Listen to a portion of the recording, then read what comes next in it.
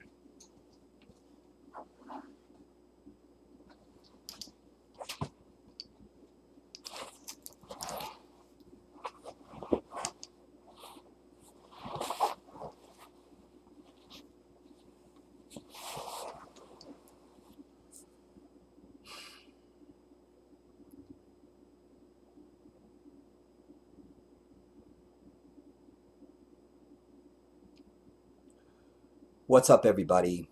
This is the Jedi. Good evening. And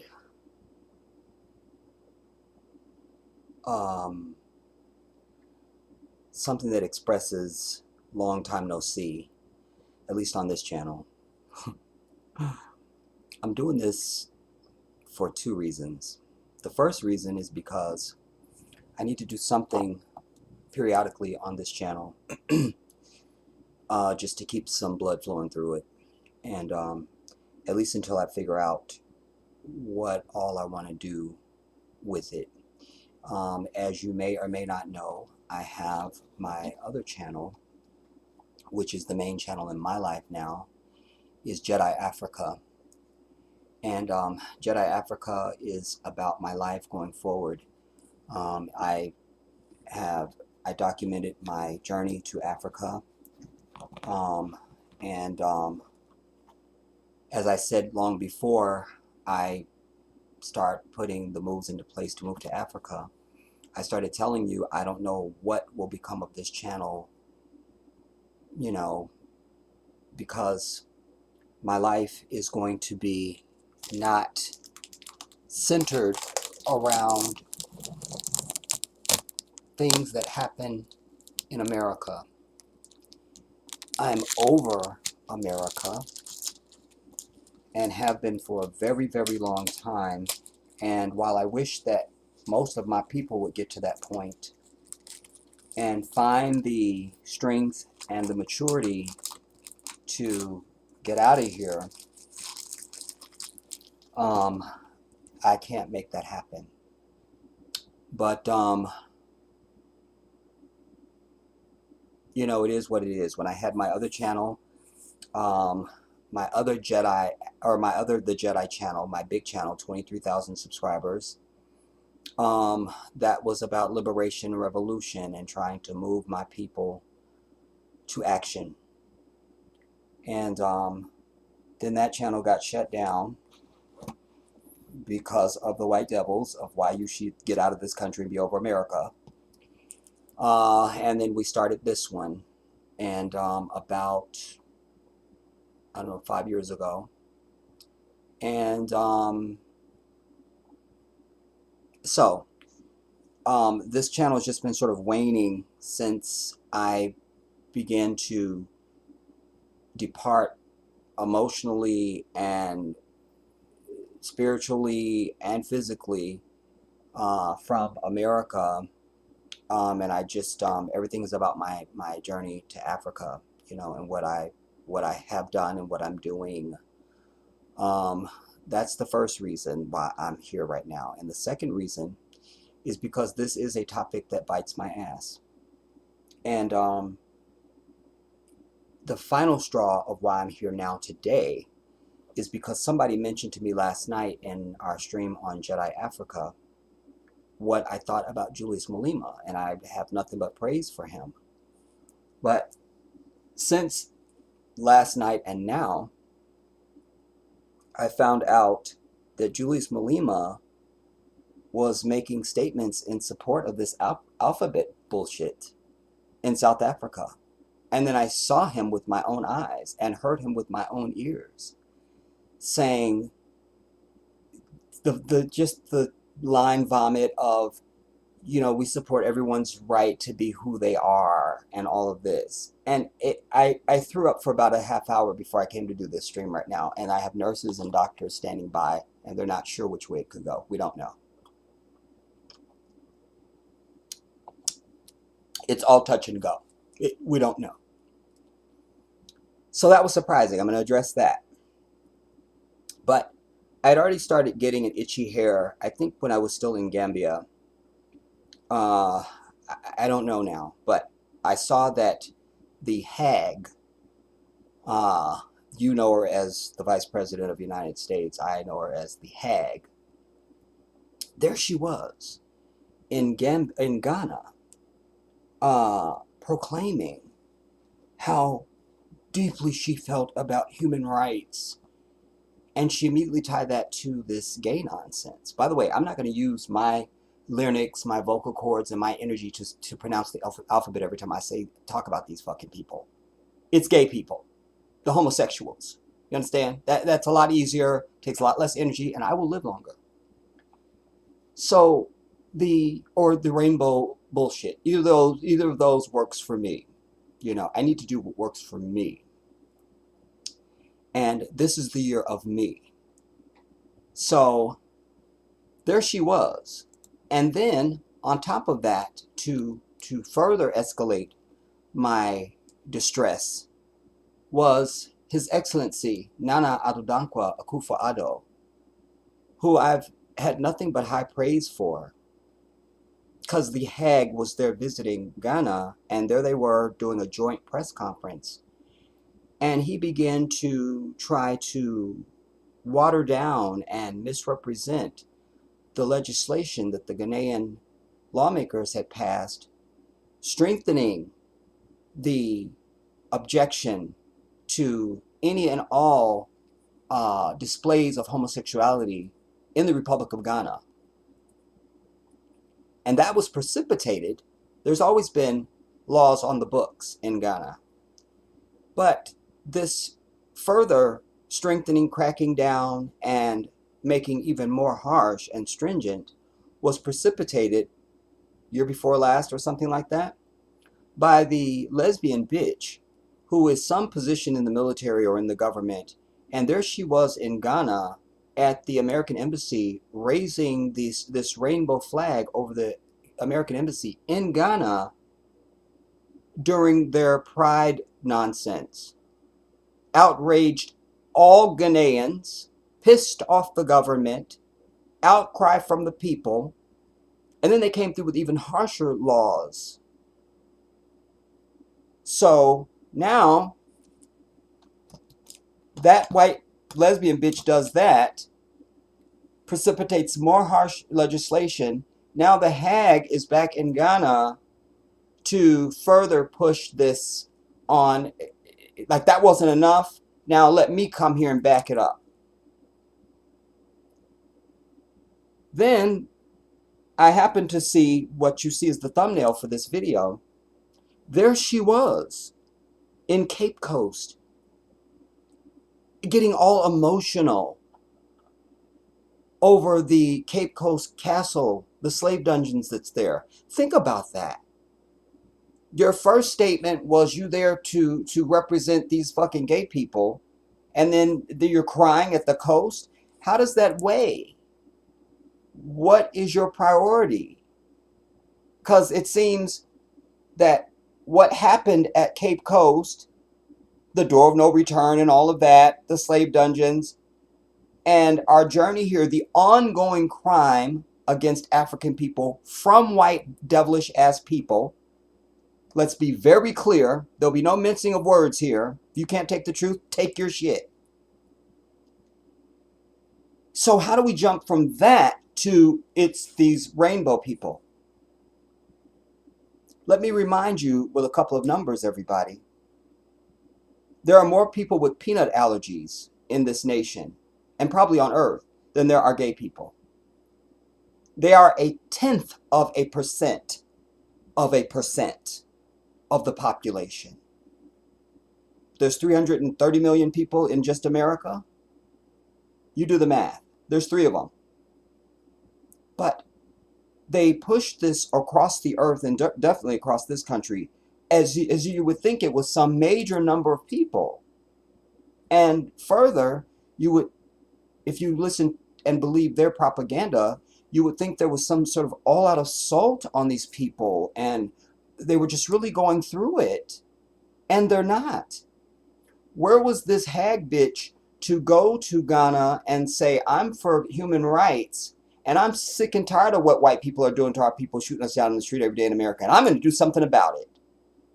Oh, but she's a bedwench, and her significant other, if that's significant, is a white devil. And so anyone who sleeps white can't speak black, and indeed doesn't feel black. The same with the Jean-Pierre bitch, who is the White House press secretary now, with the Cabbage Patch hair, and looks like a pimple on my ass. But there she is, and she won't answer a direct question from an African journalist pinning her down on issues. And she has a white whore that she lays down with every night. No one who is cuddled up with someone who's the enemy of our people, everybody, can ever be considered one of us, nor can they speak for us. Show me one Zionist Jew who is cuddled up with even an ex-Nazi soldier's great grand anything. Show me that. Just even one. I'll take one. I'll allow it. One. No, because they understand that's their eternal enemy. That wasn't just then for them. And by the way, that was only 3.5 years, not in this country, and it was over. But they still act as if it happened yesterday all over the world. I ain't mad. So we need that same energy. We are lulling ourselves to sleep with an anesthesia, and individual by individual, you have to fight the fight. Because for every one of us who even speaks kindly about our enemy, or marries the enemy, or friends our enemy, we have to exile them. If you want something you never had, you got to do shit you never did. And extraordinary times require extraordinary measures. There was no memo that went out that said, oh, it's all fine now. You've just been getting this anesthesia and this lie and this seduction from the very people who are murdering us every damn day. The same people who cannot find any executive order to give you a fucking reparations check that you are extremely owed, who can't write a single anti-violence bill or anti-crime bill or anti-police bill for African people, can't do anything. How many millions of people were just thrown off of Medicare and Medicaid? in the last weeks or whatever. My best friend Joseph called me and from Florida and said, "Did you hear about this?" And I know that that directly affects our people. I know that. So first thing we have to understand is, and we all have gay people. I'm gonna say all. Most of us, many of us, have gay people in our families. And but what we must understand as African people is that homosexuality, A, is never been accepted by African people, period, the fucking end. That's first. Secondly, homosexuality is anti-African. It's not African. It's the same as you have an attribute about, I don't know, Koreans or like, in India, for instance, you have a grown adult child who will go to greet his parents and he will kiss his father's feet when he greets him. And I think the mother too. But there's a high greeting that goes on to the parent. That's their way. We have a way of doing everything. That's why it's so dangerous when we buy into this. Well, we're all the same. We all bleed the same. Fuck that. We're not the same. And to say that as African people is déclassé, because I'm not going to ever compare myself to a dog or anything that's beneath me. And white people are beneath us, not because I say so, but because they are. Because when you have more than one of anything, there's always a standout. And Allah creates everything in degrees. I never see the ants complaining that their anthill is not like the mountain. They accept that the mountain is not their anthill, and they're good with that. The mountain doesn't complain that it's not the anthill, and it's good with that.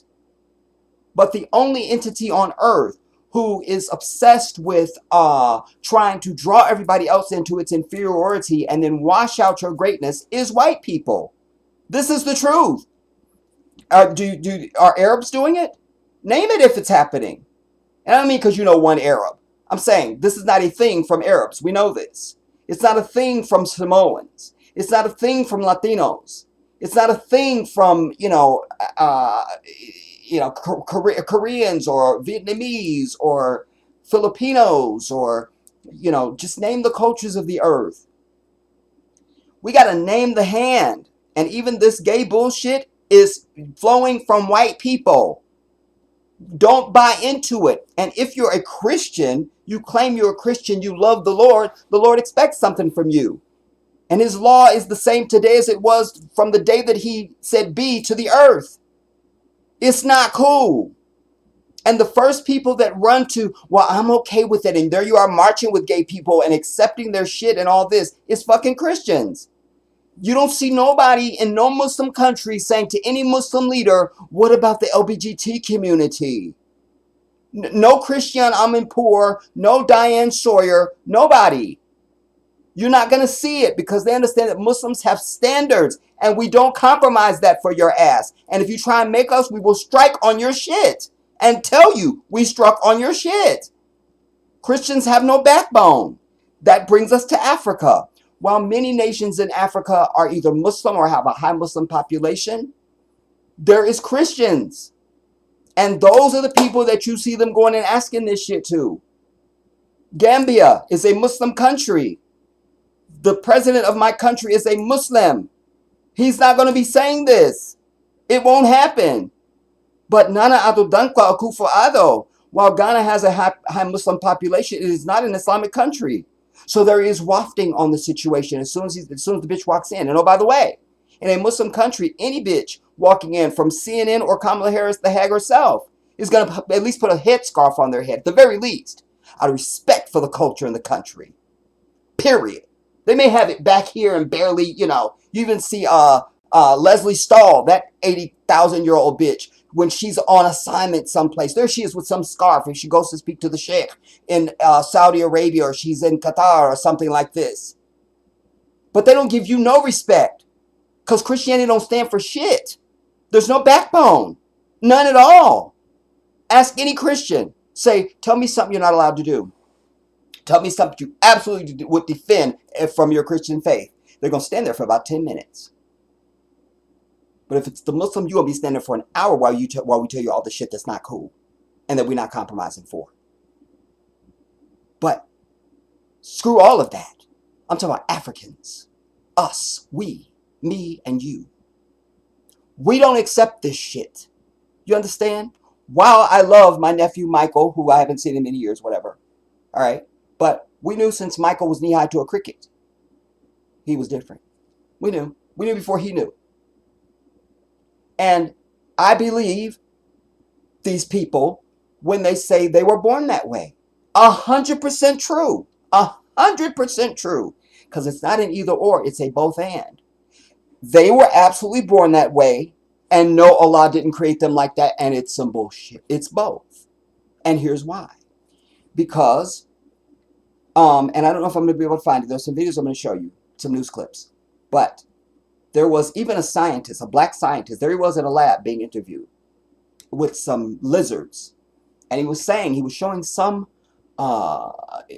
shot or chemical medicine, something, serum that they give to these male reptiles, and they take on 100% all of the characteristics and features of a female reptile. 100%. Now, we know the white man is the devil. We know that. And so why it's important to accept and understand that truth, that that's not hyperbole and drama and it's not dramatic. That is the truth. And why it's important to understand and accept that concept is because when you accept that something is, then you act thusly. You go to an amusement park, they tell you, that roller coaster has been broke for 2 weeks. You're not going to stand there going, I want to get on the roller coaster right now. They just told you it's been broke for 2 weeks. You're going to move to another ride. So it's important that you have that understanding and accept it. So you don't get your bitch ass on the roller coaster and then there you go flying off. You understand? This is that. So we know the white man is the devil. And we also know that for many generations, they have been obsessed and are still obsessed with all sorts of biochemical studies and warfare and tainting and embellishing and things like this. So I suggest to you that they have absolutely come up with a way to poison, to infiltrate the Allah, the embryo before you even come forth. So when that child comes forth and they begin to grow and they begin to think, I think I'm a woman, or I think I'm gay, I was born this way, and they would be right. Because something has been done to them before they even came to be. I believe that. I believe that.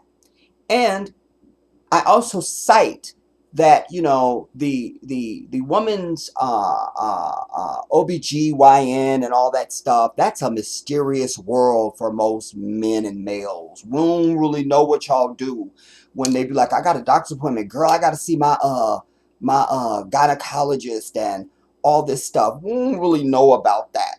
That's not really our world. And so there's this veil, this wall for us and for you as women, because many of our women, it's certainly a demographic, a portion, whatever word you need, are unsophisticated, are ignorant, doesn't have the intellectual property to even ask critical questions about their medical care, and maybe you're just cramping. I mean, I got 5 sisters. How many times I hear and girlfriends, how many times I hear my sisters or girlfriends be like, girl, I got the cramps, I gotta go, my doctor don't give me so and so, I got this or I got that, or it's always some woman issue. We just call it a woman issue, but then they gonna give you something, and pap smears, I don't even know what that is. And one of my ex-girlfriends, she used to have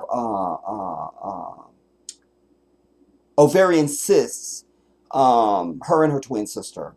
And there's a few things, but I'm just trying to say that, and doctors, and we saw this during COVID. Pay attention now. I'm laying foundation.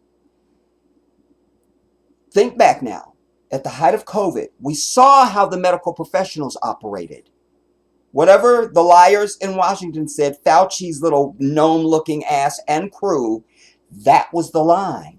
You saw even here on YouTube, they censored everything you said. If you didn't go with the lie and you had dared to think for yourself, it was a problem. We saw us and them. We saw people took sides.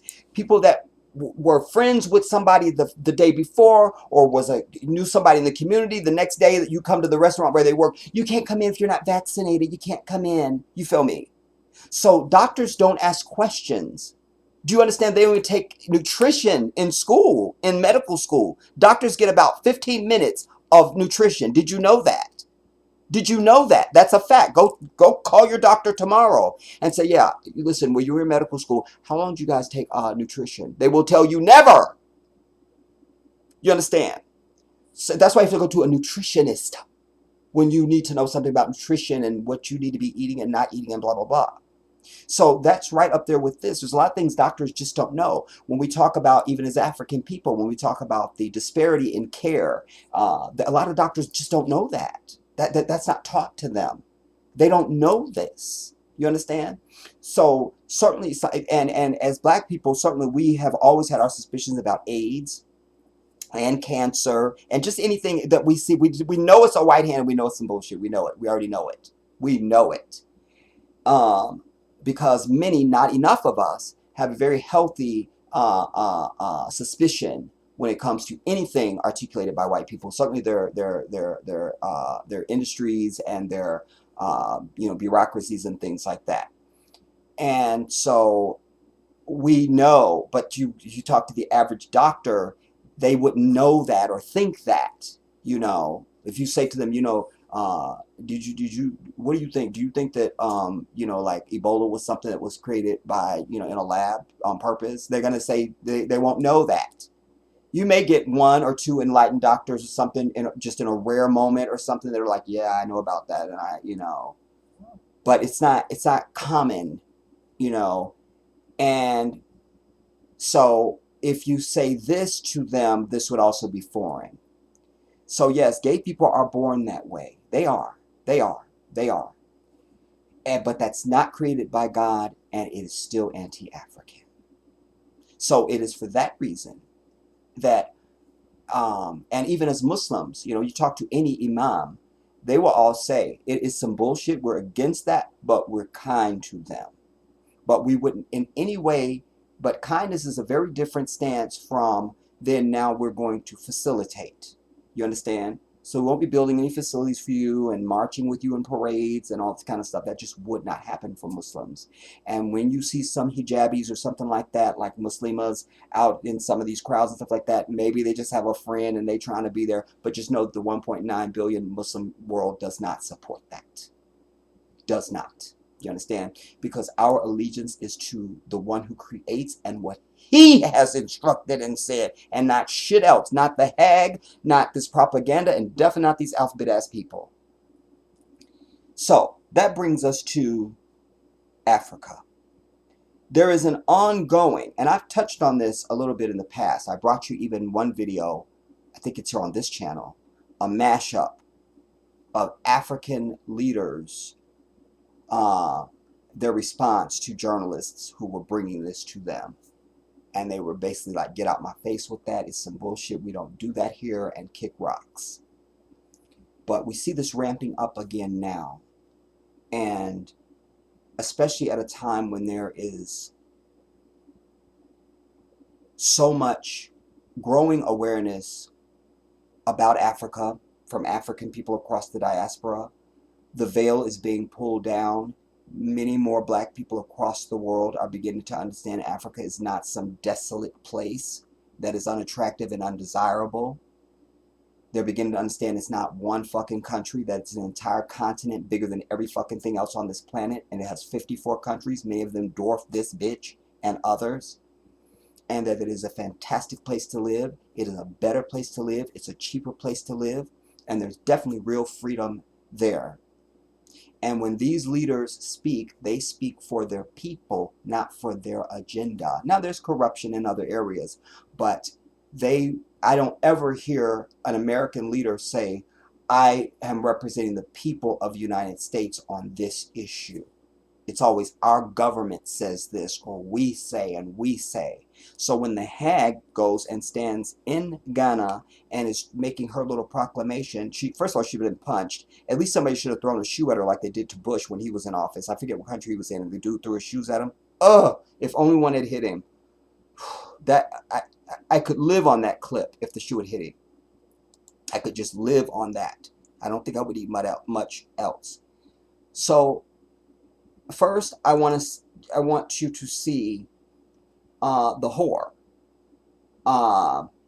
There, where she was in Ghana, and just the disrespect that you would come here and say this to an African nation with a bold face, as if you run some shit here.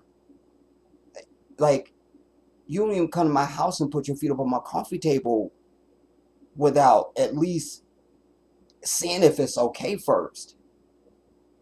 So you definitely don't journey to my nation, and I'm the president of the country. And then she said it gangster like, and that won't be changing. And in contrast that to His Excellency, who bitched out, who should have said, well, bitch, I got some shit that don't change too. You see? But he, like too many of our people across the world, we're too nice. I'm telling you, African people, wherever we exist and breathe on this planet, if we're ever going to conquer and have what we deserve, because we're nothing like white people. We're just interested in righteousness and fairness and what's good. You understand? But the only way we're going to get what we're honestly do, what's righteous for us, is we're going to have to find in our bodies a violent and vicious bone that is uncompassionate and unrelenting. Because that's what they do.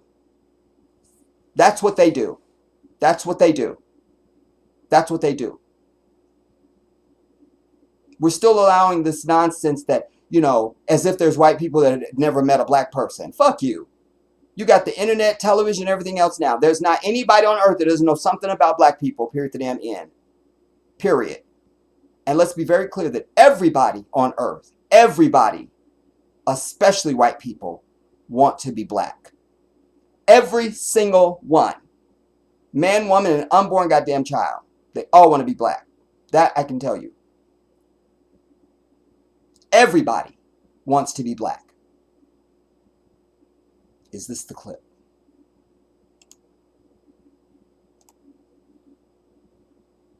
And I just need her statement. Afternoon, Mr. President. What has the Vice President said to you today that assures you the purpose of this trip is genuinely about the future of Africa and Ghana and not about competing with China? Thank you. Thank you for that question. And by the way, I cannot stand the fuck out of Kamala Harris. She's an illegitimate, dumb bitch, in my view. You understand? She's definitely of no value to African people at all. She is not worthy of our respect. And I would say to parents everywhere, to use her as an example to your young children, especially your girls, to say she does not represent black people at all. At all.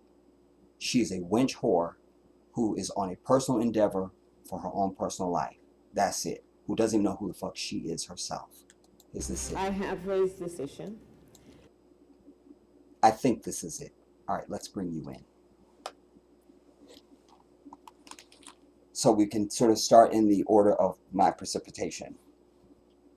I need a monitor.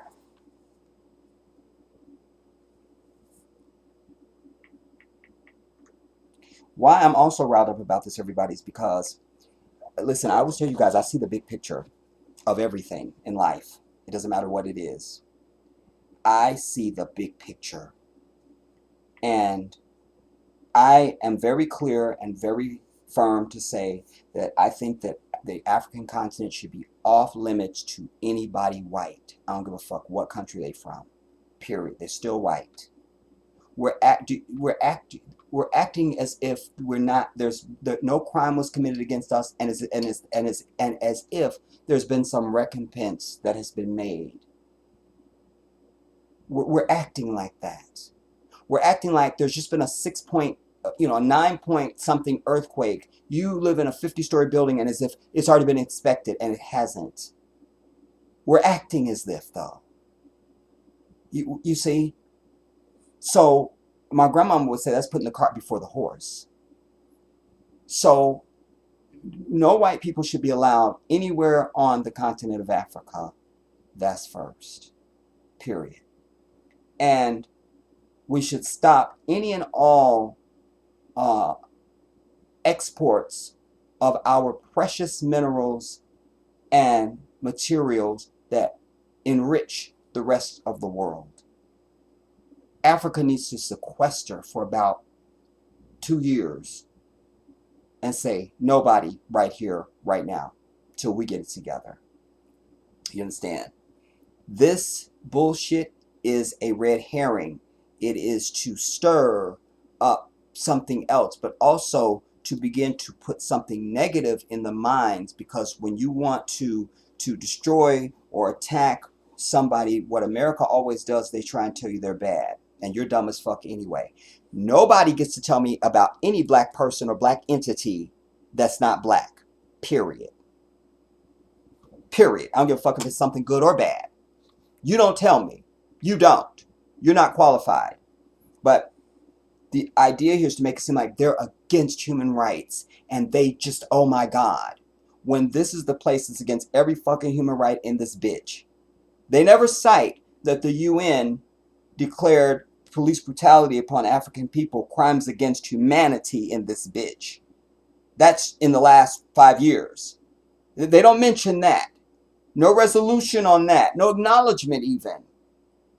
The Chinese people got pushed down for about 5 minutes. Literally 5 minutes. And they got an executive order and money. Millions of dollars.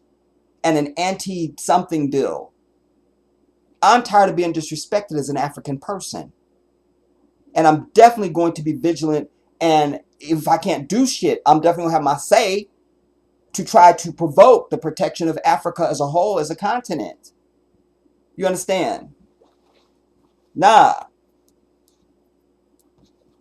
The earth is big enough. If you that obsessed with everybody in the world knowing that you fucking gay, take your bitch ass to a mountain and live someplace on a fucking rainbow then. Do you understand? It's not that important. And what they never articulate for you is what right is it that they seek. They never say that. Just in this country, you have a constitution. So we could just go down the Bill of Rights. Tell me which Bill of Rights they don't have. There's nothing to check. Okay. Let's see. They have to stop at the stop sign like everybody else. Okay, that's fine. No speeding on the freeway. Can't do that. I mean, what right is it that they seek that all of the fucking earth has to acknowledge and know of? You see, red herring, everybody. What am I looking for? I'm trying to do what? Oh, I'm trying to see if I'm switched over.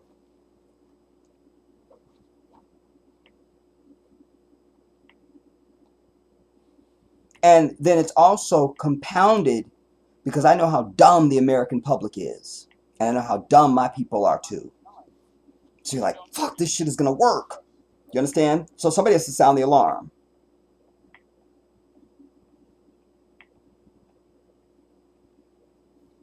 Wait now. Oh.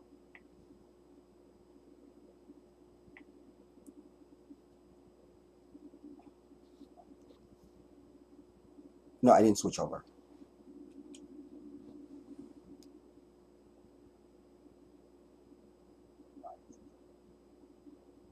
Okay. The freedom and supporting and fighting for equality. Wait. You have to hear the war in her entirety. And let me be clear about where. Let me be clear. There, she's with her being clear. For the American press who are here, you know. Wait. I need to turn this up. Let me be clear. There, she's with her being clear. But notice her body language, everybody. Notice, and then we'll talk. Let me turn this down. Hear her and watch her. I have raised this issue, and let me be clear about where we stand. First of all, for the American press who are here, you know that a great deal of work in my... She says, first of all, for the American press that are here, Why are you specifically addressing the American press there? They're a guest just like your hag bitch ass is too. You see, it's a ganging up.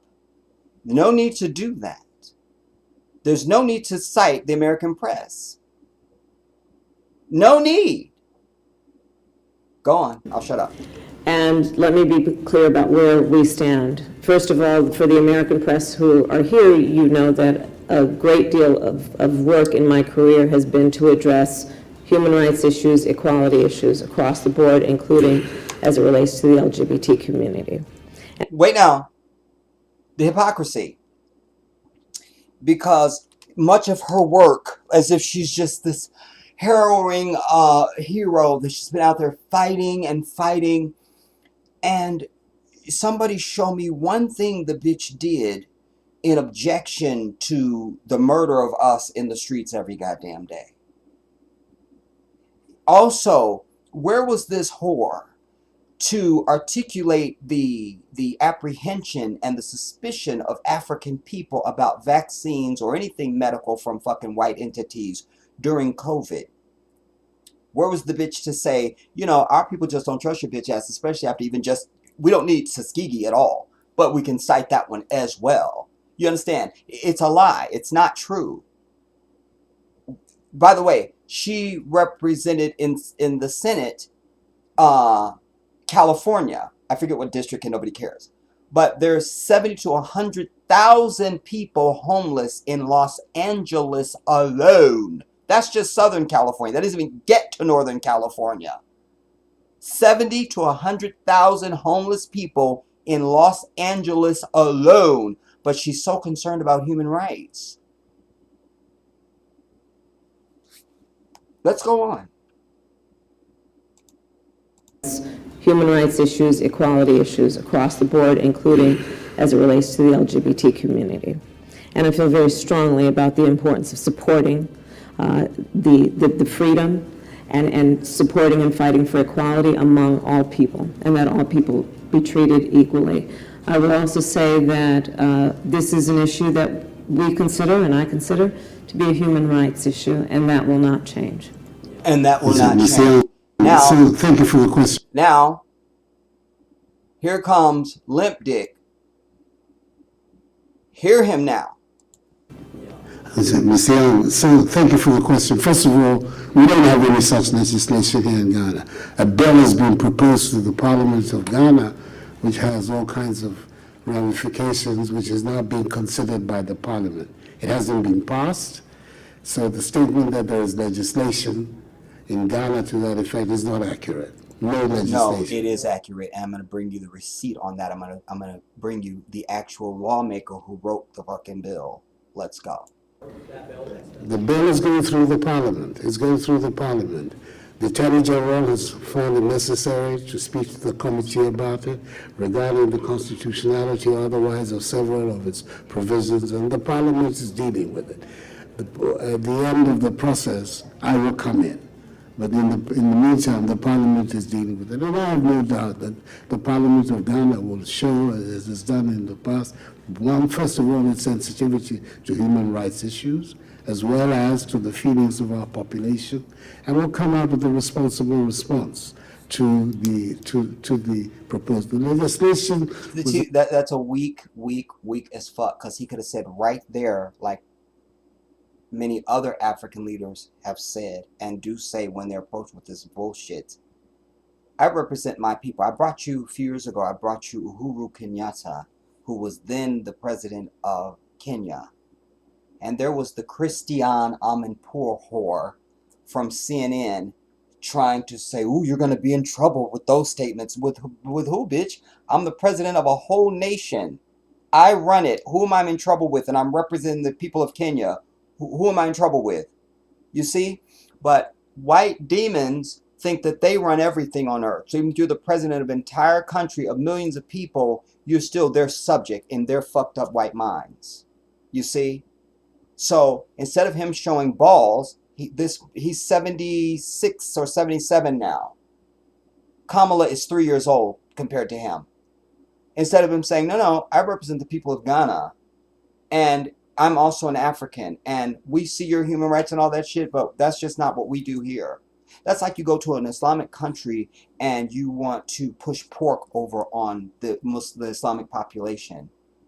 You'll be killed. You won't make it out of the country. It just won't happen. You won't make it out. Because you don't come to us and tell us. And so he should have taken that same stance. That he doesn't need to talk about the bill and all this, because then you just lost all of your mandate and all of your support from your constituency in your country. They've already spoken. You're a Ghanaian. You know how the Ghanaian people feel. Well, as if we got to wait for the bill, and the bill could be no. That bill is going to reflect what the fucking people think, because what they do in their parliaments and governments is they do what the people want, not just what we say go. It's only in this fucking nation where everybody votes for one person and then somebody else ends up on the fucking roster on inauguration day. You get the popular vote. That means most everybody in this bitch who voted for this person. But no, we want this person over here. Most people in this country want universal health care, but yet we don't have it. I could go on and on and on with just issue after issue after issue that the American people want, but our voice don't matter. They get up there and they do what the fuck they want to do. So they're trying to make him do the same thing, and other African leaders on this issue. And so instead of him being a man and saying, no, I represent the Ghanaian people, this is not some shit we deal with, so next issue, he's hedging on the issue. And he's been and is being dragged for filth across the African continent in much of the media. The legislation that is being provided as a private member's bill.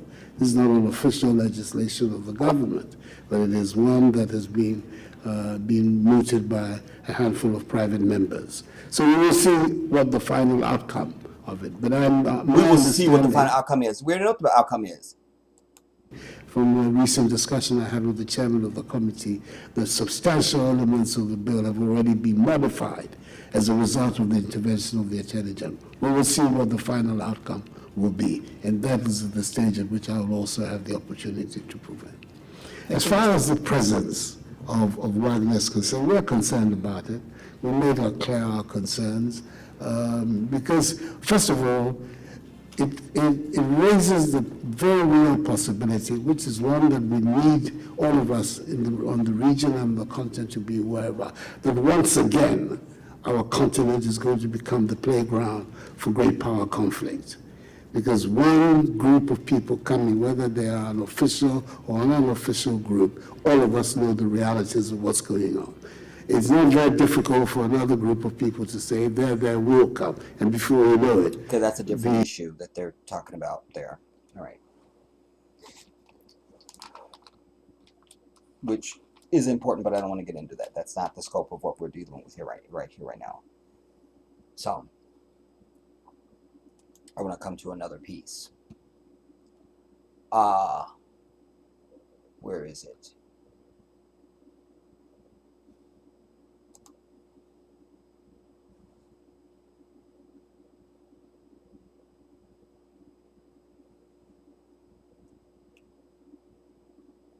It was very arrogant. She was very, and that won't be changing. Think about just even that part of the statement. Like that won't be changing. So either you're going to do what we say or else. We need an uprising in Africa. We need the young people and others really rising up physically and taking out leadership that is weak and corrupt. Anyone who acquiesces to foreign governments, especially white-ass America, you got to get them out physically. Get them out. Get them out. Get them out. Get them out.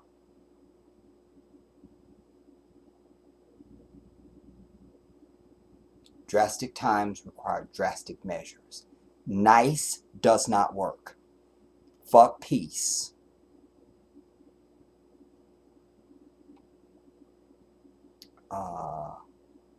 Wait, I think this is it here.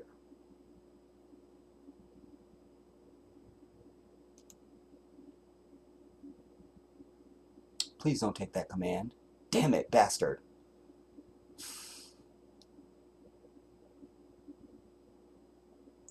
Peace, family. My name is Vicky Dillon. So Oh no, please, that's so not it.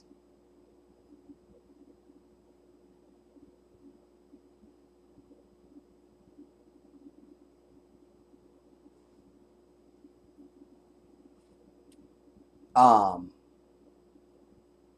and then they triangulate. Well, maybe this is it. I thought this was something else. Wait. I mean, the irony of it. She's a person of color. Wait. The vice president of that country wants to come and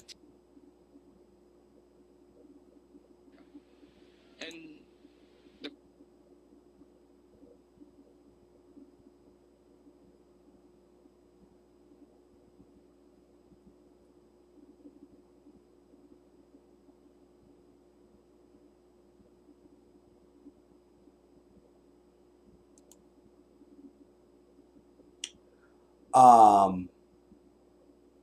Yeah. All right, let's hear this, y'all.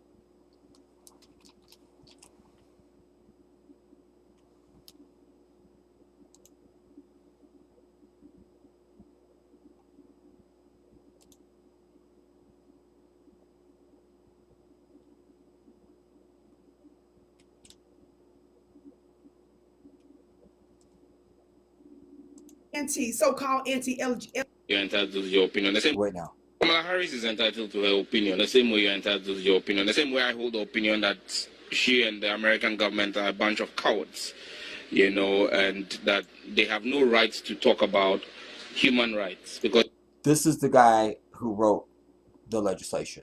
they're the biggest abusers of human rights. Child rights are equally human rights. And yesterday, 2 hours after that press conference with the president, a 28-year-old gun woman walked into an American school and killed 3 American children and killed 3 American teachers. It's the rights, one of the fundamental basic rights of any human being is the right to life. The American government, in which Kamala Harris is vice president, is failing to take decisive action on gun control. And so people who should not have access to weapons are having access to assault rifles and killing innocent children and teachers in America. And the vice president of that country wants to come and teach us human rights. I mean, the irony of it. She's a person of color. But for being vice president, what happened to George Floyd could easily have happened to her, or any of the several people who have been killed in America by errant white policemen, which has led to the Black Lives Matter issue. If people have to demonstrate to let the American government know that Black Lives Matter, they need help from us. I've stated on record that myself and my colleagues are very willing to engage the American government and the U.S. Congress to help them shape laws that will clamp down on gun violence because they really have need for it. But it's the hypocrisy of the U.S. where they call homosexuality a human rights issue in Africa, but yet they are doing business with countries where homosexuality is frowned upon. Over $1 billion of military hardware is sold to Qatar almost on a yearly basis. In Qatar, homosexuality is punished by death, not imprisonment. Why are they not threatening Qatar? One of the biggest trading partners of the United States government is Saudi Arabia. Saudi Arabia, it's punished by death. Now, that's to give you flavor of him. And then we're going to cut. This guy is, I appreciate anybody that's really quick on their feet. And that goes to what I said to you, that they don't bring this to Muslim nations. You see, although he's citing, a very good citation, because he's citing how some of these Muslim countries deal with homosexuals, but still they're some of the U.S.'s biggest trading partners. But I'm telling you, even if there wasn't that issue, they just would not bring this to Muslim nations at all. Muslim leadership, it's not going to happen. Do you understand? It just won't happen. It won't happen. It doesn't, and it won't. This one is also important because that same gentleman that I just showed you, That is Sam George. This is now the equivalent, because just like Kamala Harris is a bed wench, you know, listen, anybody that's put up to do the bidding of white people, then they are white. We don't accept them as one of us, and we don't acknowledge them, everybody. And they should be eligible for our wrath and whatever else we imagine. But they can always find somebody black to do their pablum puking. See how he handles this bitch from CNN. I thought this was the BBC. But here he is being interviewed on, I guess it's not American CNN.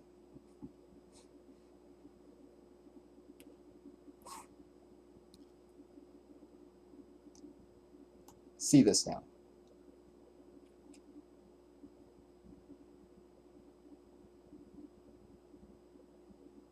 Ghanaian culture forbids homosexuality. And oh, wait, how did it say Ghanaian culture? Trying to fuck up my flow, man. Why are you pushing this bill that would legalize hate and homophobia in Ghana? That would legalize hate. You see, he speaks just like a white devil. Black people don't speak like this, whether you African or Caribbean or you born in this bitch. Black people don't speak like this. We don't even think like this. So everything they just said is from the mouth and the entity of some white demon. That's his opening statement to this brother. Hear this. I'll try and shut up. Why are you pushing this bill that would legalize hate and homophobia in Ghana? A very good afternoon to your viewers, and I do not understand what you mean by pushing a bill that will legalize hate and homophobia. It's a bill to promote proper human sexual rights and Ghanaian family values. If you have another bill you're talking about, then maybe you've got the wrong man.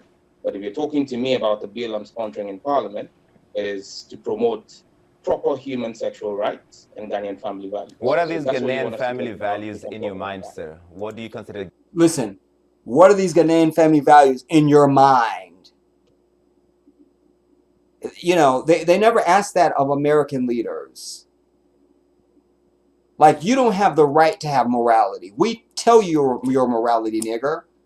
And this gutted out bitch, dude, I'm telling you, wallah, if I could have my way, I would be an assassin in the night, homie. That's what it is. I'm saying that's the only shit that gets you result.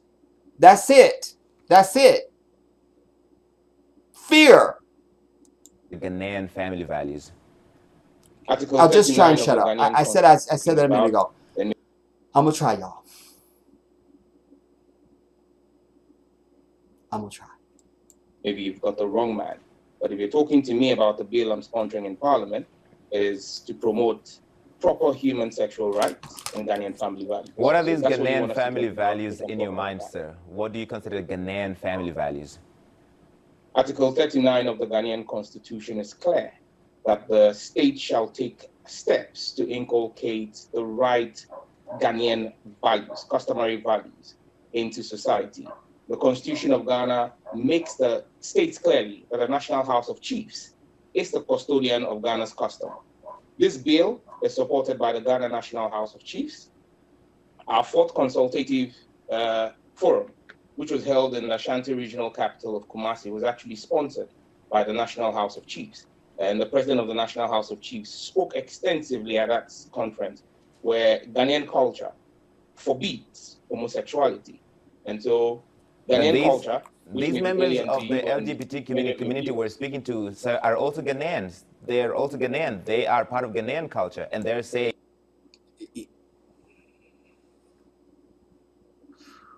Oh my God.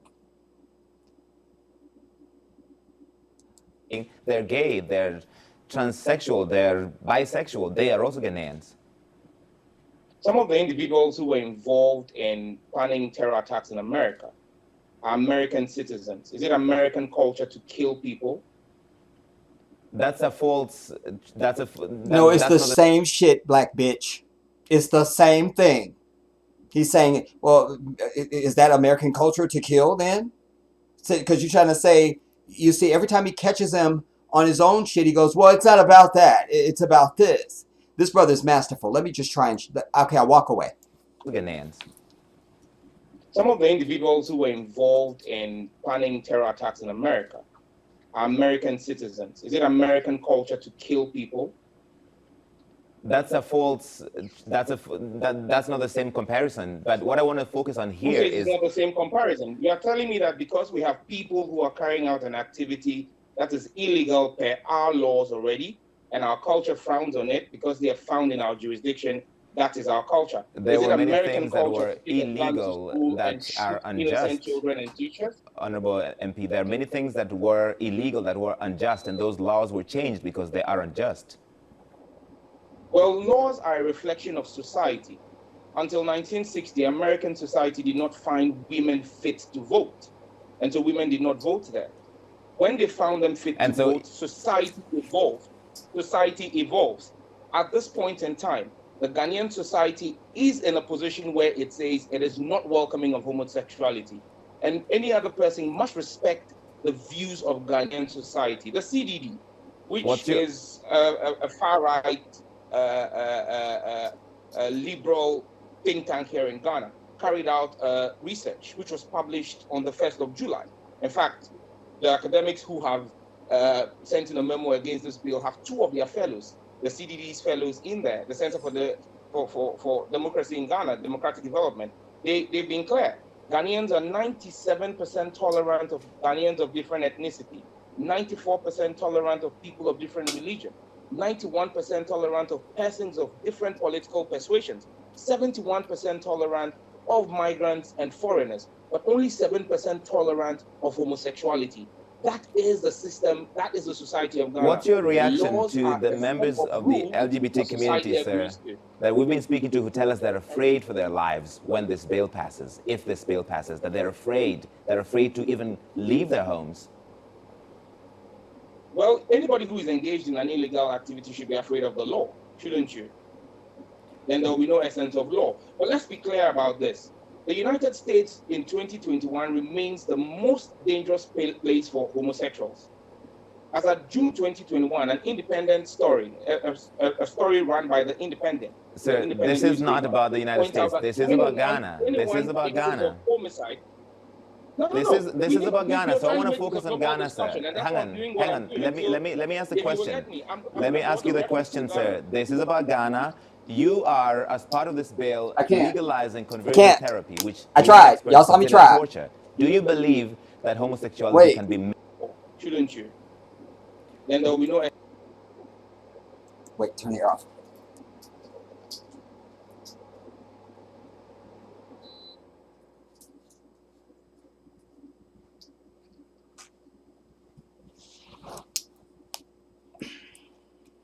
I think I need to make me bigger. I'm in the lower right-hand corner if y'all don't know. I can't do it. This is not about the United States, it's about Ghana. Well, then we shouldn't be on this interview then. Take your tight suit, bitch ass wearing back to where the fuck you came from and let me do my thing. You feel me? If that's what we're saying, it's about Ghana, not what you tell us. It's about what we say over here. You see, because where are the leaders that come here to chastise America for all of their bullshit? I mean, that would be an unending press conference. That would have to be at least a 6-month press conference. You see, but they're happy to go. It's the way of white people. They always want to tell you about you, but they cannot take it when you tell them about them. And they're the purveyor of all disruption in humanity across the earth. I have a video on this channel, I think it's on this channel, talking about the white hand. I challenged anybody who heard me or saw me, bring me any issue that affects humanity and I'll show you a white hand. Bring it. Anything you got, bring it. I'll show you a white hand. Because the point is to prove and to show and to make aware. Because people think that things just happen. It just happens. You know, even in this country, people say, "Oh, well, the world is just no, not the world, bitch. Where's your visa? Where's your passport? You ain't been nowhere. What world are you talking about? What world? Because language matters. No, just you're pathetic where you live. You see, but it seeps into the lexicon, and people begin to say things robotically. They're not even thinking, and they've been seduced into a certain speaking pattern and thoughts. So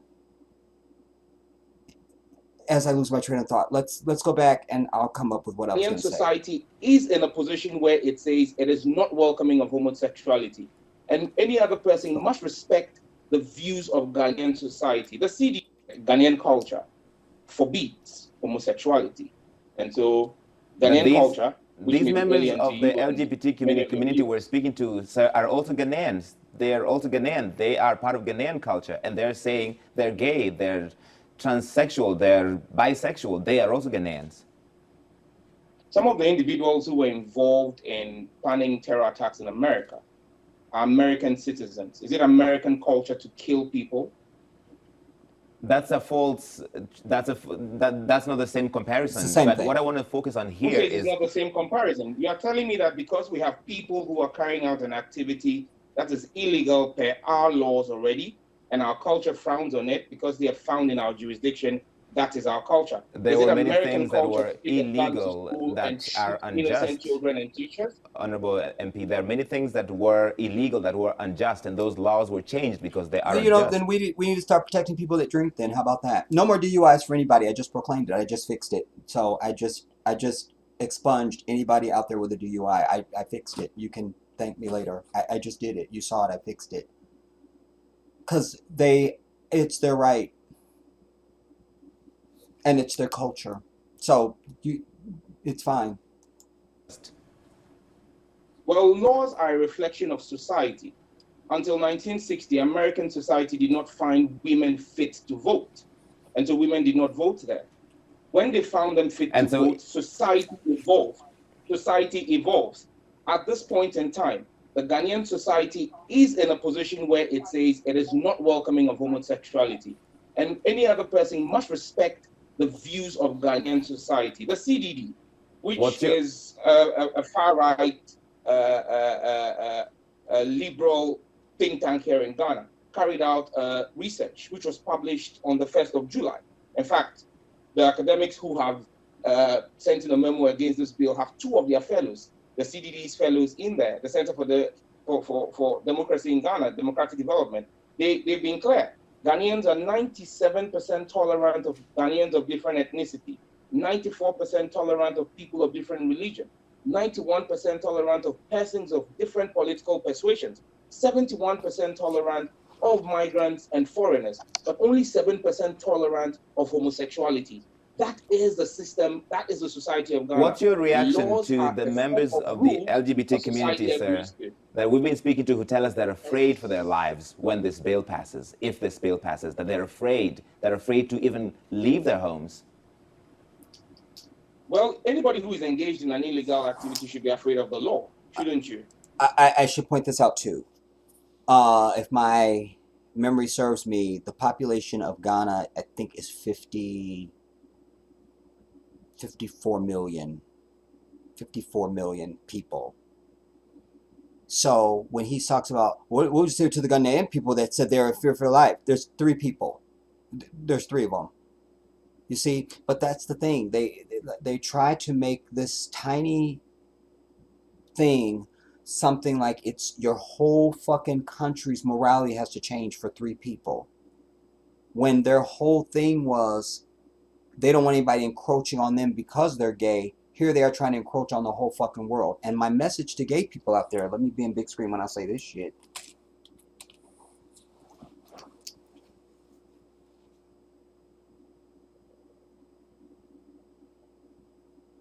Gay people, you in danger, girl. Because what you're doing is you're taking, it's like if you have a house fly and if it just lands on you once and you go, oh, then it's okay. Second time, it's like, but then it just keeps, at some point you go, man, this fly is really bugging me. You weren't otherwise concerned about any fly on earth or thinking about it. It was nowhere in your day or month or any, just, you know, nothing to do. But this housefly keeps presenting itself to you. So what's happening in your name, if you're somebody gay watching me, what's happening in your name is this is you, your reality is being encroached, visited upon the rest of the society. And it's a hypocrisy, because if you really just want to be who you are, then you shut the fuck up and go away and be who the fuck you are. You don't need to be standing on a mountaintop proclaiming, I want to be who I am. Then just fucking go do it. Why do I need to hear about it? I don't. So it's a warning, because just like that housefly that starts bugging you, because at first you weren't thinking about a housefly, now it's bugging you so much that now you're ready to get the fly swatter. And that's what's happening.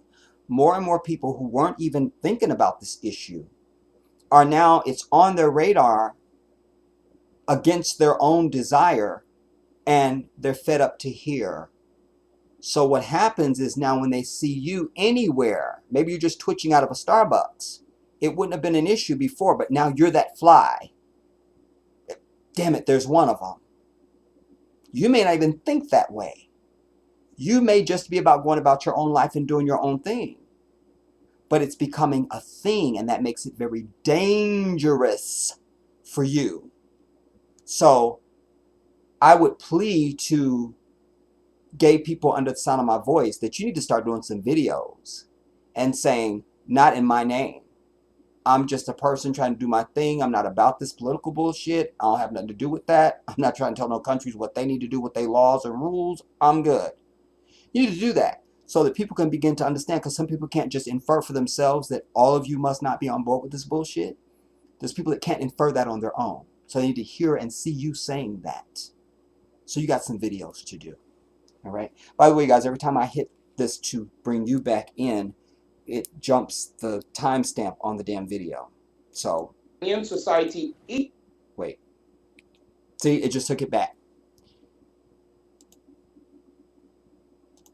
When they found them fit to vote, society evolved. So I'm going to try and shut up through the rest of it. I said that 10 times already. I don't think I can do it, y'all. I got too much passion, but I'm going to try. I'm going to try. Society evolves. At this point in time, the Ghanaian society is in a position where it says it is not welcoming of homosexuality. And any other person must respect the views of Ghanaian society. The CDD, which is a far-right liberal think tank here in Ghana, carried out research which was published on the 1st of July. In fact, the academics who have sent in a memo against this bill have two of their fellows, the CDD's fellows in there, the Center for Democracy in Ghana, Democratic Development. They've been clear. Ghanaians are 97% tolerant of Ghanaians of different ethnicity, 94% tolerant of people of different religion, 91% tolerant of persons of different political persuasions, 71% tolerant of migrants and foreigners, but only 7% tolerant of homosexuality. That is the system, that is the society of Ghana. What's your reaction to the members of the LGBT community, sir, that we've been speaking to, who tell us they're afraid for their lives when this bill passes, if this bill passes, that they're afraid to even leave their homes? Well, anybody who is engaged in an illegal activity should be afraid of the law, shouldn't you? Then there will be no essence of law. But let's be clear about this. The United States in 2021 remains the most dangerous place for homosexuals. As of June 2021, an independent story, a story run by the Independent. Sir, this is not about the United States. This is about Ghana. This is about Ghana. Homicide. This is about Ghana, so I want to focus on Ghana, sir. Hang on. Let me ask the question. Let me ask you the question, sir. This is about Ghana. You are, as part of this bill, legalizing conversion therapy, which UN experts consider torture. Do you believe that homosexuality can be medically treated? Listen carefully. Well, tell me how individuals who are born men and decide to become women That's not an answer. Do you believe that people can be cured of homosexuality by some Now it freezes, allegedly, because anytime it gets too hot, they always say, we just lost so and so. We just lost the feed on so and so. It's the oldest fucking trick from the media in the world. But it's going to come back. But he asked him, he said, this part of this bill includes conversion therapy, like, medical conversion therapy. But your boy is ready for his bitch ass. So hear this now when he comes back. sort of treatment? Wait, set that up again, Jedi. That homosexuality can be medically treated. It That believes homosexuality that it can be medically treated. This bill believes that it can be medically treated. medically treated. Well, tell me how individuals who are born men and decide to become women. That's not an answer. Do you believe that people can be cured of homosexuality by some sort of treatment? I apologize. We appear to have lost the MP. See, we appear to have lost him. We appear to have lost him. They didn't lose him. They froze him so that they could speak in his Sambo ass ear. You understand? They're telling him now what else and cueing the teleprompter and all that so that he can continue to speak like the white devil and attack his brother. Go on. The connection is not that great. If we can reestablish that, we'll try and come back to him. And before we lost you, we were talking about conversion therapy, which is considered torture, and your bill would legalize that. Now, you want to your bill offers conversion therapy, which is considered torture. And what do you have to say about that? But your boy is ready. Go. torture people in the name of curing homosexuality? I was making the point that the individuals who decide to become transgender, who decide to change their sex from male to female, apart from undergoing surgery, also engage in hormonal treatment. Is that torture? Boom. Because I don't see how. Boom. Is that torture? Is that torture? You see? The bitch don't have an answer. Now, I can hear producers now off camera scrambling to put something in the teleprompter and quickly tell him something in his ear. They're scrambling now. They're scrambling. Go. How different hormonal treatment is from what you call Conversion therapy is not the same as conversion therapy. These are very, very different. This is a false equivalence you're making, sir. No, what's the difference? I'll need for you to I am not a medical expert, but it's been by you. Wait now. He says, what's the difference? I need you to tell me. Then the oldest cop out in the book, anti-intellectual, and you're a CNN representative, is to say, well, I'm not a medical doctor. Then shut the fuck up. Then bring somebody on that is. Because you're not qualified to have this conversation with me. You're not ready. So this is it's loaded with so much stuff, y'all. That's why I can't just get through it. Hear it again. Hormonal treatment. Is that torture? Because I don't see how different hormonal treatment is from what you call conversion therapy is not the same as conversion therapy. These are very, very different. This is a false equivalence you're making, sir. No, what's the difference? I'll need for you to I am not a medical expert, but it's been by UN experts who look into this have considered conversion therapy as torture. Larry, if you're not a medical expert, and I'm saying to you that we've spoken to the experts here in Ghana. Boom, you're telling me you're not a medical expert. I'm telling you we have spoken to the experts. You know what I'm saying? I spoke with Batzini. You understand? There is nothing different because conversion therapy is a hormonal treatment. And I'm saying to you that when individuals choose on their own volition to change their sex, they undergo hormonal treatment. Right. So he's saying this conversion therapy will be hormonal. Motherfuckers that claim they are a woman, that's hormonal. So why is one torture and the other one's not torture? Not understanding. Go and take estrogen shots to be able to develop female features. And that's the same thing. That is not the same thing. That is not the same thing. But I want to move away from that because now he wants to move away from it. It's not the same thing, but he wants to move away from it because it's too hot and we don't have the answers for it. And producers can't type fast enough. Okay, so next question. About the United States. You talked about the United States. This American organization held a conference in Accra in 2019, and shortly. Wait, you just said it's not about America. It's about Ghana. When he mentioned American statistics to douse all of your shit. Now he comes right back and says, and citing America. No hypocrisy there, I'm sure. I'm sure there's no hypocrisy, everybody. So stop looking for hypocrisy where there's none. But I want to move away from that because you talked about the United States. You talked about the United States. This American organization held a conference in Accra in 2019, and shortly after, you introduced a bill with the same language, including family values. So you're influenced by a right-wing organization, which is considered one of the most hateful organizations exporting hate around the world. Is that boom? You see, that's a propagandistic. That's a statement, everybody. One of the things that these white demons in the media do is they're there to put out a narrative, couching it in what is supposed to look like an interview. Did I switch over? Damn it, it's gonna jump again. Our stamp is gonna be off. Fuck. I don't know why it does that. Anyways, but they couch it inside of what's supposed to look like to your ignorant ass an interview. It's a statement. That whole statement that he just made. Damn it, now I gotta get that. Office in Ghana in January. That was supported by members of the diplomatic. Wait. In fact, this conference came to my notice. It can't be farther away from language, including family values. So you're influenced by a right-wing organization. Boom, there it is. That is 626. So you're influenced by a right wing, because these are in Africa they don't use these terms, everybody. So you're influenced by a right wing organization. This is meant to speak to the West. You understand? A right wing. As soon as you hear right wing, you think about white ass motherfucking Republicans in this bitch, didn't you? You did. I'm telling you, you did. So maybe I could do it like this, because you know who they are, but I still want you to see them. Damn it, Jedi. I have to make the point when it's happening. 626.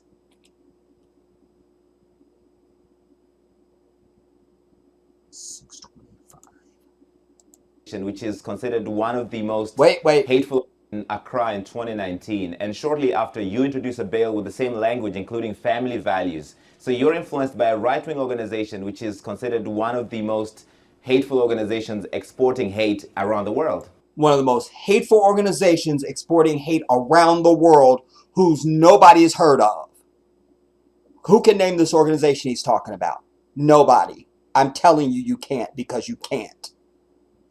That's an erroneous thing. It's just throwing a bomb out there, clearly meant to smear and to dirty up. This is why Africa needs fucking nuclear weapons. You understand what I'm saying? So when you pull this shit, we strike on your shit. Is that correct? Is that correct? Said the Sambo ass with a butt plug in his ass talking for the white devil. It can't be farther away from the truth. Larry, I was never, myself and none of the 7 other colleagues of mine was at this conference. In fact, this conference came to my notice after the CNN's David McKenzie asked me about it. I have had absolutely no contact with the World Council of Families. You describe them in the way in which you want to describe them. But we also have groups from the United States that are supporting LGBTQ rights, which is illegal in Ghana as we speak right now. Section 104 of our Criminal Offences Act makes it criminal. They're already trying to also influence Ghanaian stuff. This bill is in direct response. You say there was a conference here in 2019, a conference I'm unaware about. However, this bill is in, and I made a statement on the floor of the House in February, and my statement was clear.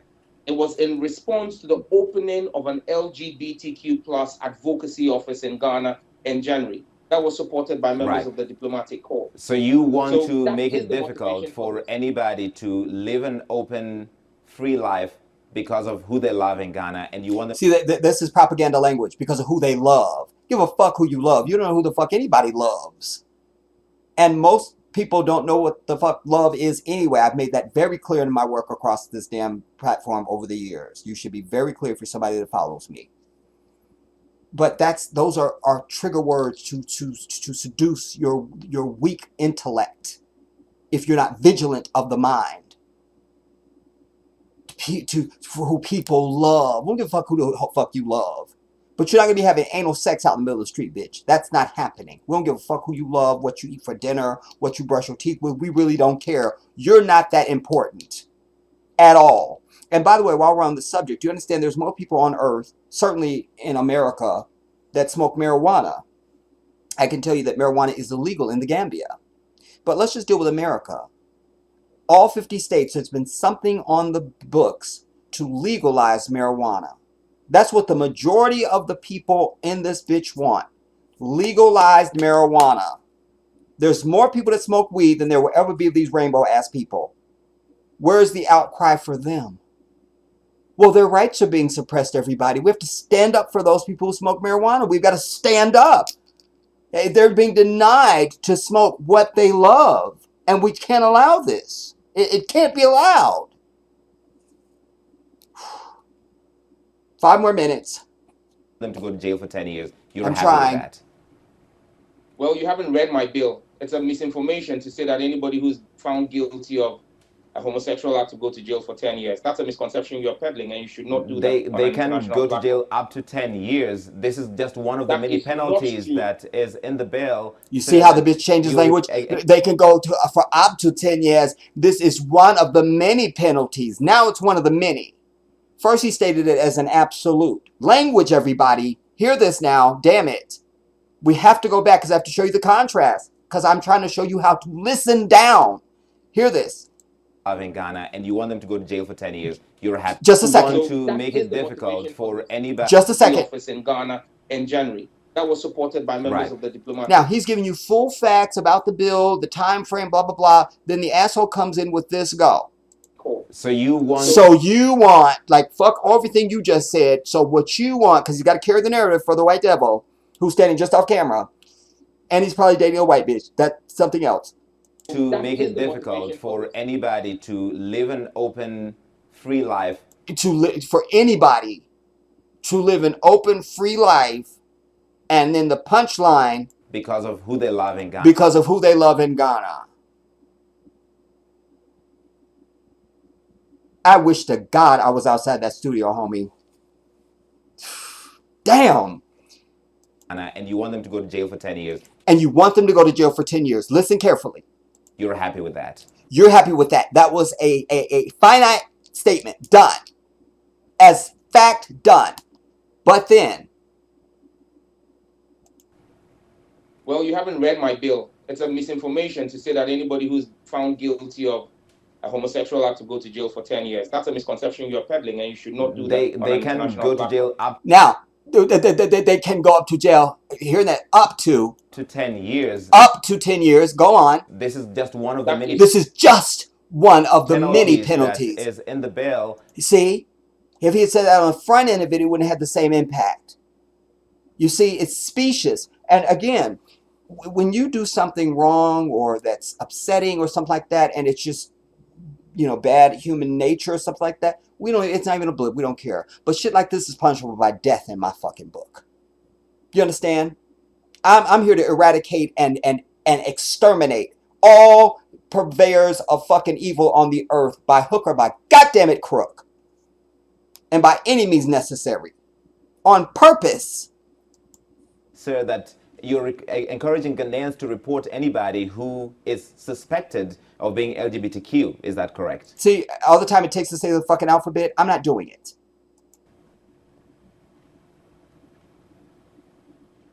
Larry, I would advise that you take a job at what you're doing. Okay, if you want to put a spin on a bill, right? This is my bill that I passed before Parliament. I'm going to read to you Section 6. Boom, this is my bill that I passed. You see, and it's especially even more sickening coming from a black face. Like it's one thing you just kill somebody off, but motherfuckers like this, you torture their ass down to their fucking last hair. It's always the ones closest to you that can hurt you the most. And he's definitely a Christian, and he's definitely, and somewhere along here he's going to mention that he's African. I don't remember if he said he's Ghanaian or not, but that makes it like everybody on the continent should be on site with this motherfucker. He should never be able to approach the continent ever again and live. 3 of the bill, or clause 6.3 of the bill, or 6.2 of the bill.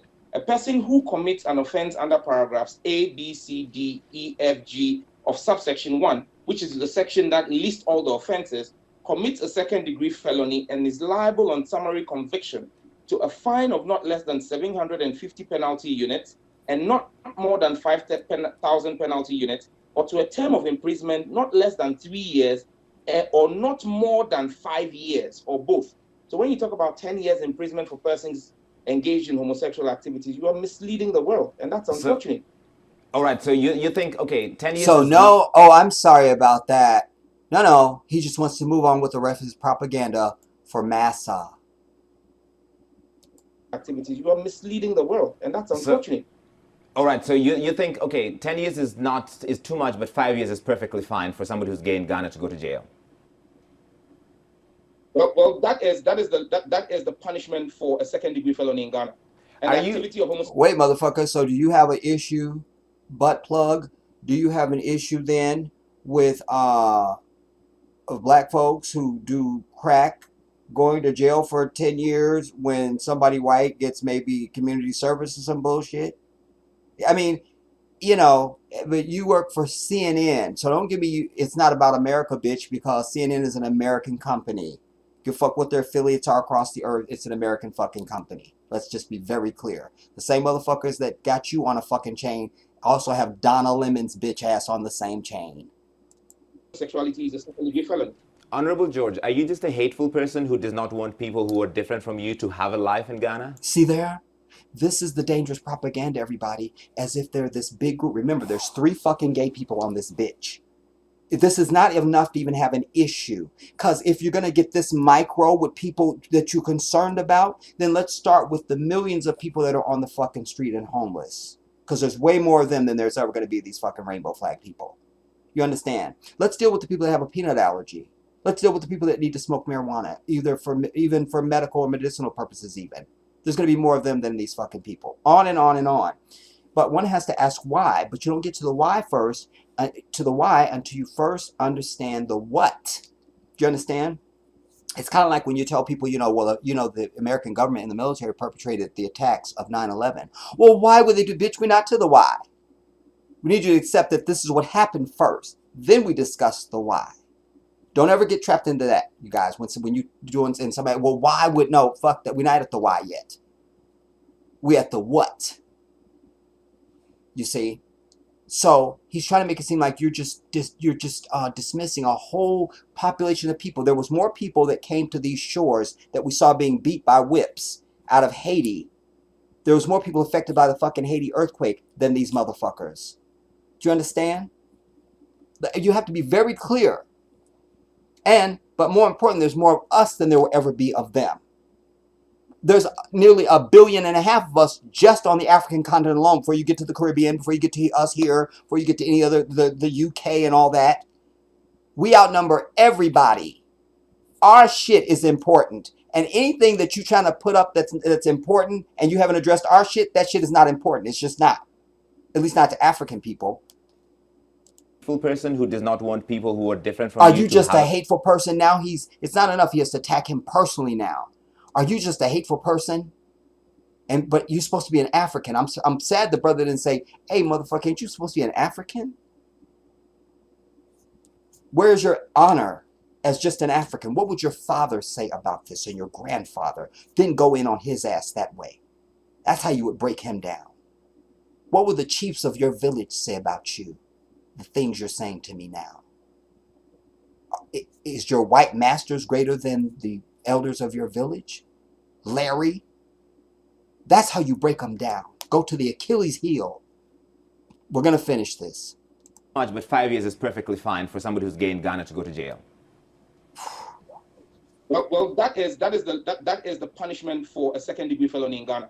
And the activity of homosexuality is a second-degree felony. Honorable George, are you just a hateful person who does not want people who are different from you to have a life in Ghana? Are you somebody that just doesn't respect the laws and constitutions of somebody else's country? Just like every other country makes their own laws, so do we. Like, why does your bitch ass attacking me for the law of our land when it is the will of the people? Ask me a question, a defeatist line of questioning, that I'm a hateful person.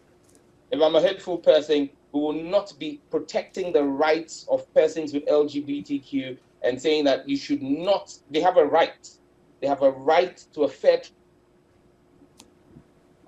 trial before competent court of jurisdiction.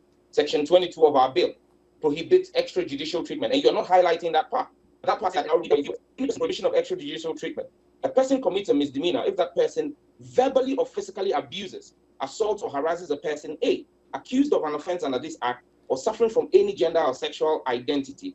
A person who commits a misdemeanor under Section 1 is liable to a fine of not less than 500 penalty unit, or not more than 1,000 penalty unit, or a term of imprisonment not less than 6 months So and more you're than 3 cherry years. picking what seems So like a if I am a positive hateful angle person, of a I larger will bill not that be would make it defending the right to a difficult. fair trial. Honorable George, let me ask a question here. Yes. You're cherry picking a part of the bill that I No, that's such a white ass fucking, you're cherry picking.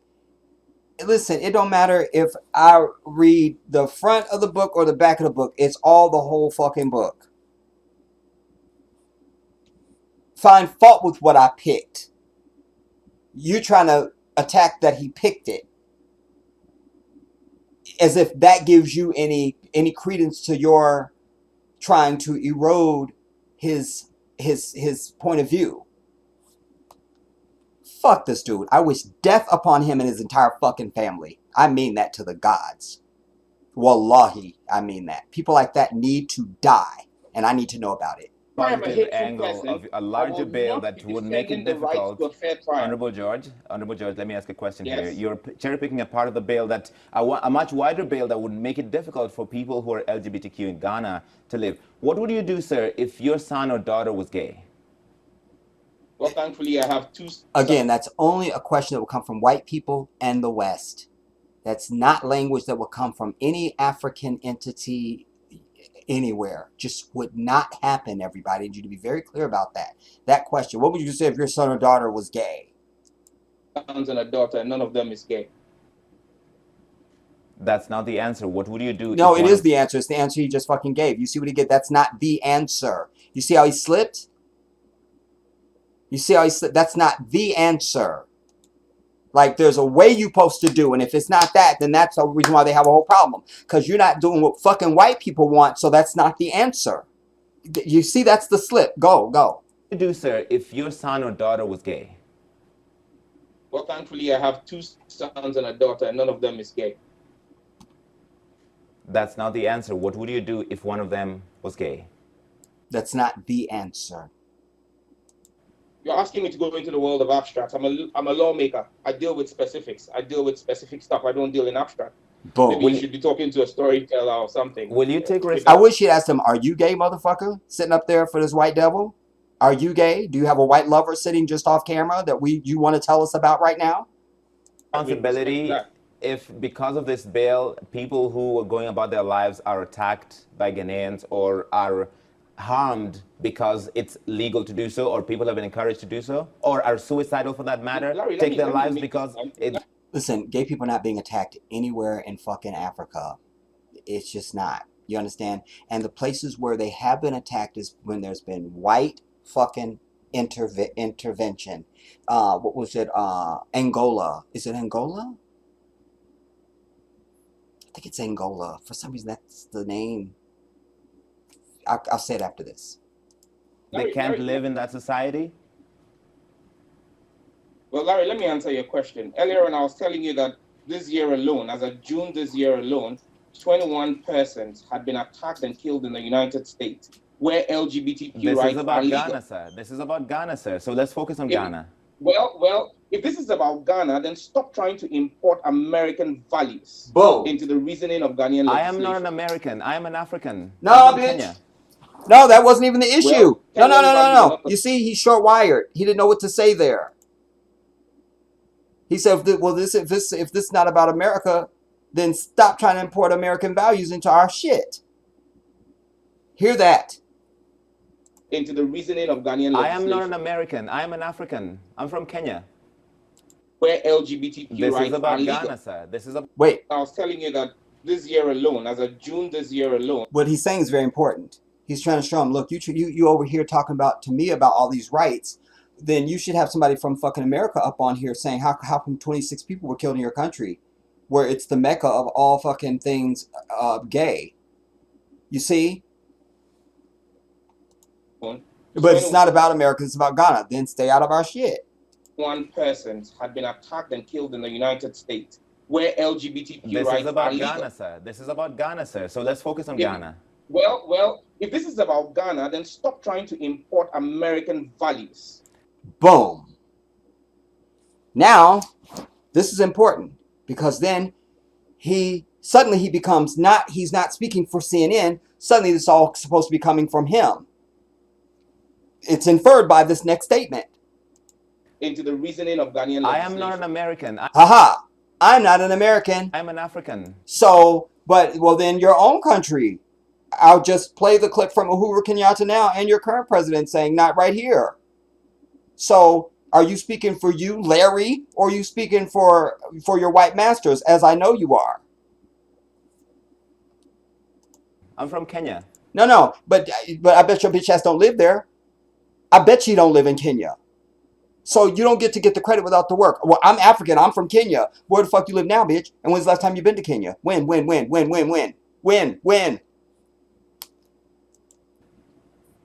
Well, Kenyan values are not the same as Ghanaian values. We have different values. I didn't say into Africa. I said into Ghanaian values. I'm a Ghanaian legislator. And just so you know, I represent a community or constituency that has two traditional areas. Before agreeing to push this bill, I met with my two traditional councils. I am a representative of the people. Boom. That's important for you to understand. He's saying, just so you know, in addition to this, I represent two, like let's say in America, you would have a district. He's saying in that district, two of my areas are traditional areas. This is where chiefs still run shit. You understand? I don't give a fuck how modern shit is going to get. There's still a village, chiefs, elders, where the law, what they say matters. You understand? They decree things out of ancestry and history and wisdom. Fuck all this shit. You understand? People don't got time for this, man. No time for this. And just so you know, I represent a community or constituency that has two traditional areas. Before agreeing to push this bill, I met with my two traditional councils. I am a representative of the people who voted for me. Boom. The people who voted for me, the two traditional councils said to me, this is against our culture. The people who voted for you, Honorable George, and I have to go, the people who voted for you, of all the problems they have in your constituency, is this the major issue for them? No, bitch. You should have said that. Then there's no need for this interview then. No, this is not a major issue for them. This is what our whole argument is. This is not important. This is like the dirt under my fucking toenail. It means nothing. Why are you making it a big deal? Last few seconds. Council. I am a representative of the people who voted for me. The people who voted for me, the two traditional councils said to me, this is against our culture. The people who voted for you, Honorable George, and I have to go, the people who voted for you, of all the problems they have in your constituency, is this the major issue for them? No. Is this the thing they're most concerned about? Well, this is one of the major issues for them because the government of Ghana in 2020 spent $200 million subsidizing. The answer is no. But this is the take. This is what he's saying yes because of what you're about to hear him say. The answer is no. It's not a major issue for them, but it becomes because of what he's about to cite right here in this last 2 seconds of the interview. Go. Against our culture. The people who voted for you, Honorable George, and I have to go, the people who voted for you, of all the problems they have in your constituency, is this the major issue for them? Is this the thing they're most concerned about? Well, this is one of the major issues for them because the government of Ghana in 2020 spent $200 million subsidizing the cost of antiretroviral drugs for persons who have HIV/AIDS. The Ghana AIDS Commission is telling us that men having sex with men, MSMs, homosexuals, are leading the surge in HIV prevalence in Ghana. $200 million could have fixed the water problem in my constituency. Okay. Boom. He's saying they had to spend $200 million on antiretrovirals. And $200 million could have solved the water problem in my constituency. That's why it's a big deal. You understand? So that's the end of that. It's so upsetting, you guys, because it's always a talking head like this. It's Kamala Harris, bitch ass. It's motherfuckers like this. It's all these people. You really don't see, I'm not seeing these gay people up on everything proclaiming that they're so persecuted and they can't go on. I'm just not seeing that. So this is a political thing. It's the thing being used politically as an agenda. And as what we know as African people is one of the reasons why they're using this is because there's nearly 1.5 billion Africans on the continent. And white people are always playing the long game and the short game. So the long game is to dirty up the water with a non-essential issue like this. Because even if you straight, nobody gives a fuck. There's too much other shit that's going on the continent and on Earth, quite frankly, but certainly on the continent. Like, this is like we trying to rush grandmama to the hospital and you mad that your corsage doesn't match your fucking tuxedo. What the fuck? Like, what? We have to punch you in the face for that. Because that's not even what we're dealing with right here. This is that. But long term also, there's population control. But I go back to where I began, because this is an infiltration. People only born like this if there's been some deviling up. So Africans have to be vigilant about medicines that they accept from Western countries, certainly the United States, and any place that's white. And women have to be vigilant about their prenatal care and just their feminine care in general. Even feminine products that women use that aren't having babies, that maybe haven't had a baby yet. Could be your fucking eyeliner, could be your eyeshadow, your shampoo, some hairspray you use. And women have a bunch of shit they use, creams and shit. Like it's exhausting. So, but it could be in any of that. We don't know. It's very diabolical. It could be something that it could be that because when you think about even when they say that fentanyl that's killing people, like what's the equivalent of 2 grains of salt is enough to kill you. So if they can get down to that level, biology is something, man. I remember, was it my last or my first colonoscopy? I don't remember. But I had a beautiful Somali doctor. Well, I didn't, but the doctor that came in, she appeared. I was behind the curtain, and she came in and she greeted me. And she said, she was there to get me ready I guess, check, whatever. She goes, okay, I'm going to give you this to take before the procedure. And it was just this little fucking tiny ass pill. I go, what is that? It seemed too tiny to do anything to anybody. But alas, it turned out to be Valium. And everything was wonderful. From that one little tiny ass pill. I cite that because my grandmother was even a heart patient, and these little tiny pills that she used to have to take, nitroglycerin, that she used to put under a pill if she felt under her tongue if she felt some type of way, It was a little tiny thing. How is that going to do anything? So it doesn't have to be anything big, and there's many ways that they could introduce it to the body. And I would suggest that if I had the resource and the money and the people and a team and shit, I would be interested in doing a long-term study in African countries where you could interview men and women to see what is the ratio of people proclaiming that they're gay. And I'm suggesting to you that in a place where they don't use any modern medicine, where they're just going by old traditional ways, you would not see it at all. You wouldn't see it. Because ask yourself, what is the difference between us and animals? No animals are being born gay. No animals in creation just don't have it. But they also aren't being exposed to any medicine that humans are being exposed to they have medicine for animals just for other shit, but it's not the diabolical shit like they are giving to humans. because otherwise we would see it in animals, and we don't. And so I'm suggesting to you that if we could do this study, we would only find these people proclaiming this in countries where there's some kind of aid from America or some American doctors bringing some shit, you know. Because when we look at even birth, uh, uh, uh, pregnancies and giving birth, and they talk about what a danger black women are in this country, and it's women are dying giving birth. I just say, how the fuck are women dying giving birth? Like, women are ordained to do that from the beginning of before existence. Allah would not kill you having a baby unless man has done some shit.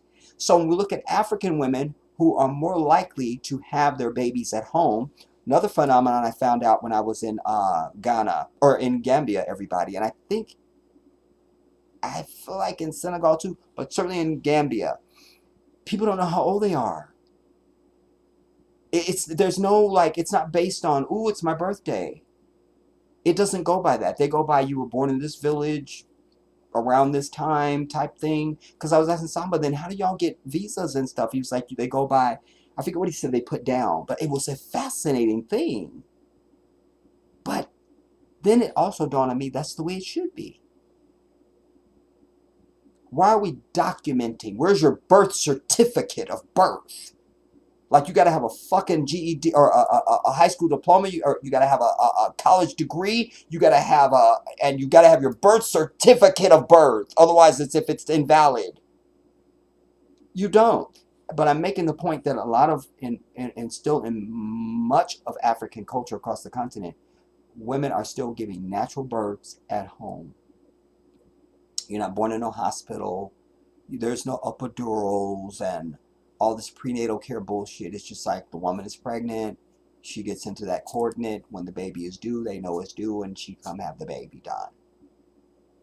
Not seeing deaths in births, you know. And so conversely, there's not a whole lot of cesarean sections going on the continent like there is here. Because even in this country, childbirth is just seen as a natural thing. But if they have to do a C-section, that's a procedure, and the doctor gets more money. You see, so instead that black sister come with a pregnant belly, they start going cha-ching, cha-ching. This bitch is gonna have a C-section. I don't care what happens, and you probably didn't even need it. The white man is the devil. Everybody, I'm clear about that shit, and you need to get there. You need to get there. What was my other piece I want to present? Oh, I should see who's here. First, let me see if I could. What else? The other piece was I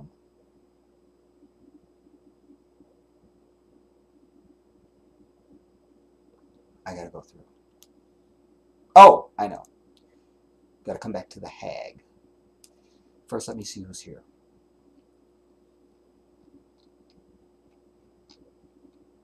And what you're saying and what you think so far. And what time is it? All right. I don't know what's going on with this news thing. Okay, it's better. All right. Sunshine, big shout out to you. Hey is the one and only Jedi. I am the one and only. I will accept that. It's very lonely to be me. And you say, good to see you, hun. You have been on my mind. Glad to see you are still standing tall. Thank you. I appreciate that. And I love your choice of words, because one of my favorite songs on earth is "I'm Still Standing" by Elton John. I love that. It's one of my anthem songs. Black Winter, a big shout out to you, Queen. Hello there. Has Uncle contacted you? No, and I don't give a fuck. I'm over Uncle, because I've decided I don't care how old or young you are. If you some bullshit, I'm over you. I don't care who you are, how old or young, how long or how short I've known you. I'm just not putting up with bullshit. I'm too old for it. And I'm better than that, and I just don't need it. You feel me? So, and I'm sick of tired of always trying to be the righteous one. You know, so I'm like, he's my elder. I still want to respect him. I still love him. Fuck that nigga. That's how I feel. That's my truth. That's how I feel. Because he knows who I am as anyone who has the honor and privilege of knowing me. So you should know that and treat it thusly. And when you don't, that means you didn't see me or you didn't give a fuck. Either way, it's a violation. So I don't know. But no, he's not contacting me. And I see him every day. Simply Sandra, I simply love you. Um, Cheryl Bryant, I love you. And good evening to you as well. Um, you say I hate the religion of Christianity. Damn. You know, I more hate what it does. That's been I've been very consistent. That's my whole beef. And because I really don't have I don't I just hate that my people are part of it. Like I wouldn't care about Christianity at all. It's just what it does to my people and that my people are affected by it. That's one of the reasons why I hate it so much. Sunshine. Um, you go on to say, I've had no choice but to see the reality of what you are saying my entire life because of my dad. He has gunned down, he was gunned down in broad daylight before I was born by off-duty officers before I was born. Wow. Then we share something, Sunshine, even though it was before you were born. You know, my mother died when I was 6 months old. And so you share that same hole in your life that I share, and many people. It doesn't matter how whole you are. Like I'm a very stable person, emotionally, all that stuff. But there's just that knowing that there's a piece of you missing. You know, I don't obsess on it. You know, and I definitely don't crutch on it. You know, like I used to tell my sister, because she is set up in my nephew's mind. He crutches on the fact that his father died when he was 3. Get over it. You understand? Because you know, nothing's more devastating to me in my life than losing my grandmother. And you can still hold all that and still move on, you know, but there's still that void. So, but certainly with my mother and your father. Um, Sandra, you say Jedi continue speaking truth to power. That's what I do. And then Sunshine, imagine for the first time in your life trying to get answers about his death and having his family and your own not care at all. Wow. That's a lonely place. That's a lonely place. Wow. J9. Big shout out to you, J9. And good to see you. Um, yeah, not the shoe. I know you guys responded to some of the stuff I was saying. I'm sorry. Black Winter, agree. Uh, Sunshine, I swear I fear for us over here. They even bought back the guillotine. I didn't know that. Um, she's always drunk, San. Like, wallahi, I just respond to what I see and hear in life and anything.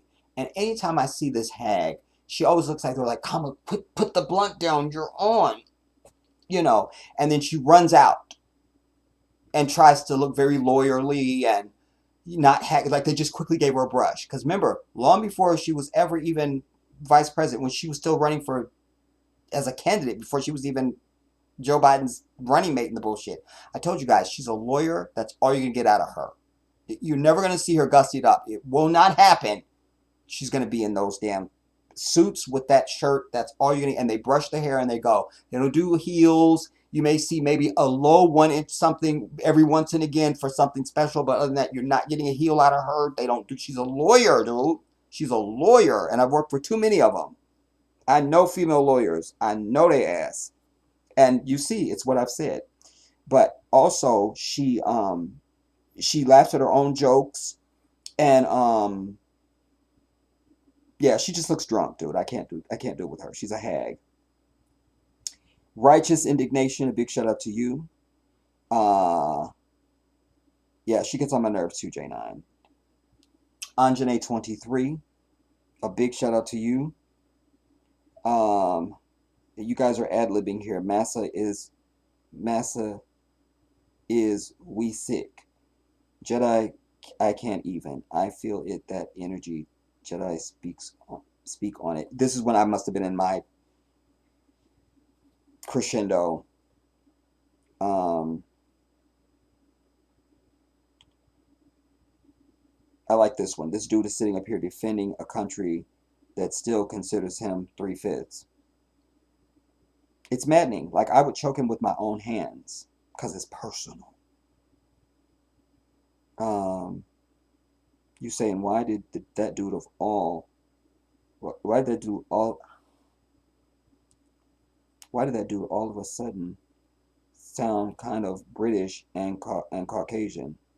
Am I the only one who just caught that? I know it because I thought it was BBC at one point when I first watched it to source it to as something to bring to you guys.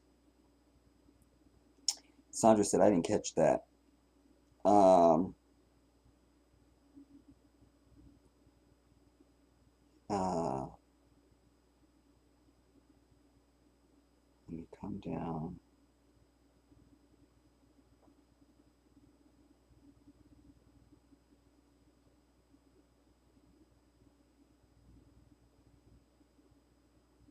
Sandra, they wanted white anyway. Oops, want to be white. Yeah,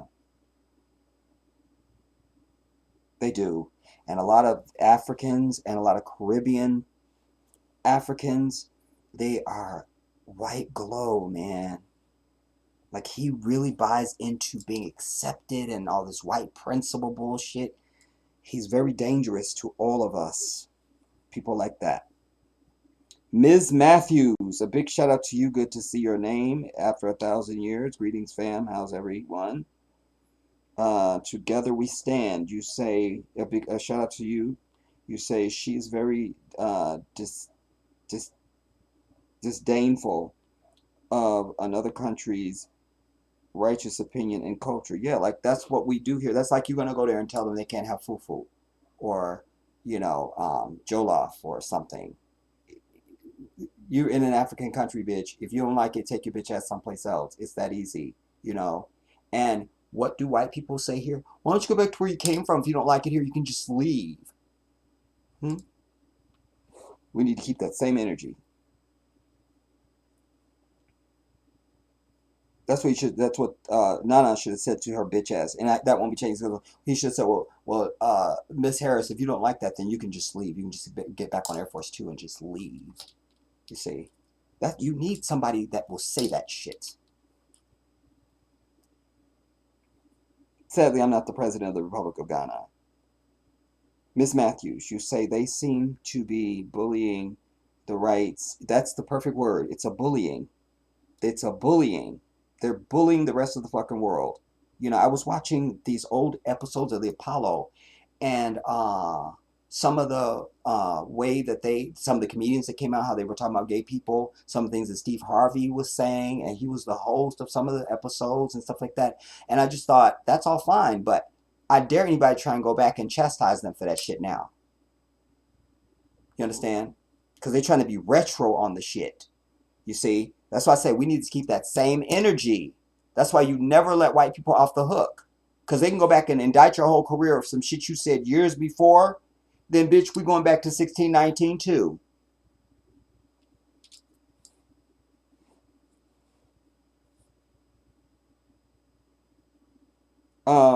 It's a bullying globally more so than ending racism globally. One can't help the color of the skin if they were born with. Exactly. But you can quell that shit if you some twitcher. You understand? And again, nobody cares. I think it's really come to the point where people really, brothers are always going to have a problem with it just because of their sense of masculinity.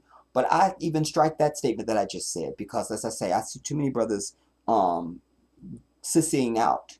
There's way too much femininity and expressions of femininity going on and acceptances of it amongst black men in a way that I've not seen it in my years on earth. You understand? Just haven't seen it. Um,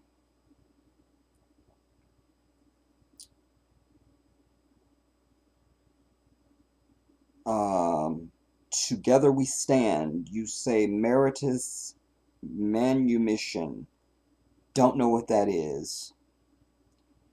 Educate me. Cheryl, I'm back now, Jedi. Had to step away for a while. Okay. Sunshine, I'm glad I'm not the only catching. I think you meant one. Catching the guy is clearly not what he appears to be. I suspect not only is he not from here, but he is wearing a mask. That skin has yet to move. I knew he was African the moment I seen him. I knew that. I didn't need him to say that. But that also made it more infuriating for me because Africans have a certain honor and a pride and definitely tradition and things like that, man. So, like, how could you sit here and do? You should have declined to do the interview. You should have said, "No, y'all need to send somebody else. I can't. I'm Kenyan." But then instead, you're gonna sit there after you try and tear your brother down and say, "Well, I'm African. I'm from Kenya." No, you not, bitch. You not. You not. You not. You might have been born there, but you are not Kenyan. You understand? Just like Kamala is not a black woman. That's not. Miss Matthews, you say a while ago someone said in part they want to find a way to try to mainstream all that's marginalized, except who's called black, normalized normalize abnormalities, criminalize heterosexuality, we thought. Yeah, and don't let yourself be called a fucking cyst. A cyst is some shit I bust on my ass. Do you understand what I'm telling you?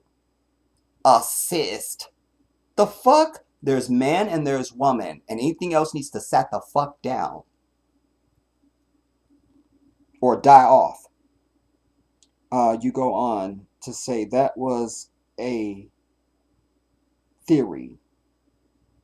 Sunshine. See no creases, no forms, just blinking and a voice. You are still going in on his face. Wow. He was peculiar looking, but I didn't get fake.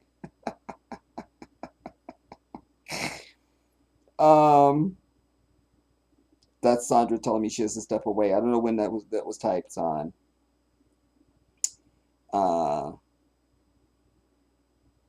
Sunshine, why is this dude's head bigger than his body? Miss Matthews, it's like they so super sensitive. They want to like penalize anyone that merely disagrees with their way of life, not physically harm them, but offer or respond in opinion anything against a GMO lifestyle.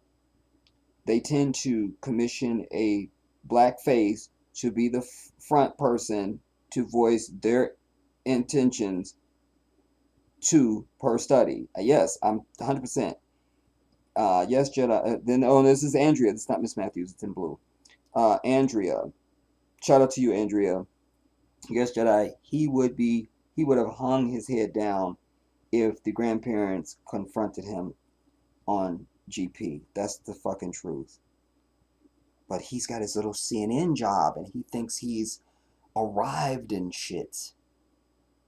I can't wait for people like that. I rejoice when they just get knocked the fuck in the face by life and reality and something really bad happens to them. I love it. Sunshine. Now, all he has to do is rip that. You are killing me with this mask. Is rip that mask off and quit playing with us. See, he's doing all that toe tapping for the U.S. and he's not from here. And why does he keep sounding Caucasian, British? I can just see you pulling hairs now.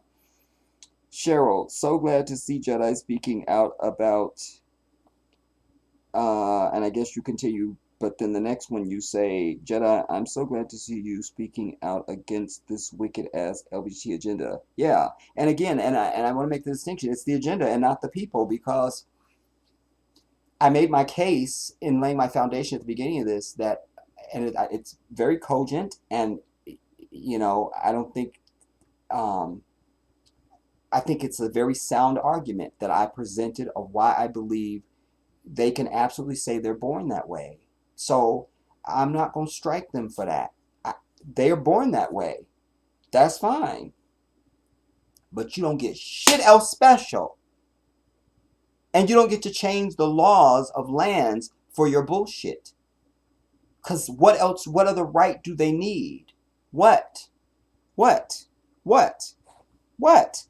What? What aren't they able to do that they need something for? I need to know that. Maybe I'm missing something. I'll accept that. But what? What can't you do? What? Because they already solved the marriage thing in this country, at least.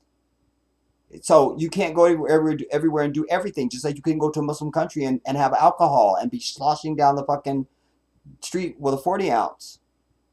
Some shit you just can't. You have to go where you can do that. There's not even gambling all across this damn country. You can't even go to a casino everywhere in this fucking bitch. Take your bitch ass to Vegas if you need to gamble that hard. So this is the same thing. You understand? But let us never accept anybody mentioning gay people in the same breath as black people. That's anti-black. And we don't allow it. And they need to apologize and go and learn and step down from their job and all that shit.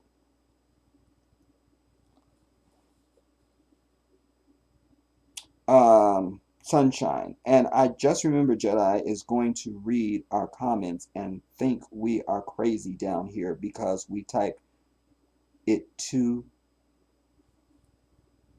long ago. I don't know, you just said 2 ago. Love you, hon. And I do forget too, like, oh wait, because after I get so far, then I read your comments out. Sometimes I know what you guys are referencing because I was just kind of on a tear.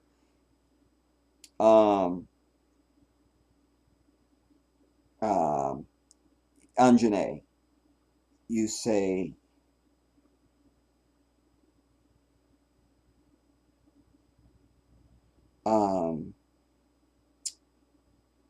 Jedi is the king of cutoff. Original Jewess, big shout out to you. Oh no, I missed Angeline. Angeline R, big shout out to you. I don't want to miss nobody.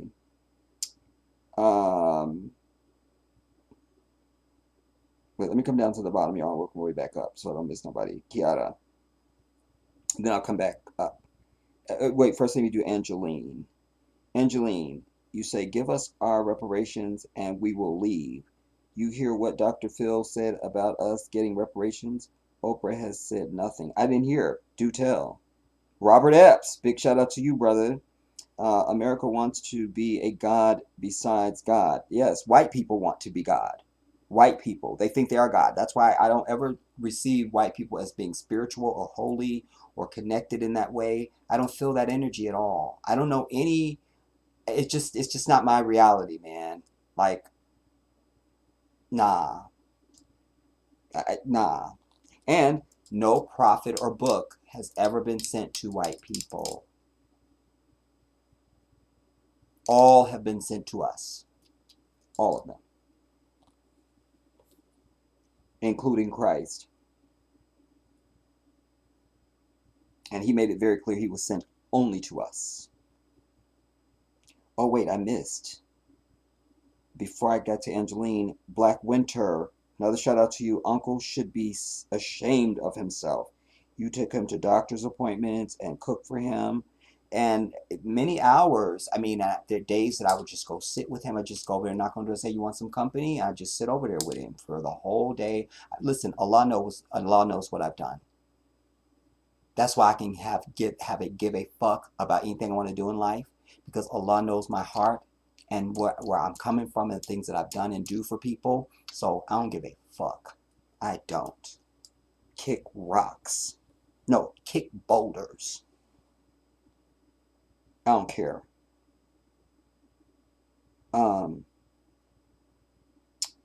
uh, Robert, you say America wants to be God, but it is up to us to show them that there is no God but Allah. Allah says in the Holy Quran, me and me alone should you fear. It didn't say America. Allahu Akbar. That's the damn truth. That's it. That's it. That's it. Kulhu Allahu Ahad. Um, Kiara, another shout out to you. Good evening, and to you and your family. You're so beautiful. Uh, Robert, you say, and Allah also says in the Bible that we shall have no other God besides Him. That's the damn truth. And I think I put it away, but I had my King James from our stream last night, y'all. Anjane, I always go off when they refer to us as cis women. Like, go to hell. I'm a real woman. I don't need a nickname. I'm her. I love that. I love that.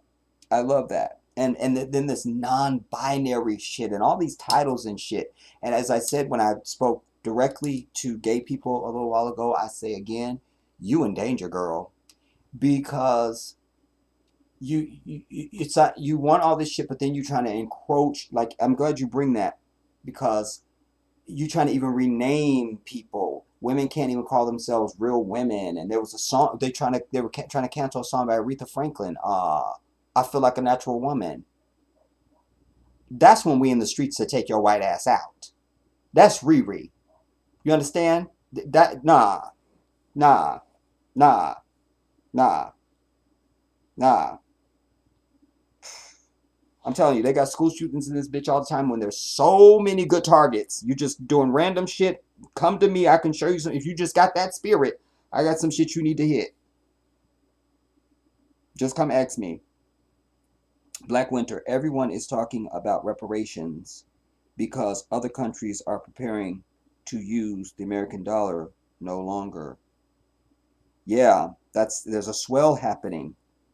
There's a swell happening. I just saw something else. I know there's African countries, but there was some other body else. I may have put it in my favorites.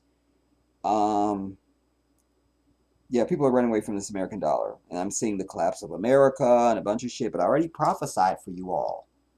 I said to you, I said 2024 is when you're going to wish you had been out of here, had been out. You understand? Sadly, I had to come back, and my stay is a little longer than I anticipated, but I'm out this bitch. Let's be very clear. I know what I know, what I know.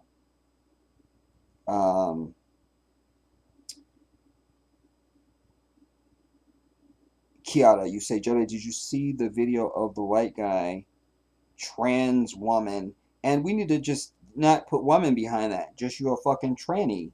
That's it. Because when we add woman to it, we give it legitimacy. You can't trans woman. Because woman is sacred. So says Allah, the creator of the heavens and the earth. Allah says to us that even paradise that we all seek after this life lies at the feet of the woman. That's a major statement from the divine. Major. Not that we needed it, because on top of that, we see it is the woman that gives life to every fucking person walking around this bitch. Had to come from a woman. And if you can't pop another human being out and watch them walk down the street, set your bitch ass down. And you definitely don't get sent to call yourself a fucking woman.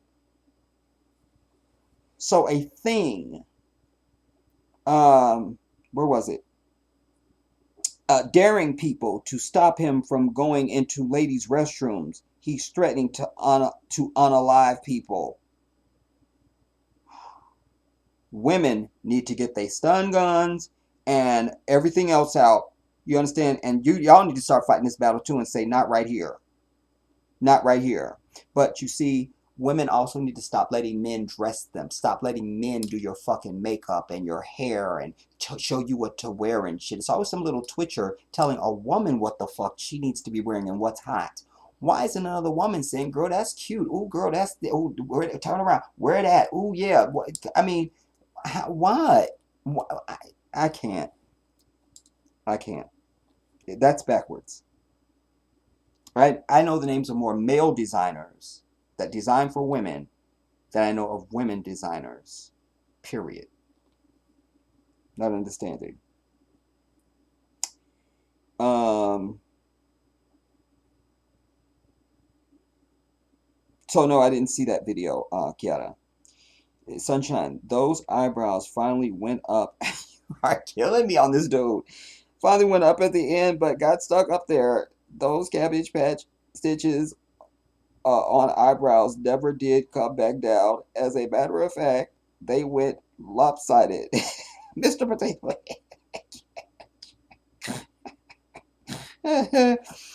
Oh my God.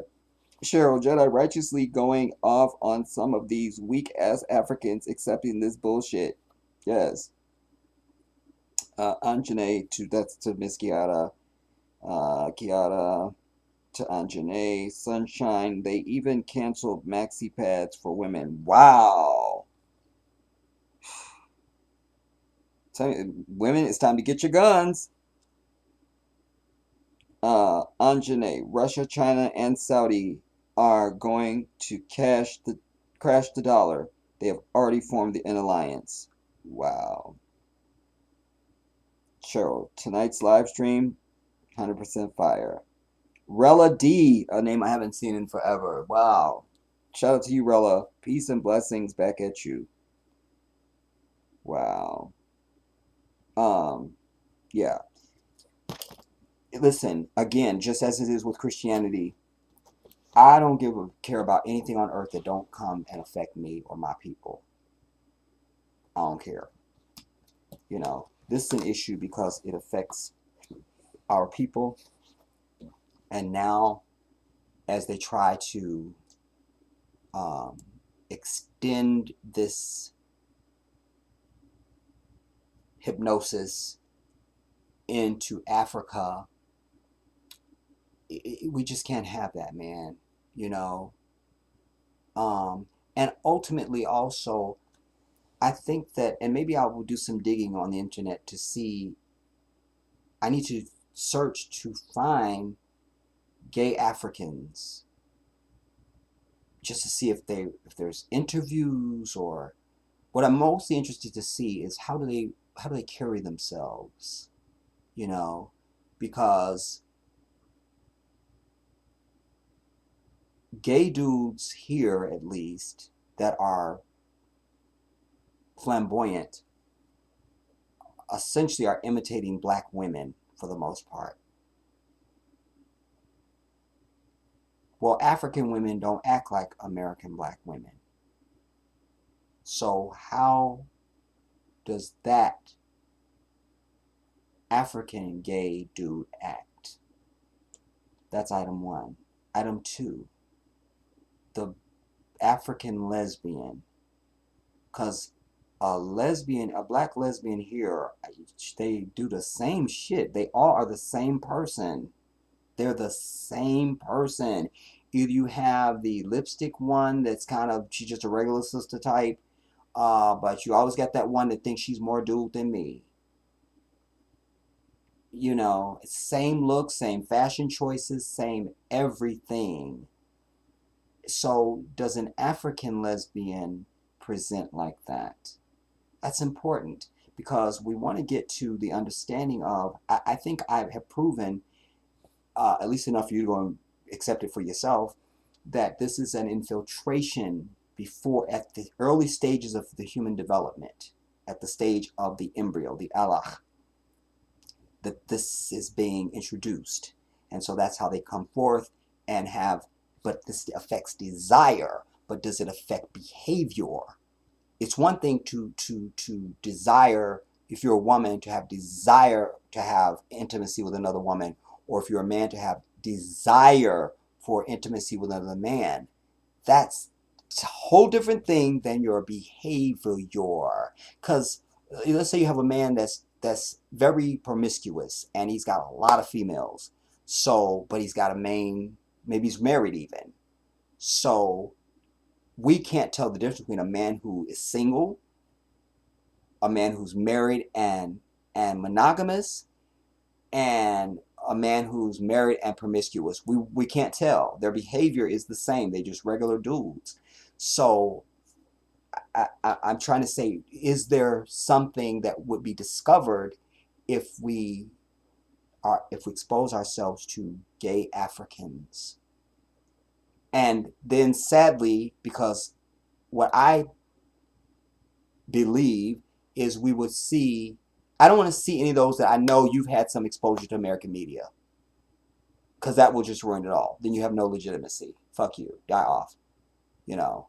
Um, yeah, can we find any that don't have exposure to American media?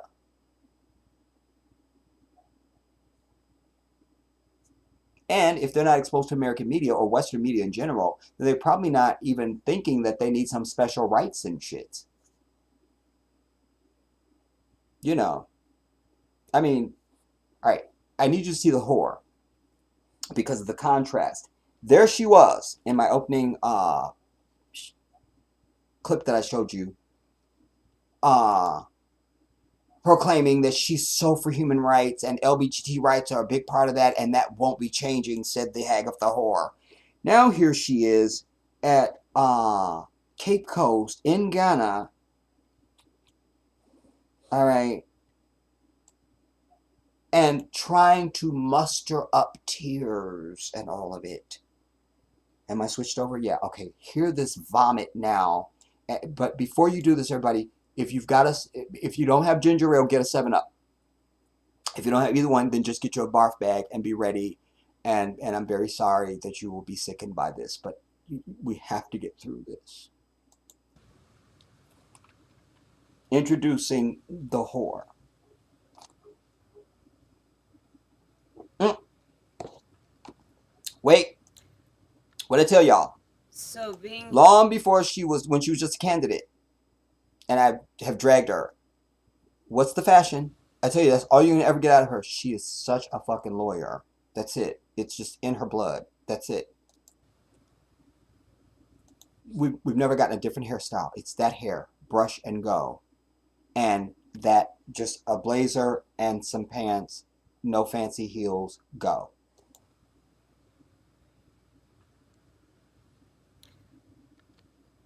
So being here was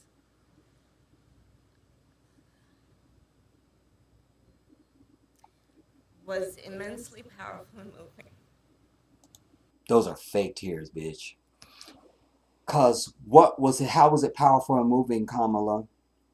Are you going home now and getting rid of your white devil husband? Because it's his people that did this shit to our people. Oh, but you're not a black woman, so none of this matters. I'm sorry. I was confusing her. I'm so sorry, guys. For a moment there, I was confusing her. I was confused. Wait, this calls for glasses. I just feel like it. I'll just do a whole little soliloquy for you guys. Wait, am I switched over? Wait, guys, I'm so sorry for a second there. For a second, I was confused her, dude. I almost confused her for like somebody black. Oh my god, I can't believe I did that. Oh my god, is that Kamala? Is that Kamala's mom? Is her dad? It's Kamala. Okay, cool, dude. It's cool. All right, I'm gonna switch over to Kamala. That's what I'm gonna do. And switch over to Kamala. Dude, it's Kamala. Dude, it's Kamala. So being here was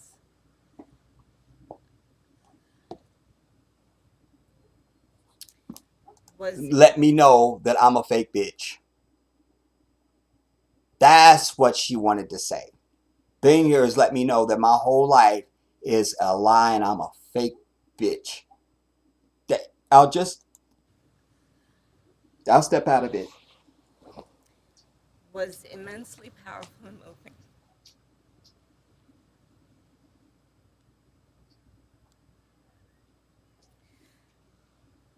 When we think about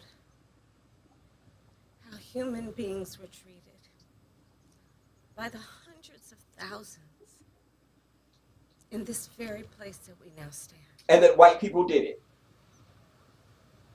The crimes that happened here, the blood that was shed here,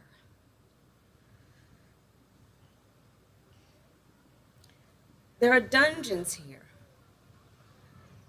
where human beings were kept, men, women, and children.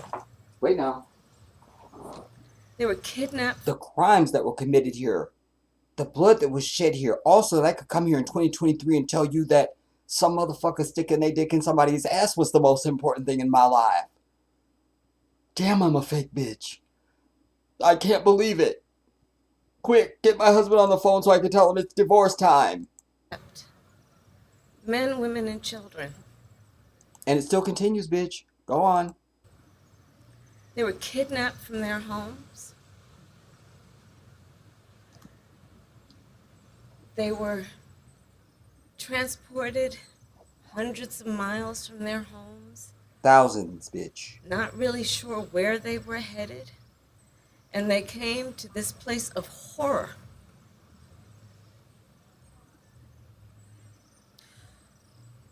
Some to die, many to starve and be tortured, women to be raped before they were then forcibly taken. But you see, I gotta say it in real time, y'all. I can't do it now, damn it. But you see, y'all know how venomous I am anyway. But when I stood even in Senegal at one of the slave dungeons there, and I stood in that door of no return, I was wanting to kill every white person that I saw after that. Because everything that I already know, for a lot of people it's a revelation. They have to go there in order to know what I already know. Maybe she's one of them people. I didn't need that. This was just another thing I already know. But you cannot go there, and certainly this is just one of the ones in Ghana. She's at Cape Coast. There's also Elmina, and the other one will escape me. But I just don't see how any African person, unless you already detach before you go, if they already got you anyway, you go there, it's just a thing, and you maybe have a little emotional thing like her or some bullshit. Or you could just be an open vessel and go there and it all clicks. And then you come out with a different view of white people. Either way, it all ends in bad things for white people. Period. Because these fake Jew people now try to pick people to be their enemy. They're picking and making their enemies now. Their Holocaust lasted 3.5 to 4 years, and the shit was over, bitch. You understand? So there's nobody they're going to encounter and they have to relive it and shit. But we are still dealing with the same motherfuckers that she's crying about right now. The same ones. That's why I don't make no distinction. All white people are guilty because they are the same people. They're the same. I just can't get my people to understand. It doesn't matter if a pit bull is a pit bull. Just because that one didn't bite me does not suddenly make it a fucking chihuahua.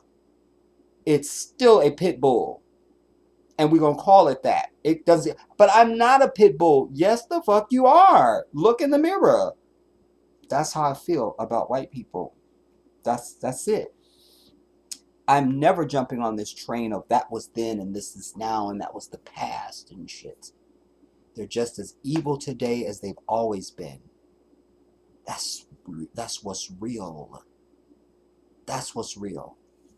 And if it wasn't the truth, where is the major, well-known, there should be just endless numbers of content and people on TV and shows and documentaries about white people who just are denouncing being white, and they can't believe, and they're so outraged, and oh my God, and it'd just be a whole other thing that we never experience or see.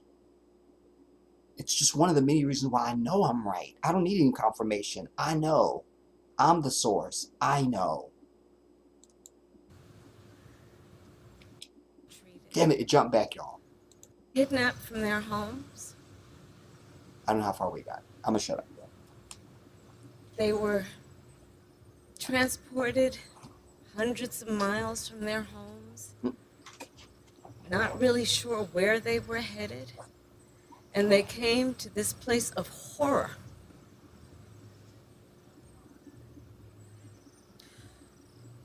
Some to die, many to starve and be tortured, women to be raped, before they were then forcibly taken on a journey thousands of miles from their home to be sold by so-called merchants and taken to the Americas, to the Caribbean, to be an enslaved people. We don't know the numbers who died on their way to this place. The numbers who were killed during that passage on the Atlantic.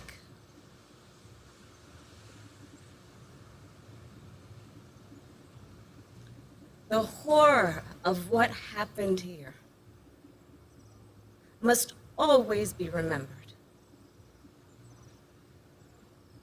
It cannot be denied. It must be taught. History must be learned.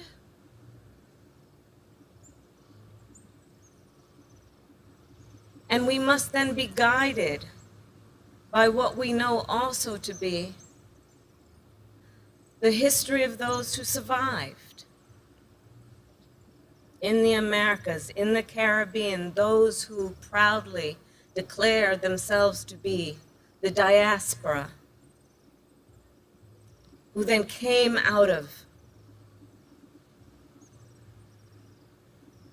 in often many situations, odds that were designed to break them, to demoralize them, to create its systems and situations that were to make them feel like less than humans, less than full human beings. But yet they survived.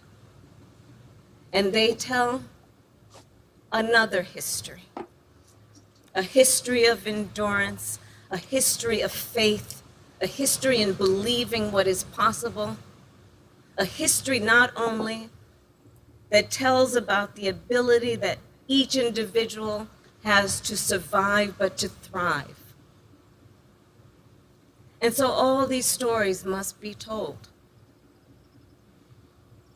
All these stories must be told in a way that we take from this place the pain we all feel, the anguish that reeks from this place.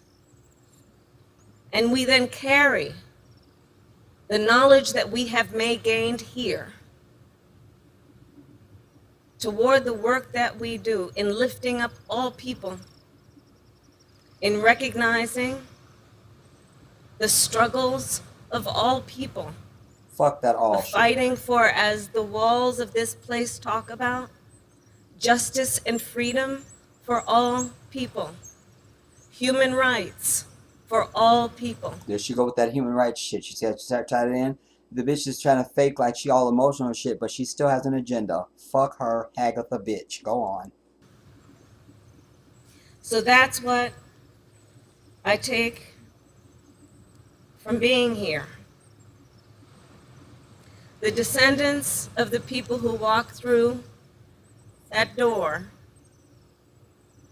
were strong people, proud people, people of deep faith, people who Were or are bitch. Notice language. She's a lawyer, remember. They're very big on language. So notice she put the word were. Hear that. were strong people. Were.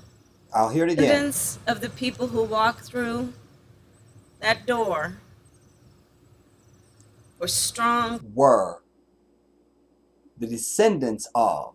Were. Are, bitch. I'm one of them. people, proud people, people of deep faith, people who loved their families, their traditions, their Traditions, really, while you're there trying to obliterate their tradition by introducing this rainbow bullshit. Okay, again, I'm suggesting facts, not in evidence, Your Honor. I'll stay out of it. people, people of deep faith, people who loved their families, their traditions, their culture, and carried that innate being with them through all of these periods. Carried. Everything she's speaking about in past tense. Fuck her. Went on to fight for civil rights, fight for justice in the United States of America and around the world. And all of us, regardless of your background, have benefited from their struggle and their fight for freedom and for justice. Thank you.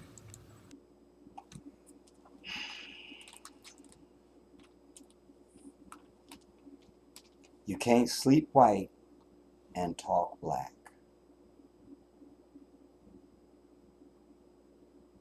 That meant nothing at all. Come on.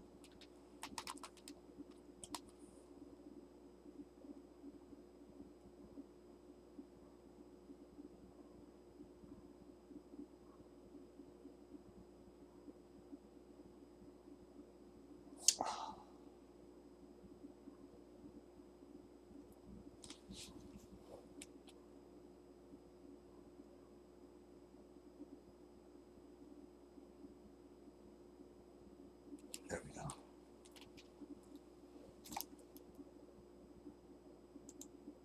She's an embarrassment. And not really, because like I said, she's not an African. She's not. She's not. She's not. We don't accept her as that. I don't, because she's not.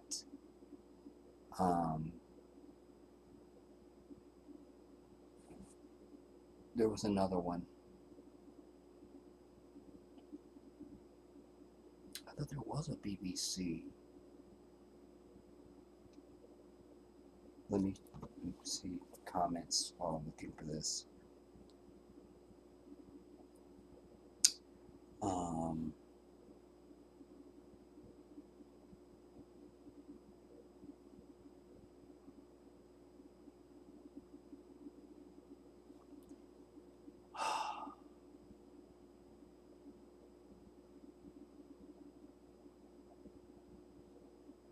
Oh, was this it? Wait. Take that down. Take that down. Come down underneath. Wait, that's not where I was at. No, there's the whore. And then this one.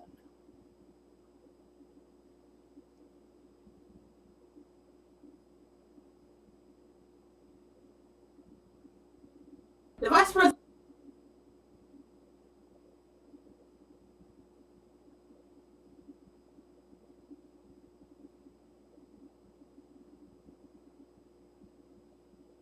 No,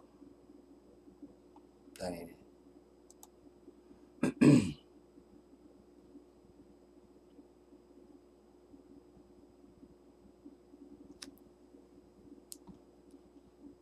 It's gotta be up here.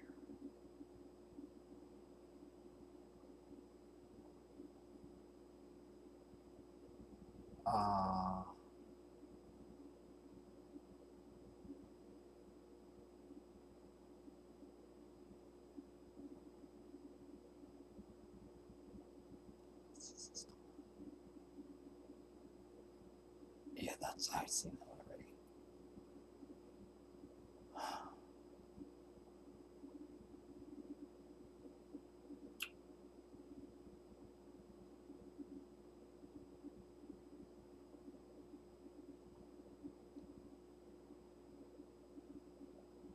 I'll find it. You're saying,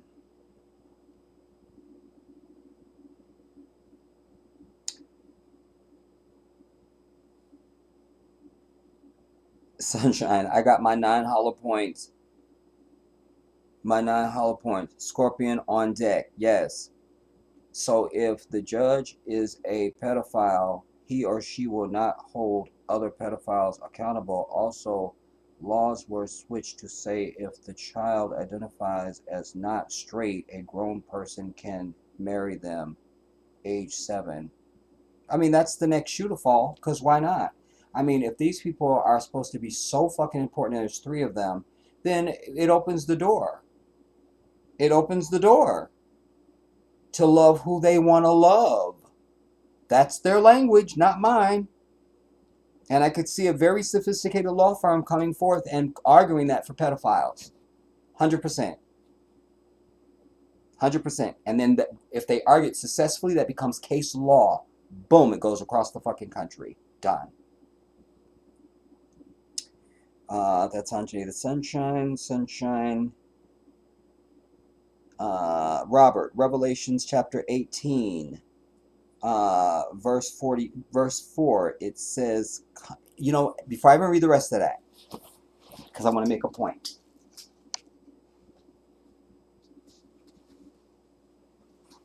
You said Revelations chapter 18. Revelations.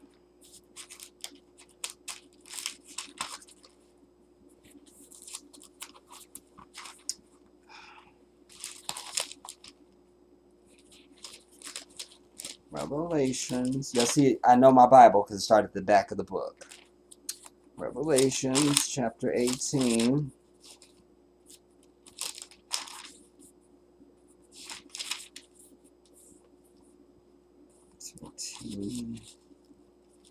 Chapter 18, verse 4. 18:4. First, I'm going to read what Robert typed. Then I'm going to read. You saw me just go get the Bible just on inspiration when I saw he's citing a Bible chapter.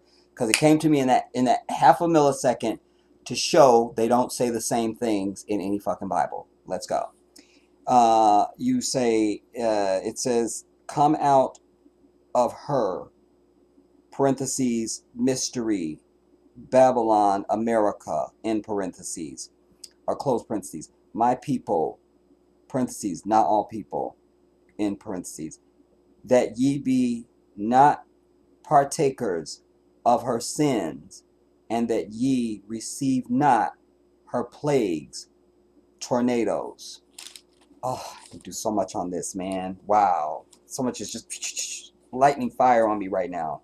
Okay. Revelations 18:4. Chapter 18. Revelations chapter 18:4.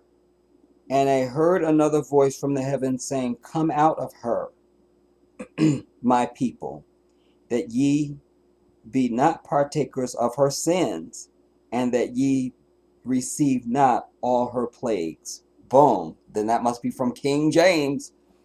And so fine. Now, I would just make the statement to say that if we knew the Hebrew or the Aramaic, this would be so much more informative and deeper. And illustrative. And I heard another voice from the heaven saying, come out of her, my people, and ye be not partakers of her sins, and that ye receive not of her plagues. And also the judgment of Allah. You understand? Because when you join with, like, if you even hang with the wrong crowd, you start doing the shit they doing, God gonna get you for the shit you're doing with them. So you could extrapolate that to the biggest level or the smallest level, you know. Uh,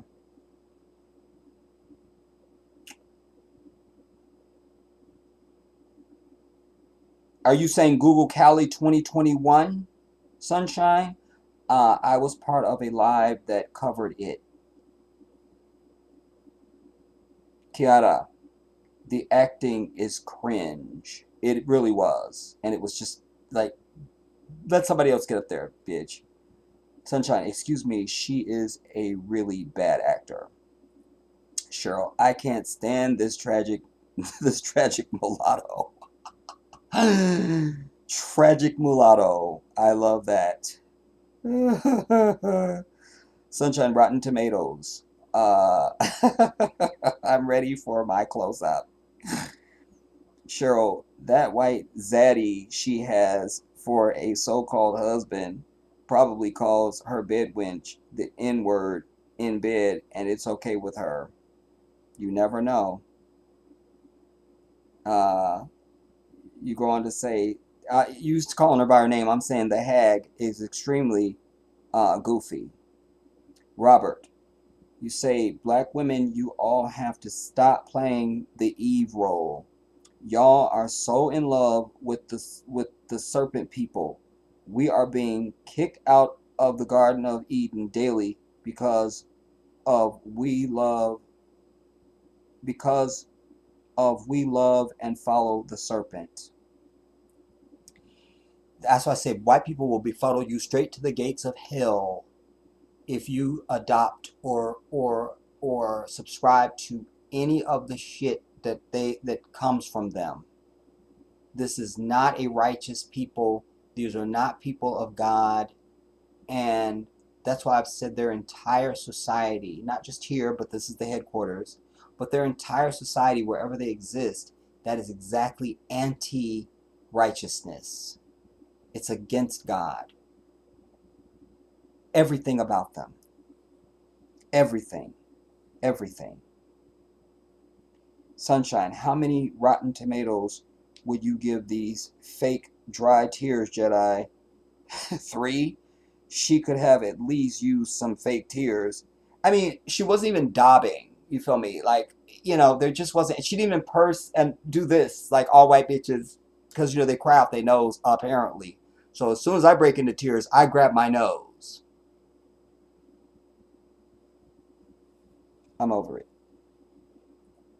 Robert, she up there doing the serpent people's bidding like Eve did in Genesis chapter 3. I can't.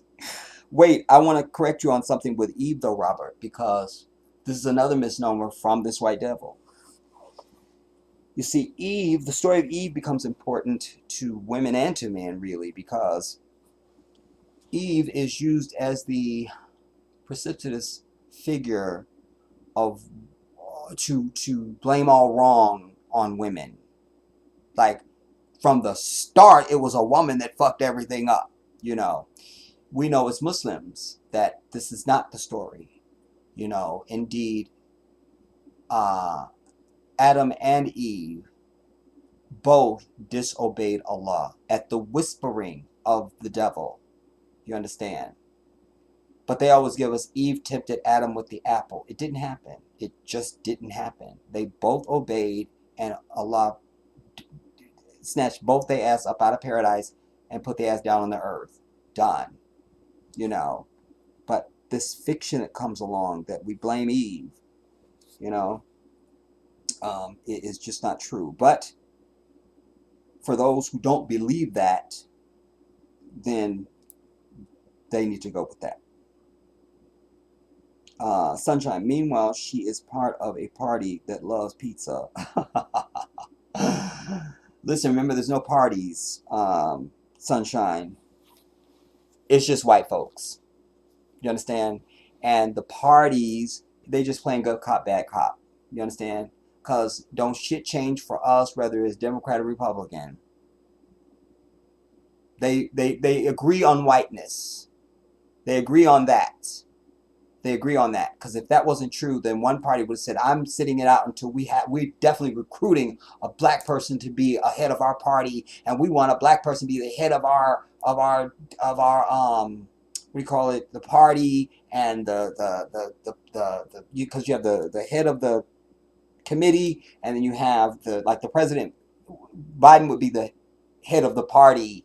He's the standard bearer of the party as president, but the committee chair would be the Debbie Wasserman Schultz bitch, who I hope we find out she died already. Didn't? Not, still not. Let's see if the bitch is dead. You could only hope. Hopefully we're going to hear was. When you Google somebody's name, they say so-and-so is or so-and-so was. Let's see. Debbie Wasserman Schultz. According to Wikipedia, Deborah Wasserman Schultz is an American Is, bitch. She's not dead yet. Ugh, I can't. All right, nurse.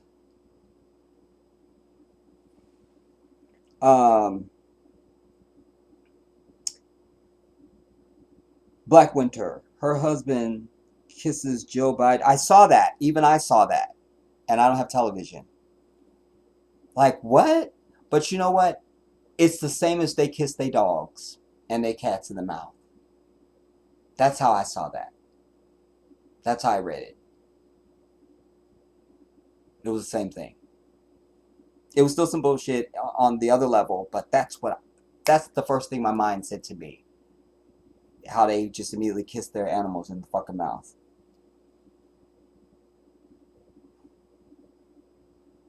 And then they tried to blow it up as if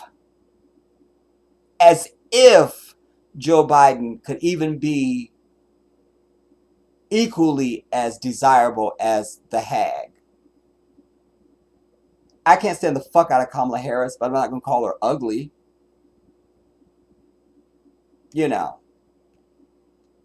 That's a truth I don't want to say, but I have to.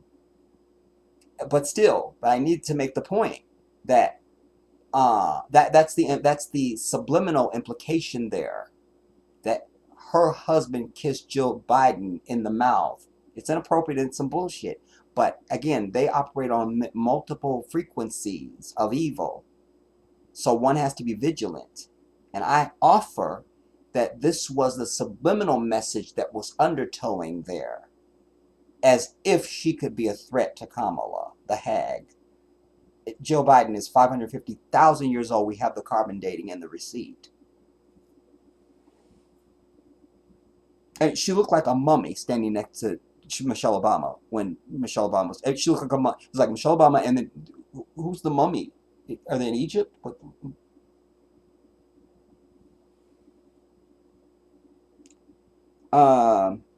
Black Winter, you're going to say, I believe her marriage is business only.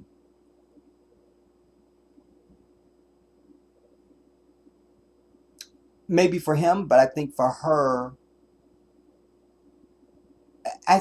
on some level too, because a lot of there are a population of, I don't want to call her a black woman,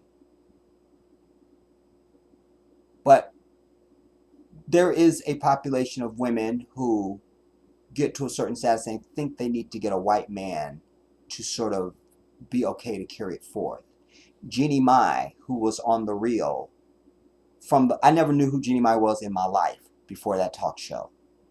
The first time I saw the bitch and heard her speak, I was like, she want a black dude. I mean, you could almost see her ovulating every time she would see a picture of a black man or talk about somebody black. I'm like, she want a nigga, period, to snatch her around. You feel me? And then I found out she was married, and her husband's name was Freddie, and he was a white dude. I'm like, no. And wallahi, I said, her marriage is over. Her marriage is over, dude. It's over. I was Googling to find out how long she'd been married. I'm like, it's over. Her marriage, none of this means anything. Her marriage is over. It's over. It's over. The bitch's name is Jenkins now. The defense rest. You understand? So there's her. You have Eve, who she gets a white man. She gets a position on the talk show, The Talk. You understand? She had a talk show or a sitcom. EVE. Who's the girl that likes to look fly? EVE.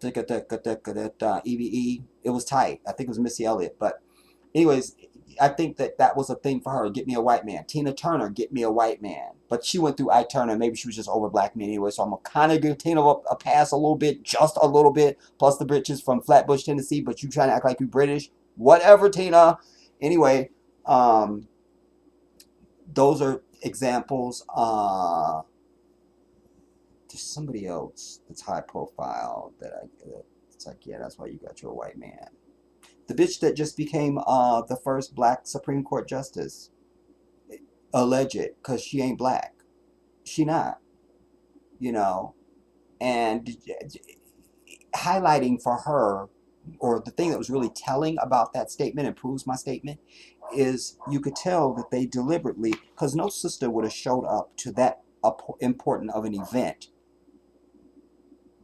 Either sister's not going to wear braids at all, or they wouldn't have been that unkempt.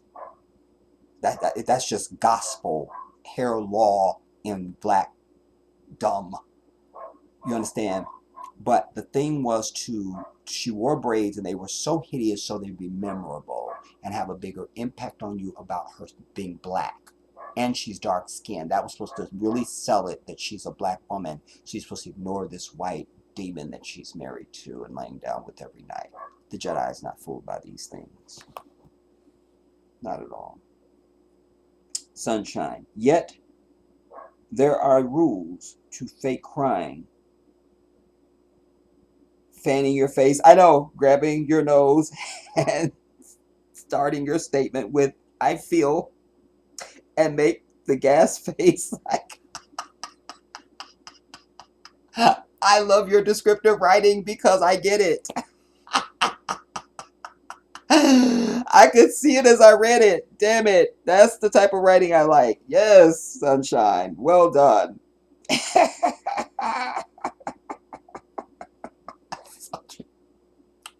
I feel.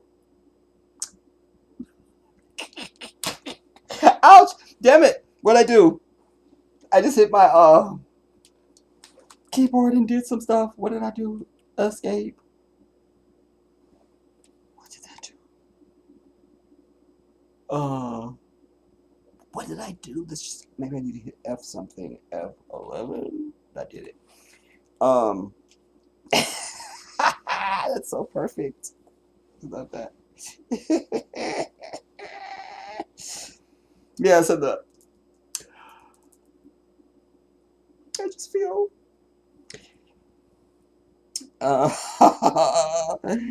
those of the sands, those of Allah, facts. This is why there is steady attacks on that part of the planet.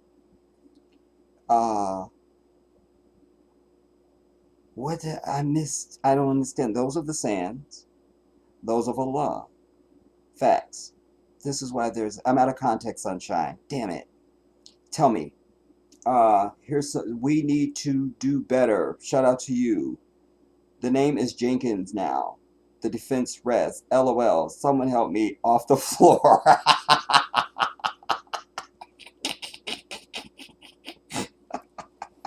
And it really is now. She's married to Jeezy. His last name is Jenkins. So she goes by Jeannie Mai Jenkins.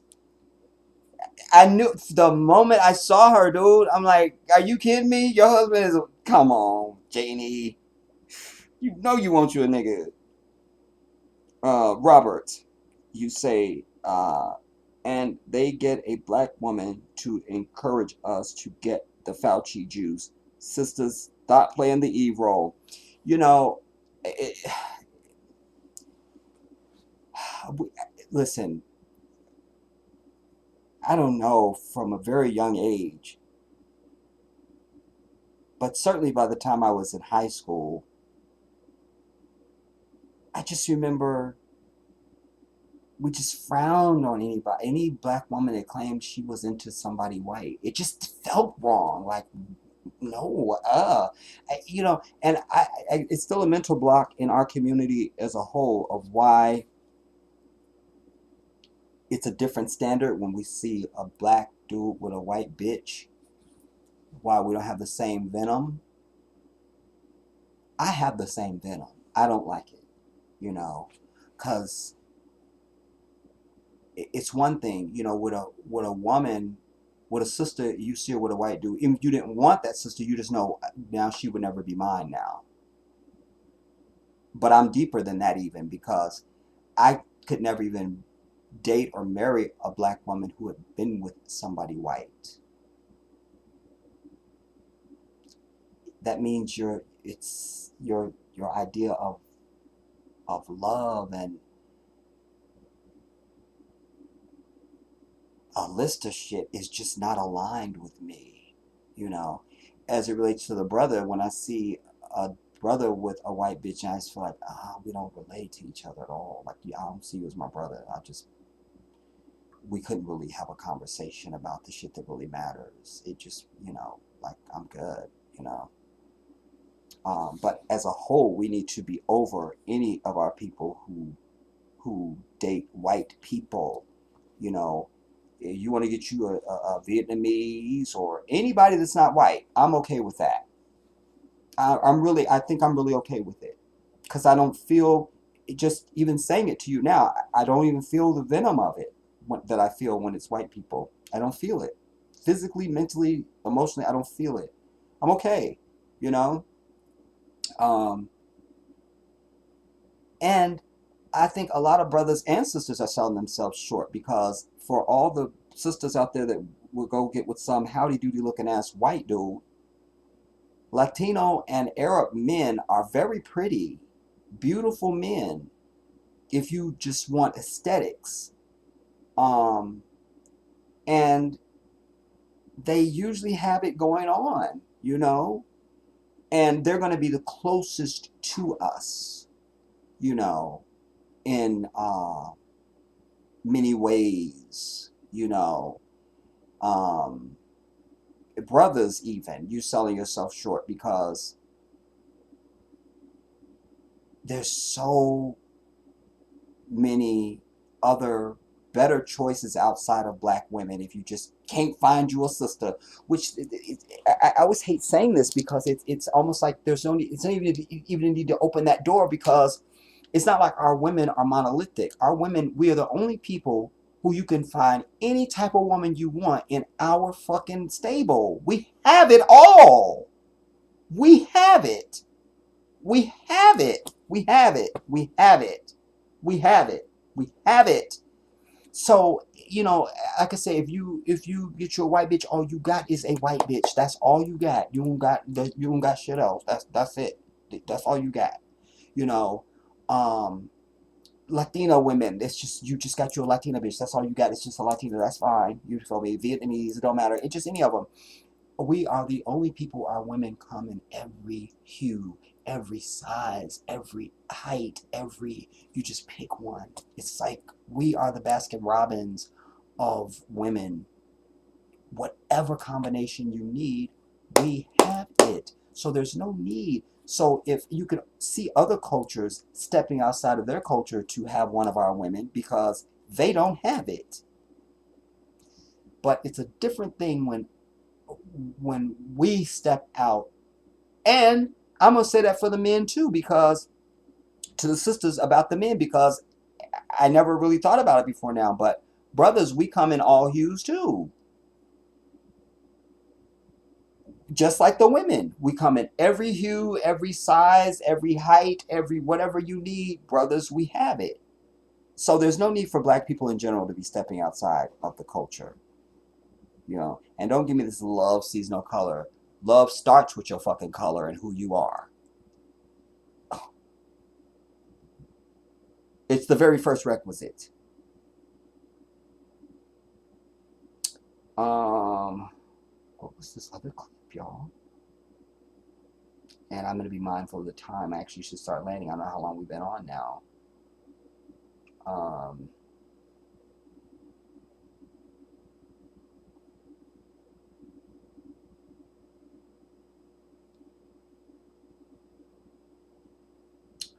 Somebody said something about one of these damn Frankenstein people. They're only Frankenstein if they've had the surgery. If they are just saying that, proclaiming it, then they're just confused. So was this a confused or a Frankenstein? And who was telling me about it? And what was it?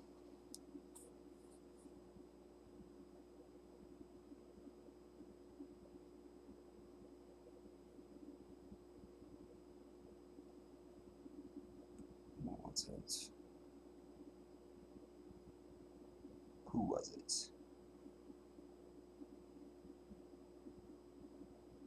I thought it was earlier.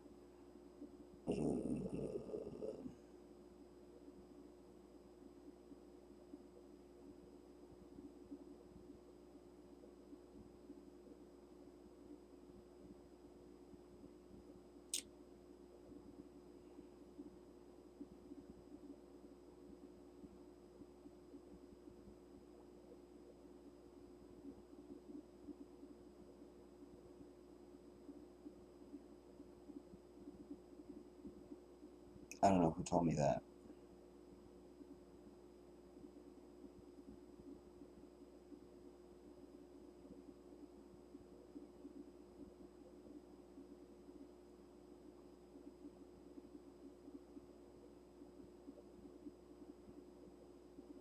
I don't know. Wherever you are, if you know what I'm talking about, then tell me.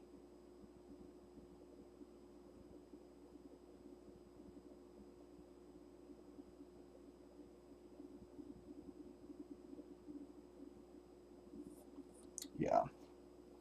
Um, there was another clip, y'all, that I don't know. Was it part of something else? This is a really good one. Wait.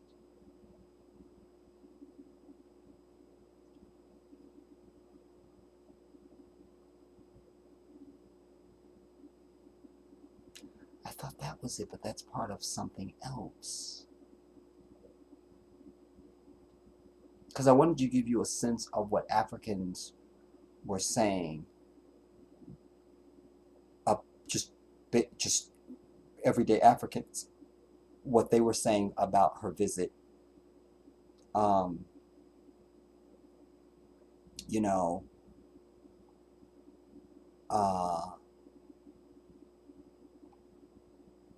I don't know who her staff is and how she reviews stuff that is written and said about her and stuff, but she would want to know this, you know. Um, she insulted the entire country and much of the continent, you know,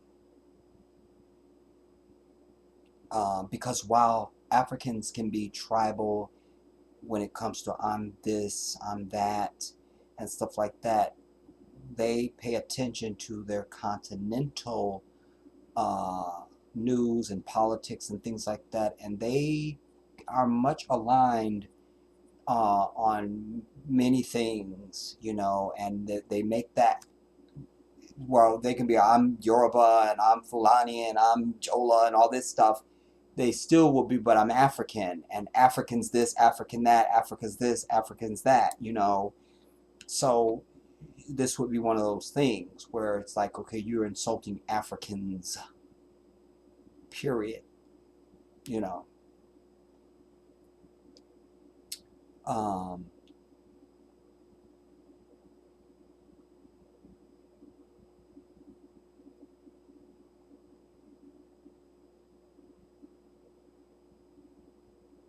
where is this fucking?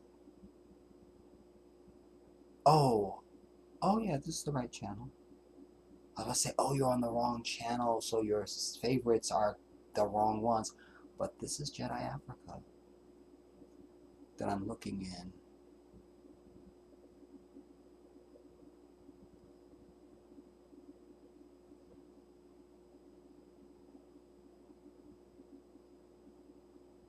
So I don't understand why I'm not seeing the right.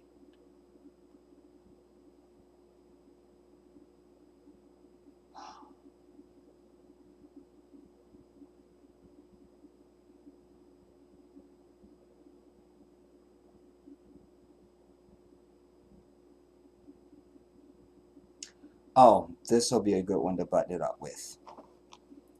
Because you guys know that I ranted on and on and on Jedi Africa, my other channel, about what happened to me at the airport in Senegal.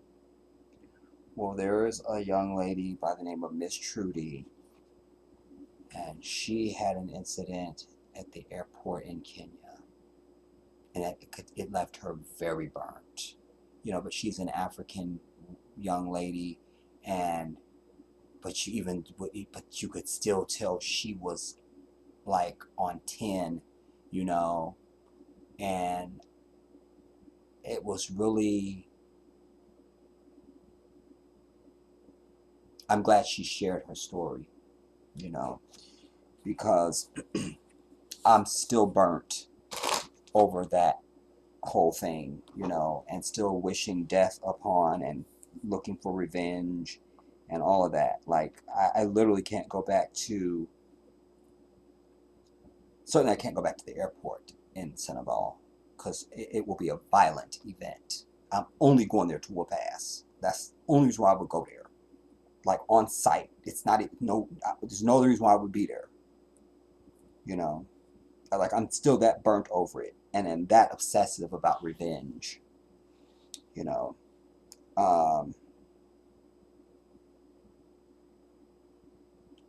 Talking about what, Sunshine? And you said, have you ever done a live about researching your travel routes? No, I've never.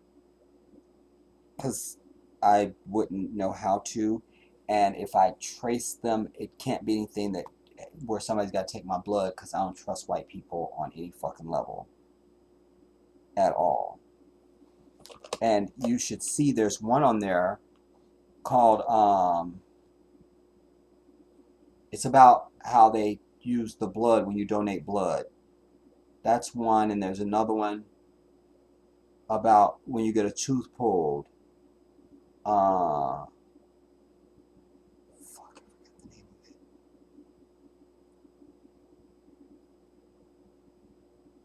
It's a term that would be memorable because it has to. I can't think of it. Anyways, what 9/11 one are you talking about?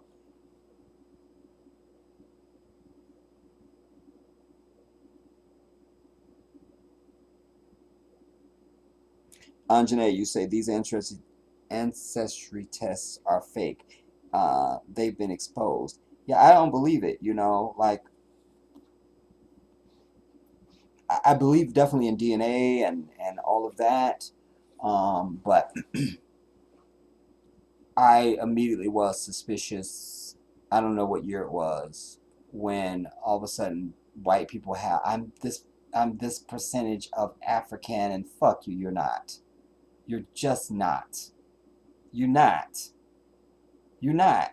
You're not. So, and I just don't trust white people in general. Period. Fucking in.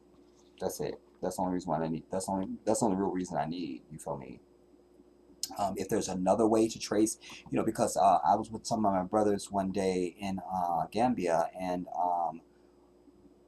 there was some brothers that came, and I don't know if they got there first or we got there. I don't remember. But anyways, one of the brothers said to me, "I thought you were Fulani before you spoke, or before somebody said that you were from America." And then one of the other brothers, "Yeah, I thought the same thing too."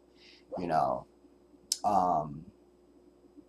That's what I would be willing to go more by that. My own people just looking at me and telling me, yeah, you look such and such. That's more affirming for me than let me go send somebody my blood and they're going to tell me.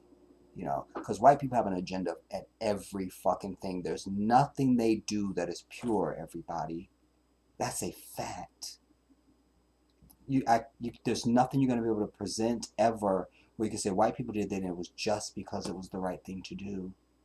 It doesn't exist.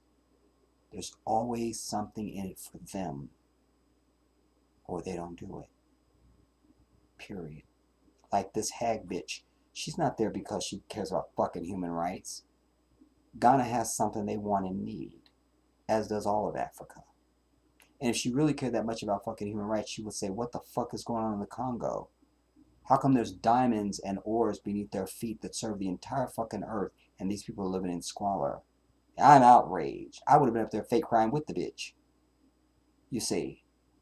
But it's not about that. It's about the destruction of African people. It's about pushing this fake minority to try to equate their suffrage with African people.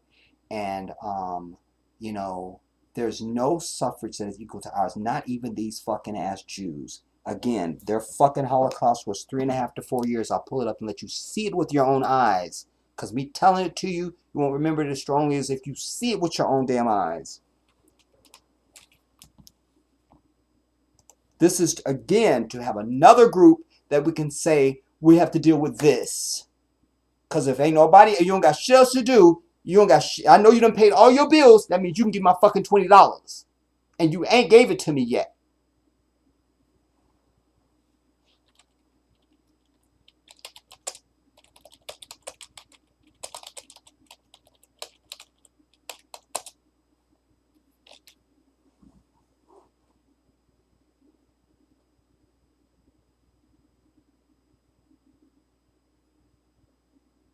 And mind you, they run the fucking internet. Just like because when, remember I brought you, you can see on this channel, I brought you when Kanye was out there with his phone, he was like, I'm gonna show you all the companies that are run by Jewish people.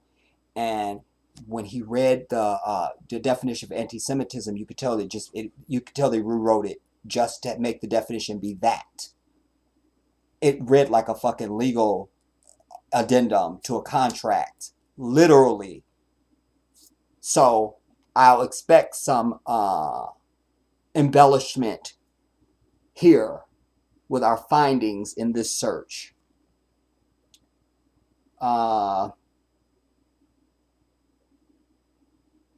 First,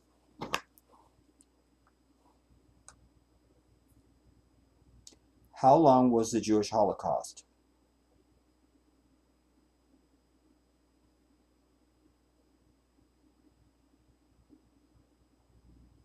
Fuck white people. Let me bring you in.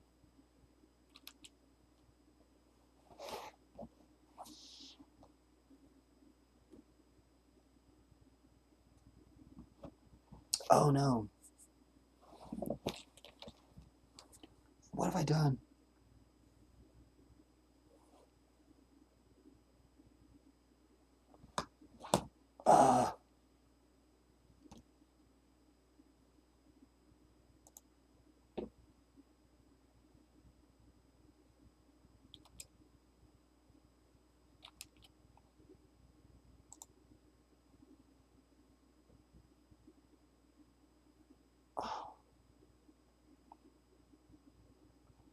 Wait, are we on, y'all?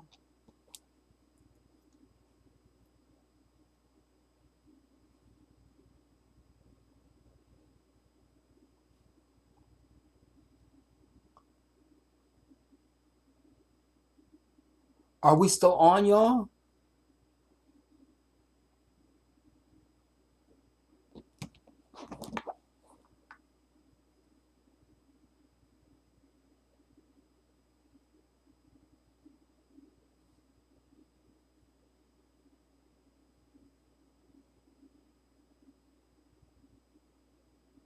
Yeah, I'm still on.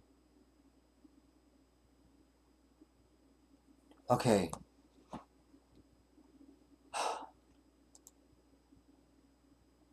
Okay, how come this isn't reflecting it?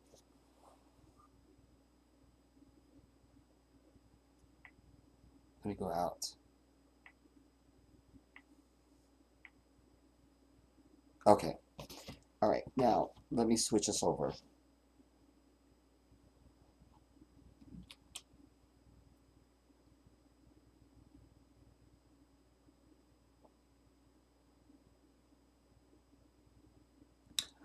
All right. Frequently asked questions about the Holocaust. Fuck that. Timeline of the Holocaust. They try to make it longer than the shit was. Wait now.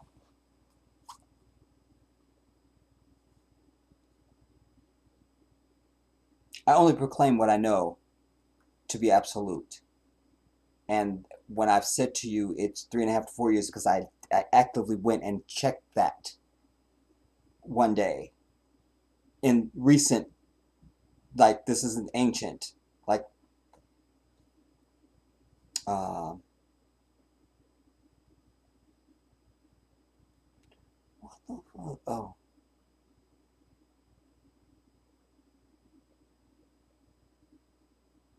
they're trying to make it 12 years, y'all. 12 years a slave, 12 years Holocaust. Fuck you, bitch. The shit was 3.5 to 4 years, everybody. It just was. They're saying 30th January 1933. Hitler appointed Chancellor of Germany. That's not the Holocaust. That don't mean shit. When did the shit happen?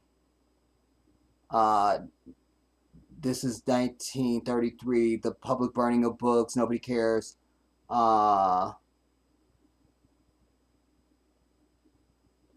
1934, he proclaimed himself the Fuhrer. 35, Jews barred from serving in the German army. That's still not a Holocaust. Get me to suffrage. 36, Jewish doctors barred from practicing medicine. So what? Get me to ovens and chambers. Mandatory registration. That's 38. 39. Germany occupies Denmark and South Norway. 1941, anti-Jewish riots in Romania. Germans attack Yugoslavia, blah, blah, blah. It's just white people, white on white violence. Let's see. 1942, extermination begins in Belzec. So 1942 to 1945. Like I said, 3.5 to 4 years, and the shit was over. Don't give me the run up to. That don't count. Let's be very clear.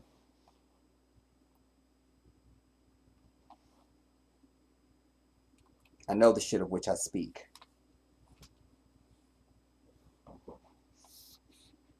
I forget what point I was going to make off of that now.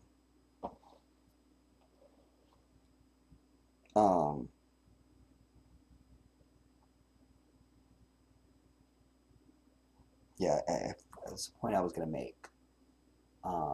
Anyways, it's just to move another group in as somebody that's suffering and they're not. It's just like these fake ass Jews.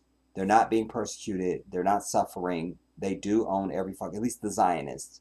Like I say, the Orthodox Jews, you don't know them. They exist in the background like the Muslim. They're holy people. They're not out doing any of this shit. And their rules and laws are very stringent and very clear. And there are people pursuing the afterlife, like the rest of us, you know. But these Zionists, these are the ones whose names you see on corporations. You see their names roll in the credits of every television show, every movie, every anything that you've ever watched. You understand? It's their bitch ass that are trying to perpetrate this ongoing suffrage that simply is not happening. And so it's to keep that in place, and that's why they overreacted to Whoopi Goldberg, who was absolutely right. We don't know what the fuck you are. You just a white ass fucking person to me until you tell me shit else. Period. And you know why they were on Kyrie Irving and the others, and how they pop up every once again with their anti-Semitic bullshit, which makes them bullies as well, just like these fucking gay people. Because it's 3 of them and it's 3 of these fucking gay people. But this is all in an attempt, and what they both have in common is they're always attacking black people. You understand? Remember, it was some faggot that was trying to get Dave Chappelle show canceled when in December he was a man with a full, I brought you the picture. He was a man with a full beard and everything. Suddenly in March he was a woman. They had no surgery, just proclaimed and shit. Fuck you. You understand?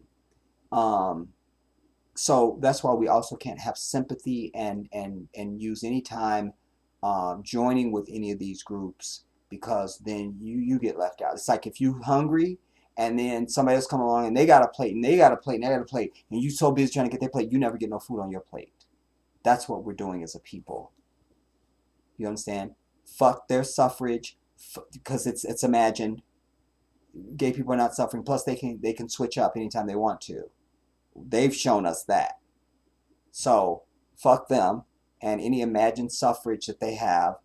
Fuck the fake ass Zionists with their imagined suffrage, which is not happening. They can kick rocks too. Our shit is the shit that's important. Because ours is real, it's current, it's now. It's an ongoing crime. While everything else is happening, our crime, they still make time for our shit. COVID started, and we still lost that first young brother that got killed. Well, George Floyd, and then it was Dante Wright, and then it was, I mean, we out here wearing masks and shit, and you still can find time to kill niggas. We were the first people shot in an establishment for wearing a mask. So we supposed to be wearing masks, but you killing niggas because they wear masks. I mean, so fuck white people in any hue. You understand? That's where black people have to get to, because then and only then will you be only focused on you and your own. And maybe then we will get some shit done. But until then, it won't happen. It won't, it can't. It can't. It can't. It can't. That's like a problem I've had in my family. I notice all my siblings, they've always looked outside. That's why there's no loyalty to family. Even my fake ass sister had the audacity to say to me, I'm sitting in a lounge at the airport in Senegal. And it's a long story to tell. Anyways, I'm extremely shorthanded by saying her new Nigerian husband that can't do shit for her, don't got no money, can't do shit. She basically ignored that I've always tried to look out for her, as if he's the first black man that even expressed any desire that he wished he could do anything for her or some bullshit like that. And I just thought, fuck you, whore. Like, don't ever ask me for another red copper penny, bitch. Like, don't do it. I didn't say that to her. I store shit and act thusly. Sometimes I'll strike on you, but other times it'll be more delicious to let it marinate. You don't know that I'm plotting on your shit until I pounce on you with my claws out, and you didn't know the attack was coming. That's a glorious victory. Glorious. Glorious. So I've always looked within, not without. And that's where my frustration comes from, in a lot of sectors of my interpersonal relationships, in our culture, in my family, in my life, in my Islamic community, things like that. I know what's important, but I watch all my siblings be picked off by something else and put something else in front of family. And I never did that, you see. But it's the perfect metaphor for us as a whole. There's too many of us that don't want to look within when the party is right here where we at. There's no need to look at anything or anyone else for anything on earth ever again in life. We have it all. We're the ones who've been endowed with the most, do you understand? In every sector. And I think it's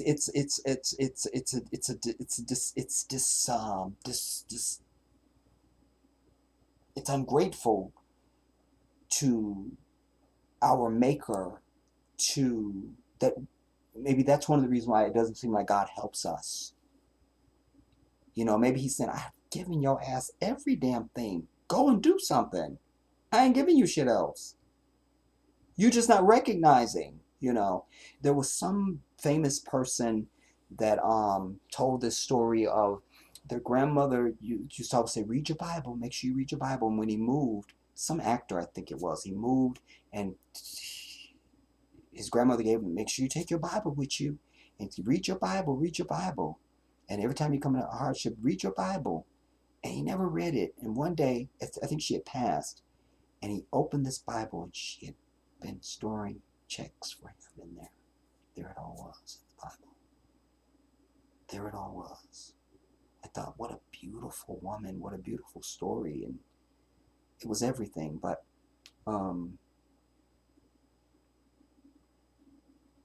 then I heard something. Oh, this is random. There was a comedian on one of these because I was doing this binge on old episodes of Showtime at the Apollo, and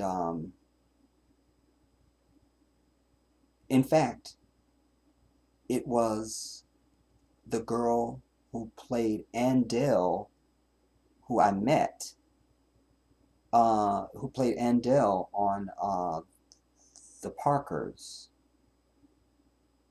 But this is, I guess, when she was long before the Parkers, and she was there. But she said something that just fucked me up. This is the Apollo Theater. She had finished one joke, and she stopped, and she said, "Now, ladies," like, gave that girl you know look, which is sacred.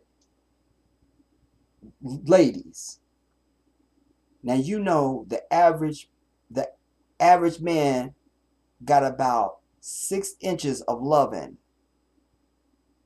and nobody protested that shit. 6?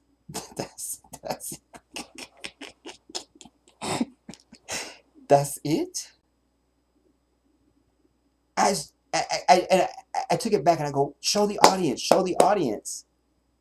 They don't show the audience on the clip, but I'm just like, I want to see the audience. Like, I need to see that audience. Like, is there another camera angle?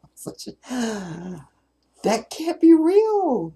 That can't be. That's the Apollo. She said that shit at any place else. I don't know if I would have cared. This is in front of a black audience. The Apollo, no less. 6, that's it. Then, at some point, because it was still, just had me fucked up. I might have even been just using the bathroom or driving, or it could have been anything. But the next thing that came to me was, it dawned on me that in Vanity's song, Nasty Girls, she goes, "Tonight I can't control it," or "I can no longer hold it," or something like that. "I need 7 inches and more." And I just thought, only 7, bitch? That's all? Is there something the brothers ain't telling me? You know, like, I can't. I can't. I can't. Like, I'm trying to say, we've been given everything, and this is just another thing. You understand? And so I don't know where the fuck that came from, because that does not describe black men that don't. You know, so like, who she been with? And personally, I think I got like lesbian vibes from her ass anyway. So consider the source. You know. But we are where the party is at, everybody, in every single way. You know.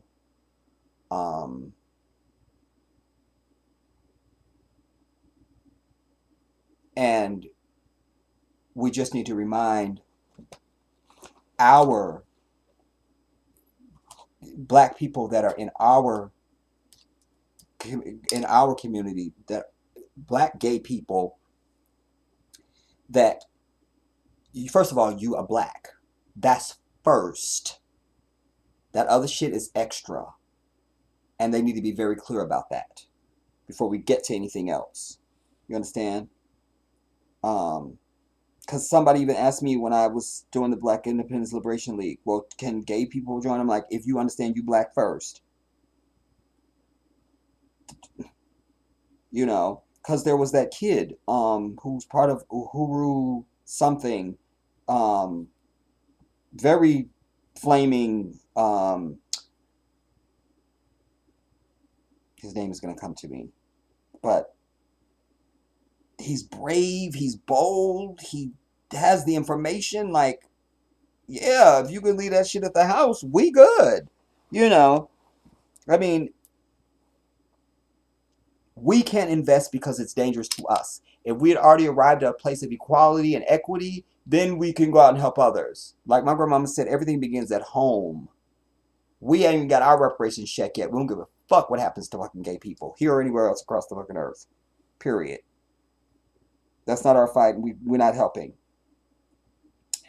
Anjane, no, I read that. Thank you, Sunshine. Thank you, Anjane, for checking in when I was in doubt. Oh, Papa, Baba Rashan, and I called you Papa because it's a habit now. Um, that's in Gambia, well, in much of Africa, but certainly Gambia, that you do that to any. It's such again. There's so many things that are built into the way that is so conducive to what is good and right, and um, um, promotes good relations, if you will.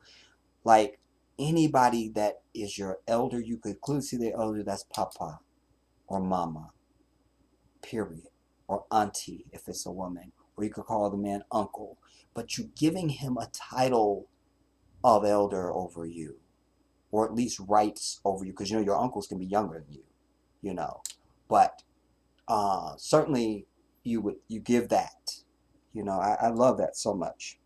Love it, love it, love it, love it. And it gets you a lot further because it's known as a respect, immediately. But Baba Rashan, it's been a minute, brother. So good to see you. Peace and blessings and love, my brother, Jedi and the family. And Baba Rashan, I'm asking you to do something for me. In my description here on this video, I have the link for my GoFundMe. You have a large following, brother. You can tell more people than I can. Could you please take that link? It's for a mosque that's in the community where I will be living in the Gambia. Well, I'm not far from there. Actually, the place where I'm trying to live it's in that area. But where I was literally staying at my brother Samba's, I used to walk right to this mosque. And the video is on there. People can watch and see why we're asking for the donation. We're trying to establish this mosque. It's never been finished, and what's been finished is in state of disrepair, etc., etc. I gave my word that I was going to do everything I could to try and raise money to help. I'm keeping my word, as I always do in life. But I also need the help of you. Have more viewers than me. I don't have 23,000 subscribers no more. Please, can you do that for me, brother? And then you can just represent to your audience, I'm a good man, I'm an honest man, blah, blah, blah. Please go and donate to this brother, this cause, whatever language you want to put on it. I would greatly appreciate it. I would deeply, deeply appreciate that. Anjane, they are really dragging the timeline. Yeah, you feel me? But that's why I went on and just vamped on down, like get me to suffrage. Get me to suffrage first. You feel me? Sunshine, how do I donate? Oh, Sunshine, alhamdulillah. Well, you can go to the link for the GoFundMe is in the description box under this stream. You can either go to the GoFundMe or you can go to the Cash App. It doesn't matter. I always, this is the thing. Cash App is easier because there's no fee for you and none of that. They don't get nothing. GoFundMe gets I think like, it's a few pennies on $1 for each donation. But it's reputable. People trust GoFundMe. So that's why you want to do a GoFundMe so people can know it's legitimate and, you're not just some fly-by-night something. So either one of those, you can either go to GoFundMe or you can go to the Cash App. Either one.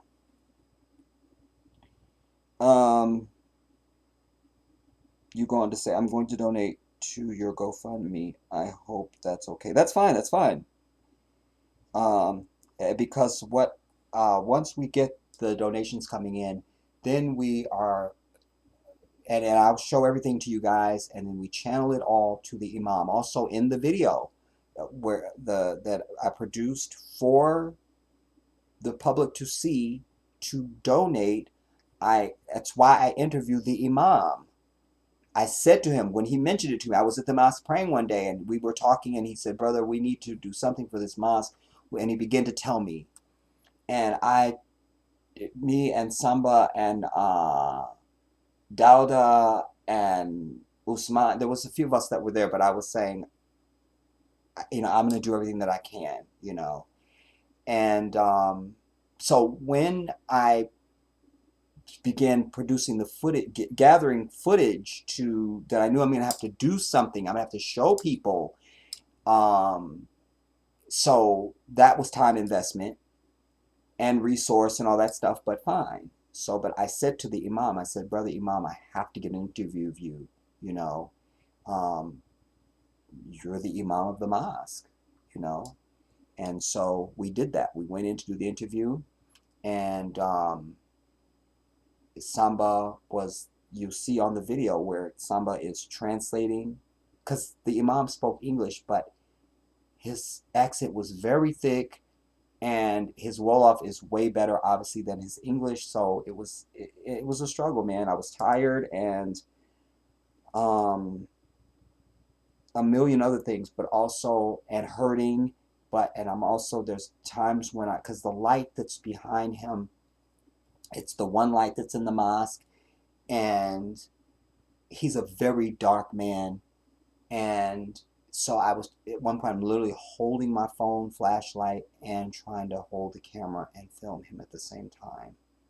But I also need Samba close enough to me so that the audio is picking up him and the imam. I thought about releasing the behind the scenes video for that too, just so you guys see the struggle, dude. But I have released it from my heart. It's like I told you earlier in this stream. I know who I am. I know I'm a good person. That's why I'm at the kick rock stage of my life. People that can't see me, I don't care.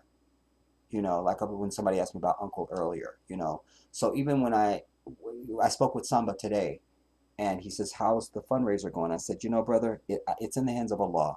It's just in the hands of Allah. I'm trying to do the right thing, and that's all I can do."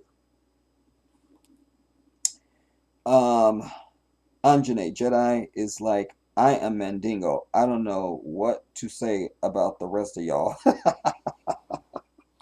but but it's not just me. Like, I mean,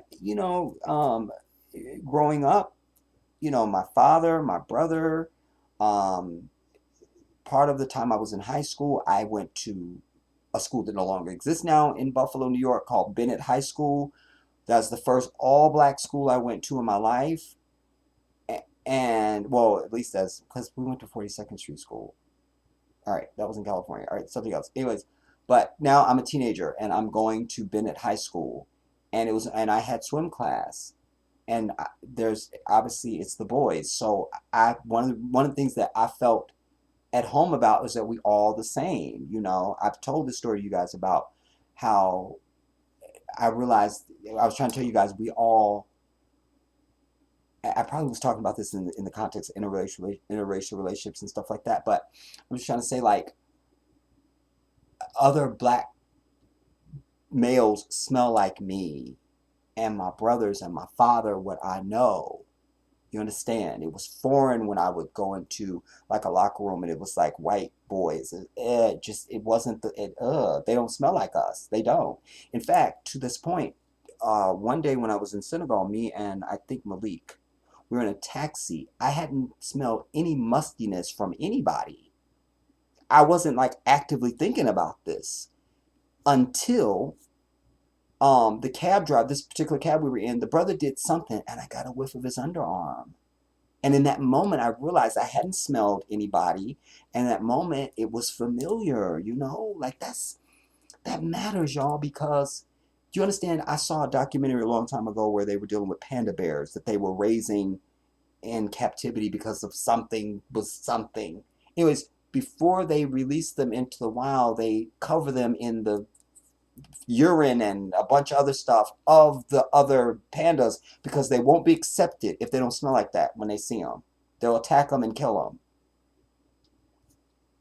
That's that's nature, that's information. So that doesn't just apply to the panda, that applies to me. It's one of the reasons why, going back to what I was saying about, you know, um, selecting somebody outside of the race and stuff like that. Every sister I ever been with, they got something in common with my sisters, my blood sisters. You understand? Like, I mean, it matters, y'all. It matters. So I don't understand. I, I am of the belief that most, if not all, brothers, we have the same endowment. Like, that's a guarantee for our women. Period. The end. But maybe with now all the intermingling, you see, again. So if you're gonna be mingling with somebody else, then you probably shortening the identity of your male child, your future male child. Just saying, ain't gonna have a gift. Black Winter's laughing at something and shouting out Baba Rashan. I pray you will do that, Baba Rashan. I do hope you will do that. I would do it for you. Sunshine, I donated to your GoFundMe. Hope I did right. Does it say it on there, Sunshine? I can look at it. Anjane, years ago, I went into the gym in my apartments after this white bitch was leaving.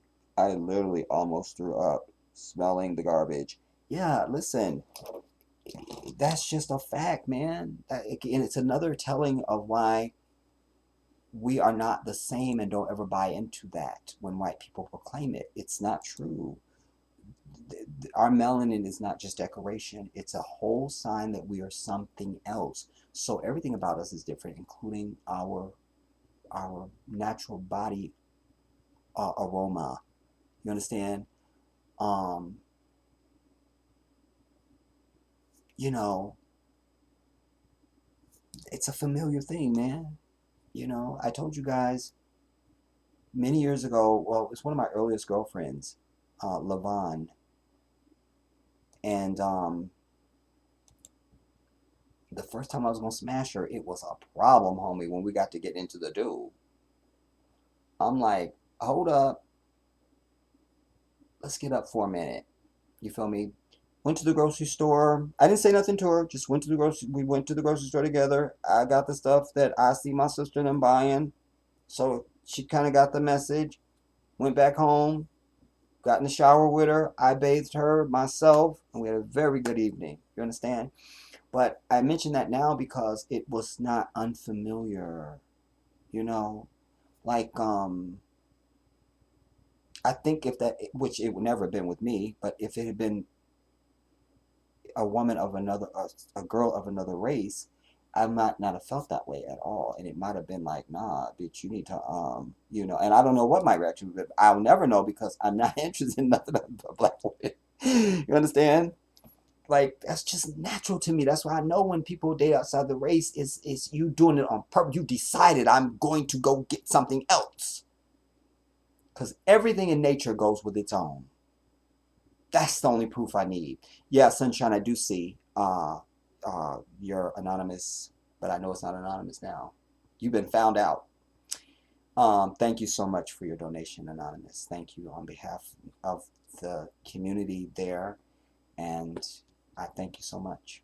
Thank you, thank you, thank you. And just so you know, this will be fun to tell you. Your donation in Gambian money. Just going to my trusty translator here. What have you got over there, Bob? You gotta look over some glasses when you're saying that. What have you got over there, Bob? Can we get that pleading for Judge Ely, Judge Marshall? Is that Monday? Is that Monday? Is that hearing? Is that hearing on Monday? Is that hearing? Um, let's see, 15 US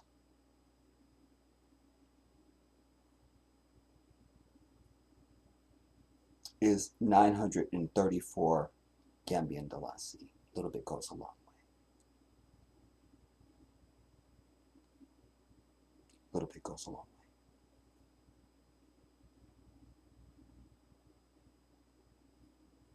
You know, my aerial video of Gambia is, I feel it's like 1,800 views or something. I mean, it's the most viewed video on Jedi Africa. If everybody just gave a little something, we would have been done already.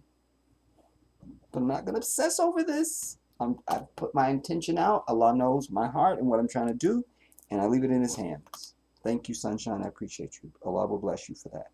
Know that. You don't have to believe it. It will be. Anjane, you go on to say, another time I went to try a restaurant for the first time. I walked into the restaurant and there was nothing but white demons, and I would have left just because of that. But the smell was so putrid.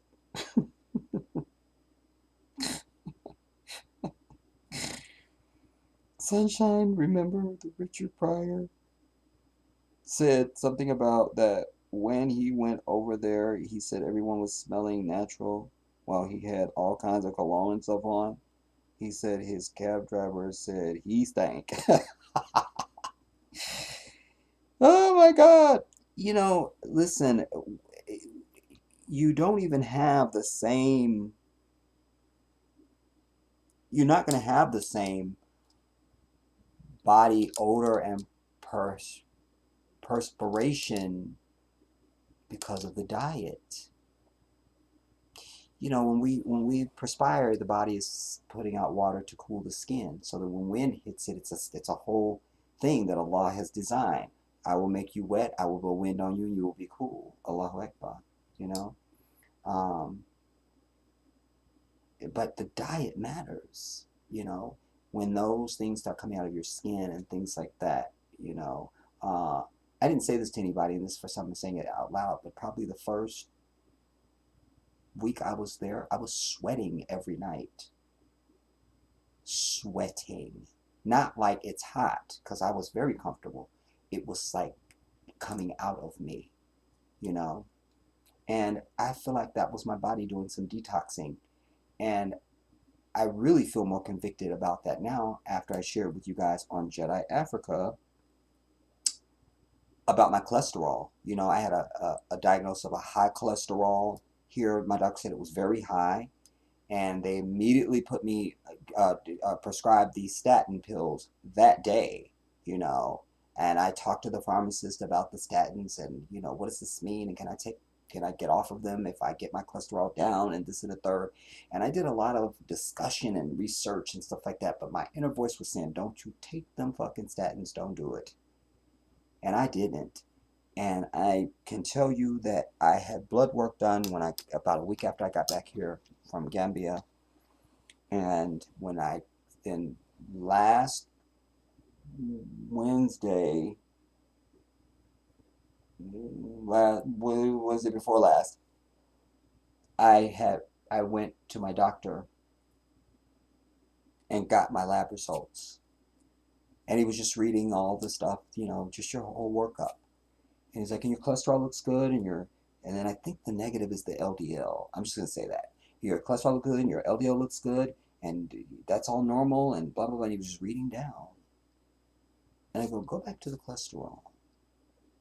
He goes, oh yeah, your cholesterol. I'm doing my hand. It was on a laptop. I said, so you're saying my good cholesterol and my bad cholesterol are normal? He goes, yeah. I don't see anything here that I don't like. That was his words. This wasn't my regular doctor. This was this new physician, young fucker that I hate young people. Anyways, I said, well, it's confession time. I said, because I've been getting those refills every month faithfully of them damn statins, and I didn't take a single one. Not one. He was blown away.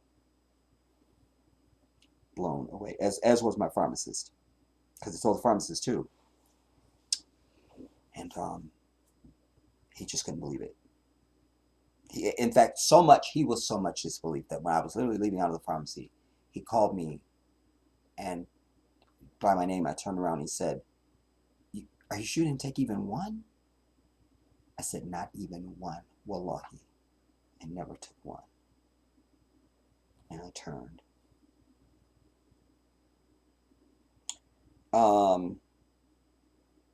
Anjane would never be able to eat food around that smell.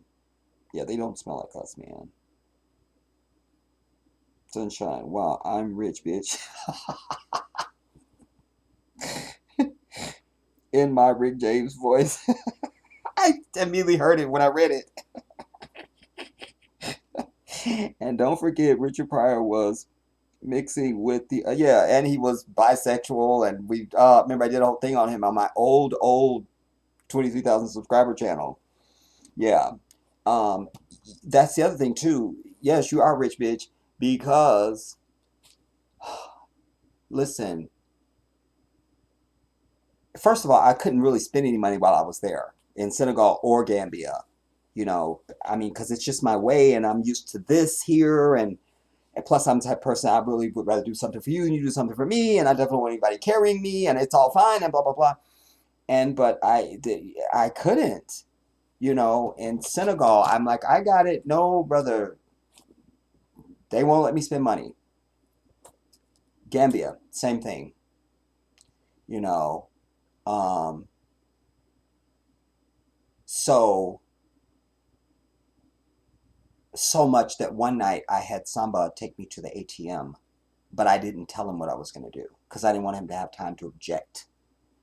And I got some money out of the ATM and I just gave it to him, so he can't say no, you know. Um, but a little bit goes a long way, and that matters too because when I go back, I intend to bless all of my family that took care of me when I was there, you know. Bless them. They've blessed me. Okay, y'all got y'all Hasana now. Let me get my Hasanat, you know. And but even what I did spend was nothing, you know. The glasses I was showing you guys last night on the live stream on Jedi Africa, I may have paid $1 or something for those glasses when you do the translation, you know. And everything was that, you know. We go places and to them they would say, like, some of them, oh, this is an expensive place, or this is this or that, and then it's like, um I'm trying to think of a number that I can remember clearly. Let me see, what is this?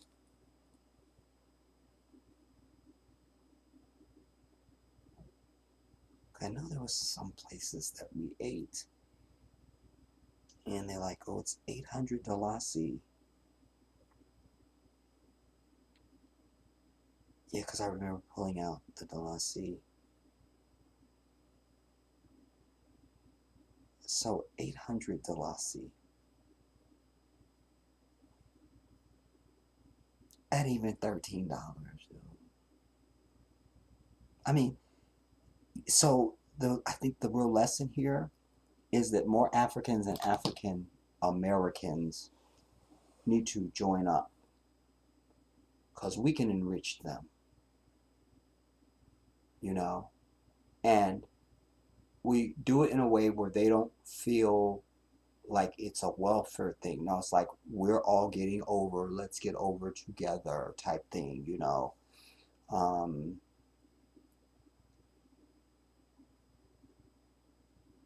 but yes, you can do very well. You know, I don't know if you saw Sunshine on my, or if you even follow me on Jedi Africa.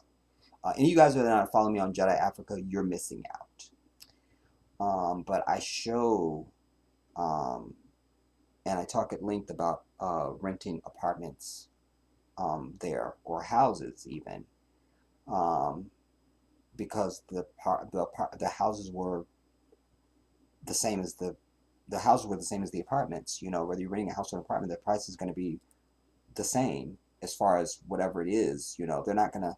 There's no like. There's no like. This is a class of price for houses, and this is a class price for that's not it.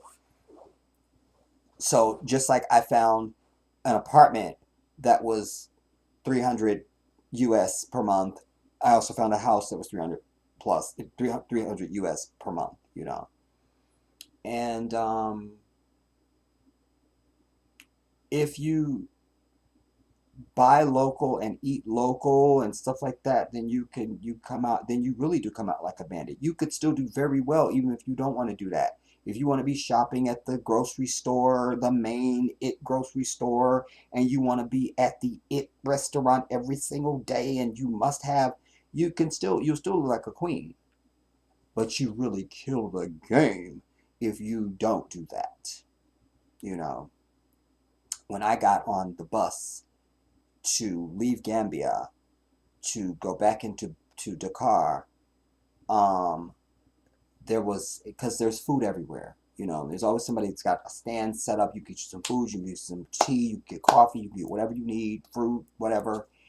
And this is out there. This is they we're the best people with food anyway, even in this country. So that's like the throne of our talent in Africa. These women, don't nobody outcook African women. Nobody. I don't care if you got a cooking show on Food Network right now. You're not going to outcook African women. You don't. Because they are by time and temperature and just by knowing it, since they were just knee high to a dirt rock. You understand?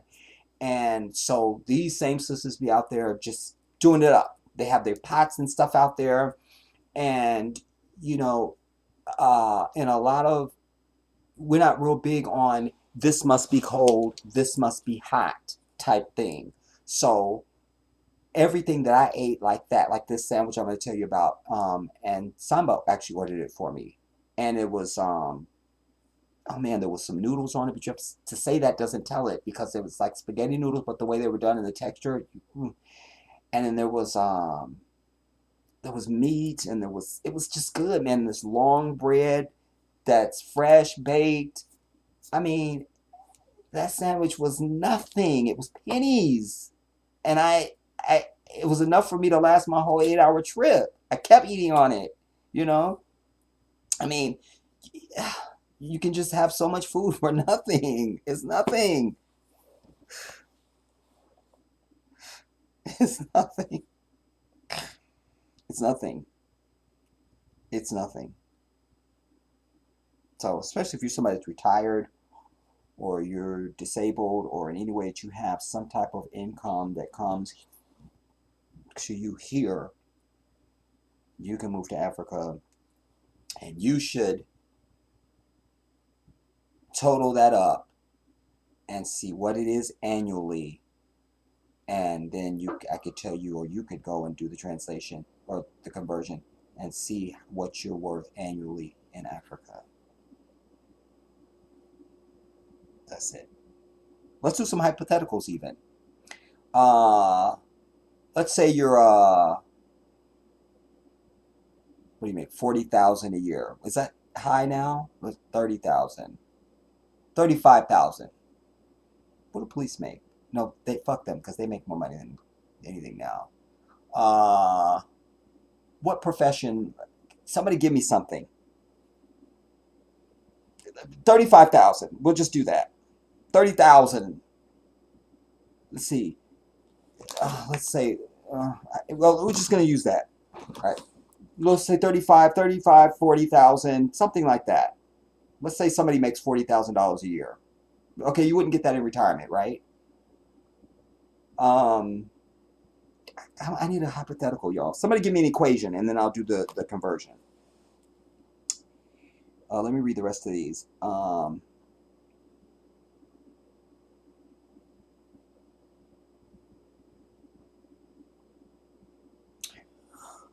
أعوذ بالله من الشيطان الرجيم بسم الله الرحمن الرحيم.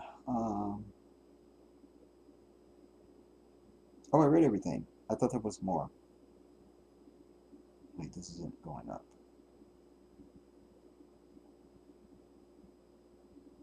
School teacher. What do they make?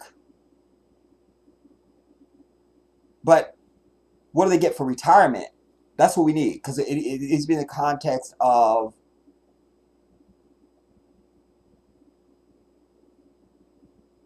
or if you have even an online business or something, just whatever.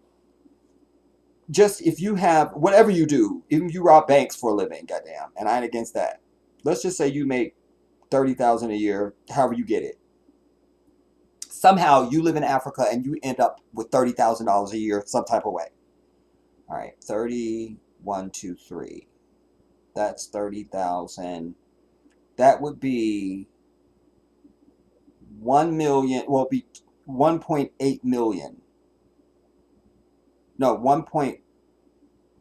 Yeah, how do you read that? 1,868,793. $1,868,793 Gambian dollars of their dollar. Because $1 here currently, because this app is supposed to be up to the minute, is worth 63 Gambian dollars. One of our dollars is 63 of their dollars. Yeah.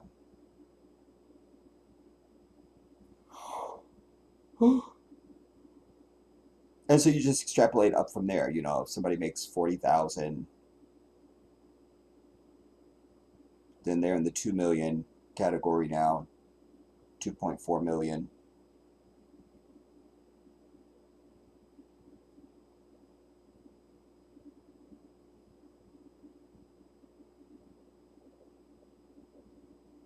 So you don't need a whole lot of money, you know.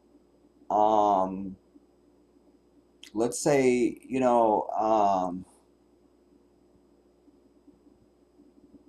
are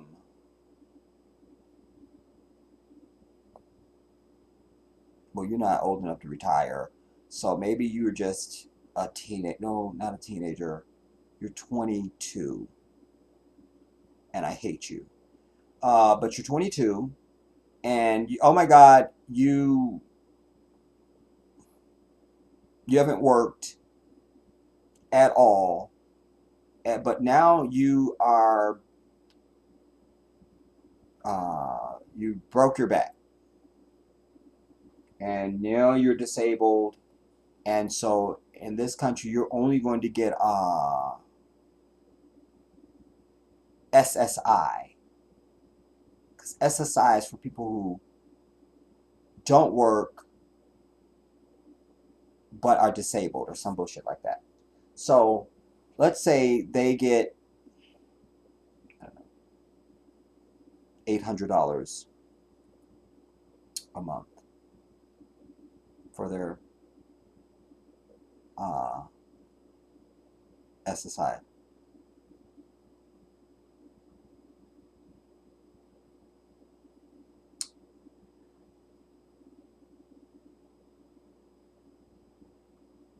Now they're making 50,000 in the Gambia. Do you understand? So, and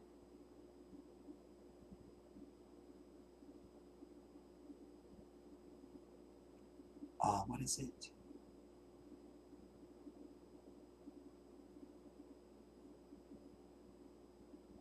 Oh,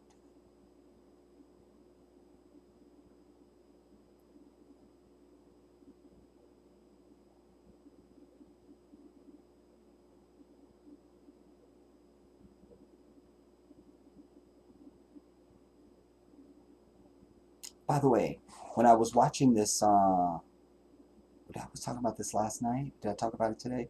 These homeless documentaries that I was watching, you guys. Um, you know,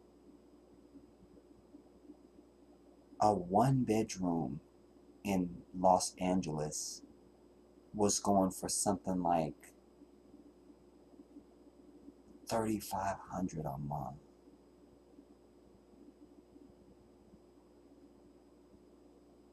You could pay $3,500 and be done for the year in Gambia. Wallahi. Because I know that because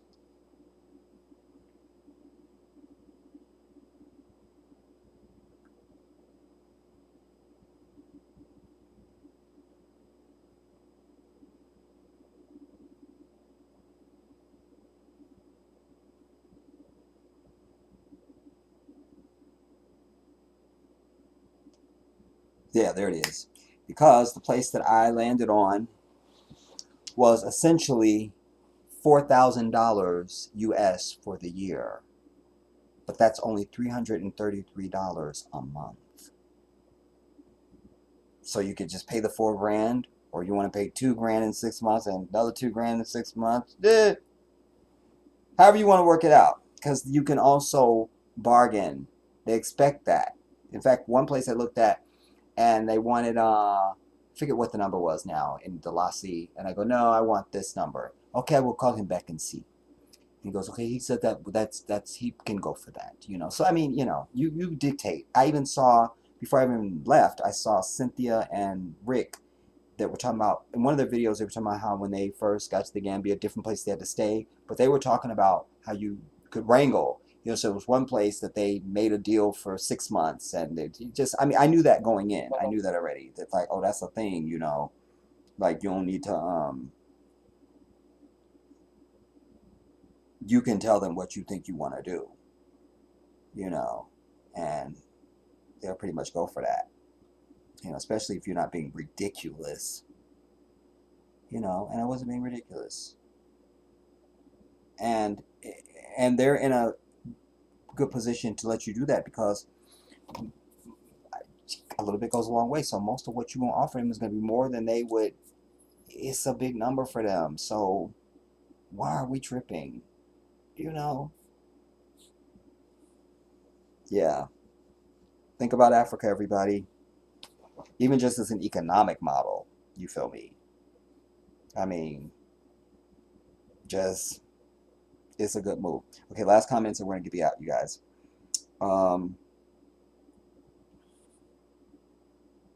Wait.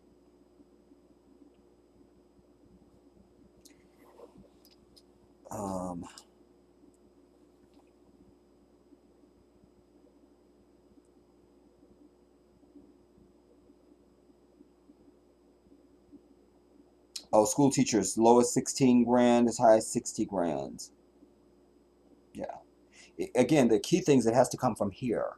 Like, you would never make that in Africa, certainly not in Gambia or someplace like that, you know. Like, nobody would make that money unless you were like head of industry doing something, you like something. You're not just, but I'm saying the key is you got to have it coming, some American money. That's how you really get over, you know. Um, and then conversely, you know, I want to make sure I say this to people. I'm going to make sure I say this on Jedi Africa. So even if you're somebody out there with savings, hear me now. Let's just say you have $10,000 saved, 15,000, you know,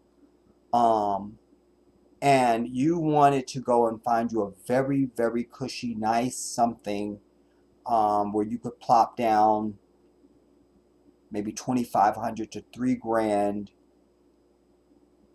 a year. So 6 grand, you just bought yourself 2 years in Africa. You could plop that down, still live here, figure out what the fuck you doing, and take your bitch ass back to your place in Gambia. You understand? I mean, there's a way to do this. You understand? There's a way, there's a way, there's a way. There's a way.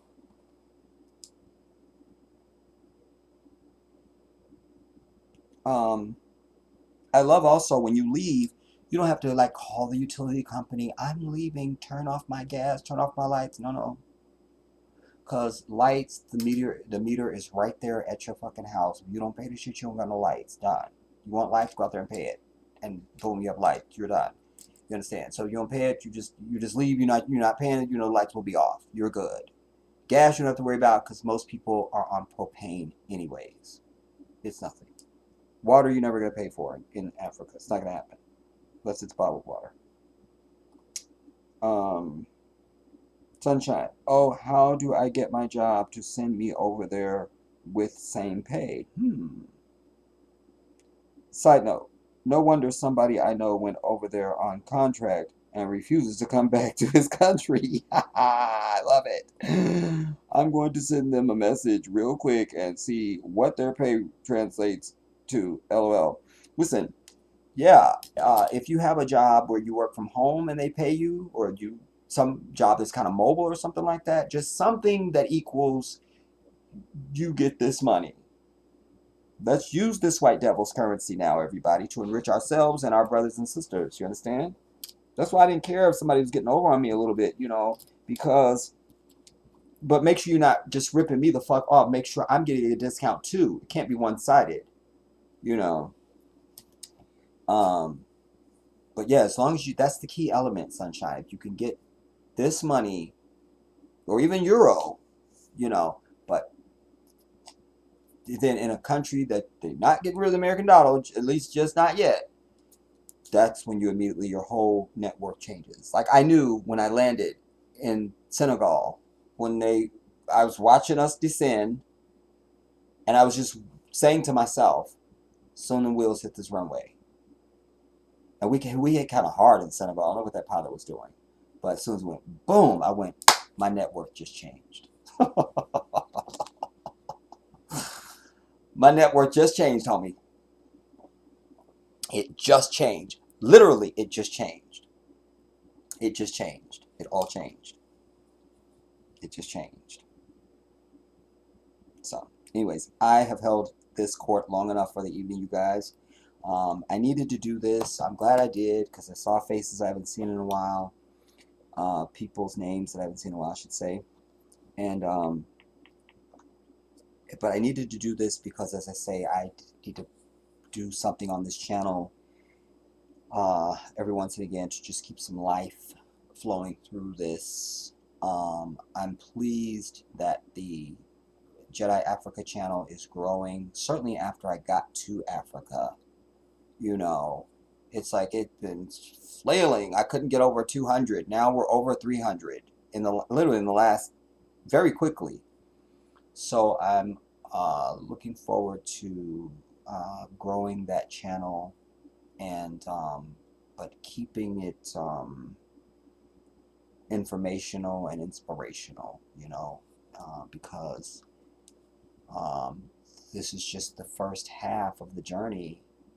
I'm meeting with the brother tomorrow because originally, after I got back, the brother that was supposed to be buying my car said he can't buy it because of something that went on with his thing with Pakistan and this and the whole thing. But then I saw his uncle today, and he says, "Did you speak to Samula about the car?" I go, "Yeah, he's told me he's not buying the car, so I'm just getting it prepared to sell to somebody else, and now I can ask for more for it because I was going to sell to him cheaper because he's Muslim and because it was just like get rid of the car thing." He said, "Oh well, make sure you talk to him tomorrow because he just wrecked his car." The Whisper.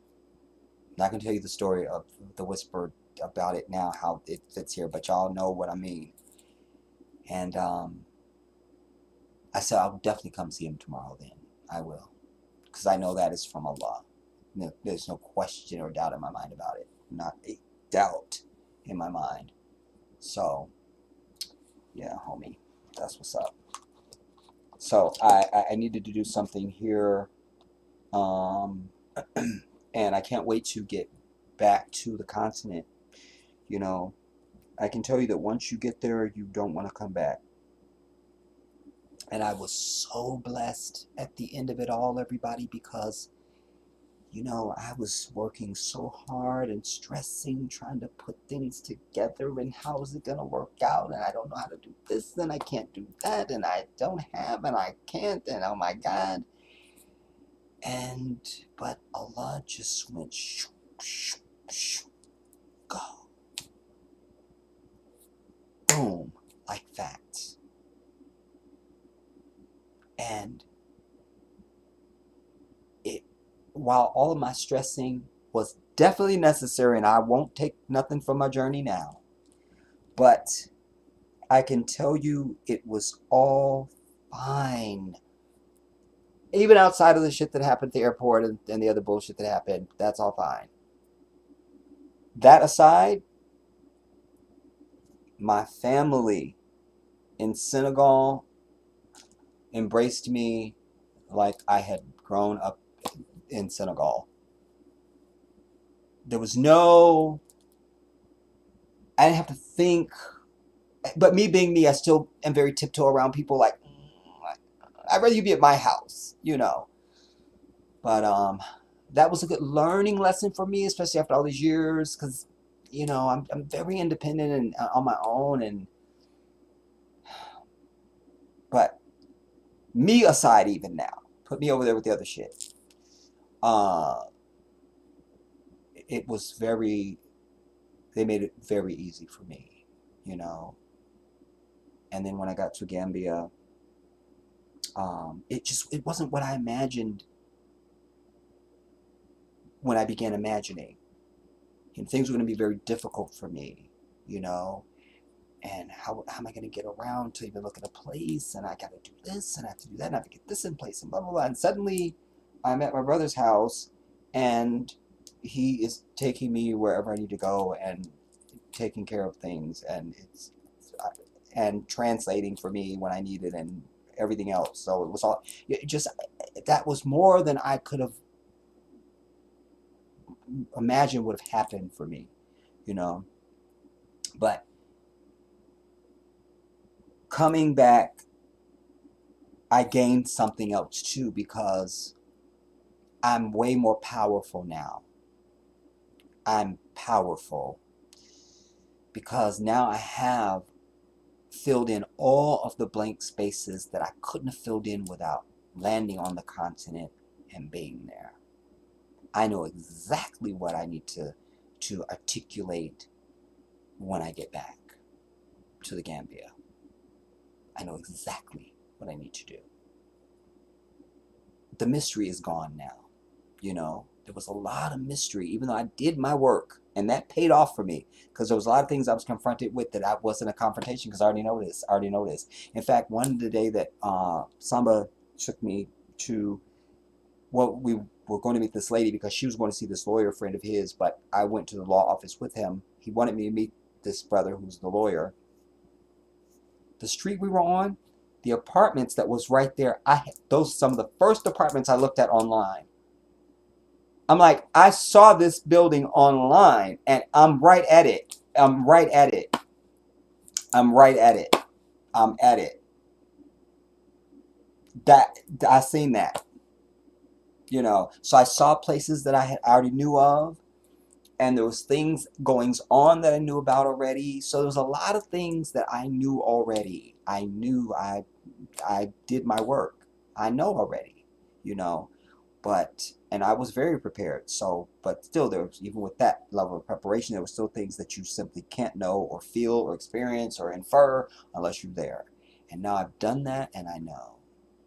And now I even know I have even clearer understanding of what I need to be whole or fulfilled or whatever going back, you know, in a way that I couldn't have known before. So it's all good, man.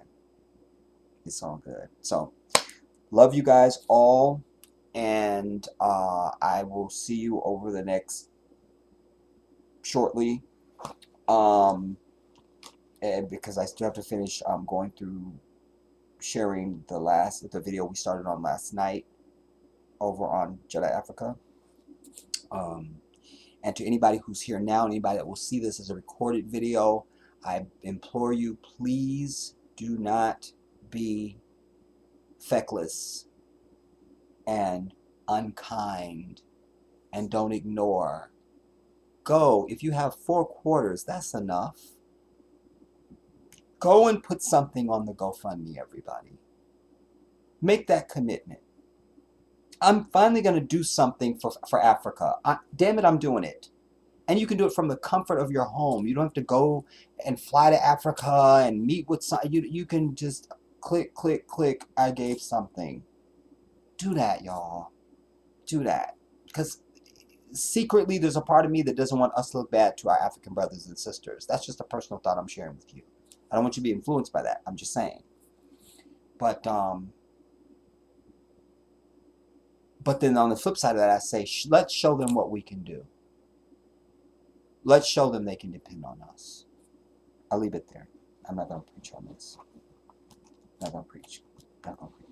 Anyways, thank you guys for sticking with me this long. You guys, I don't ever watch the clock. but it's late across the country for everybody. So do get a good night's sleep, what's left of your evening, and I will see you soon. This is the Jedi.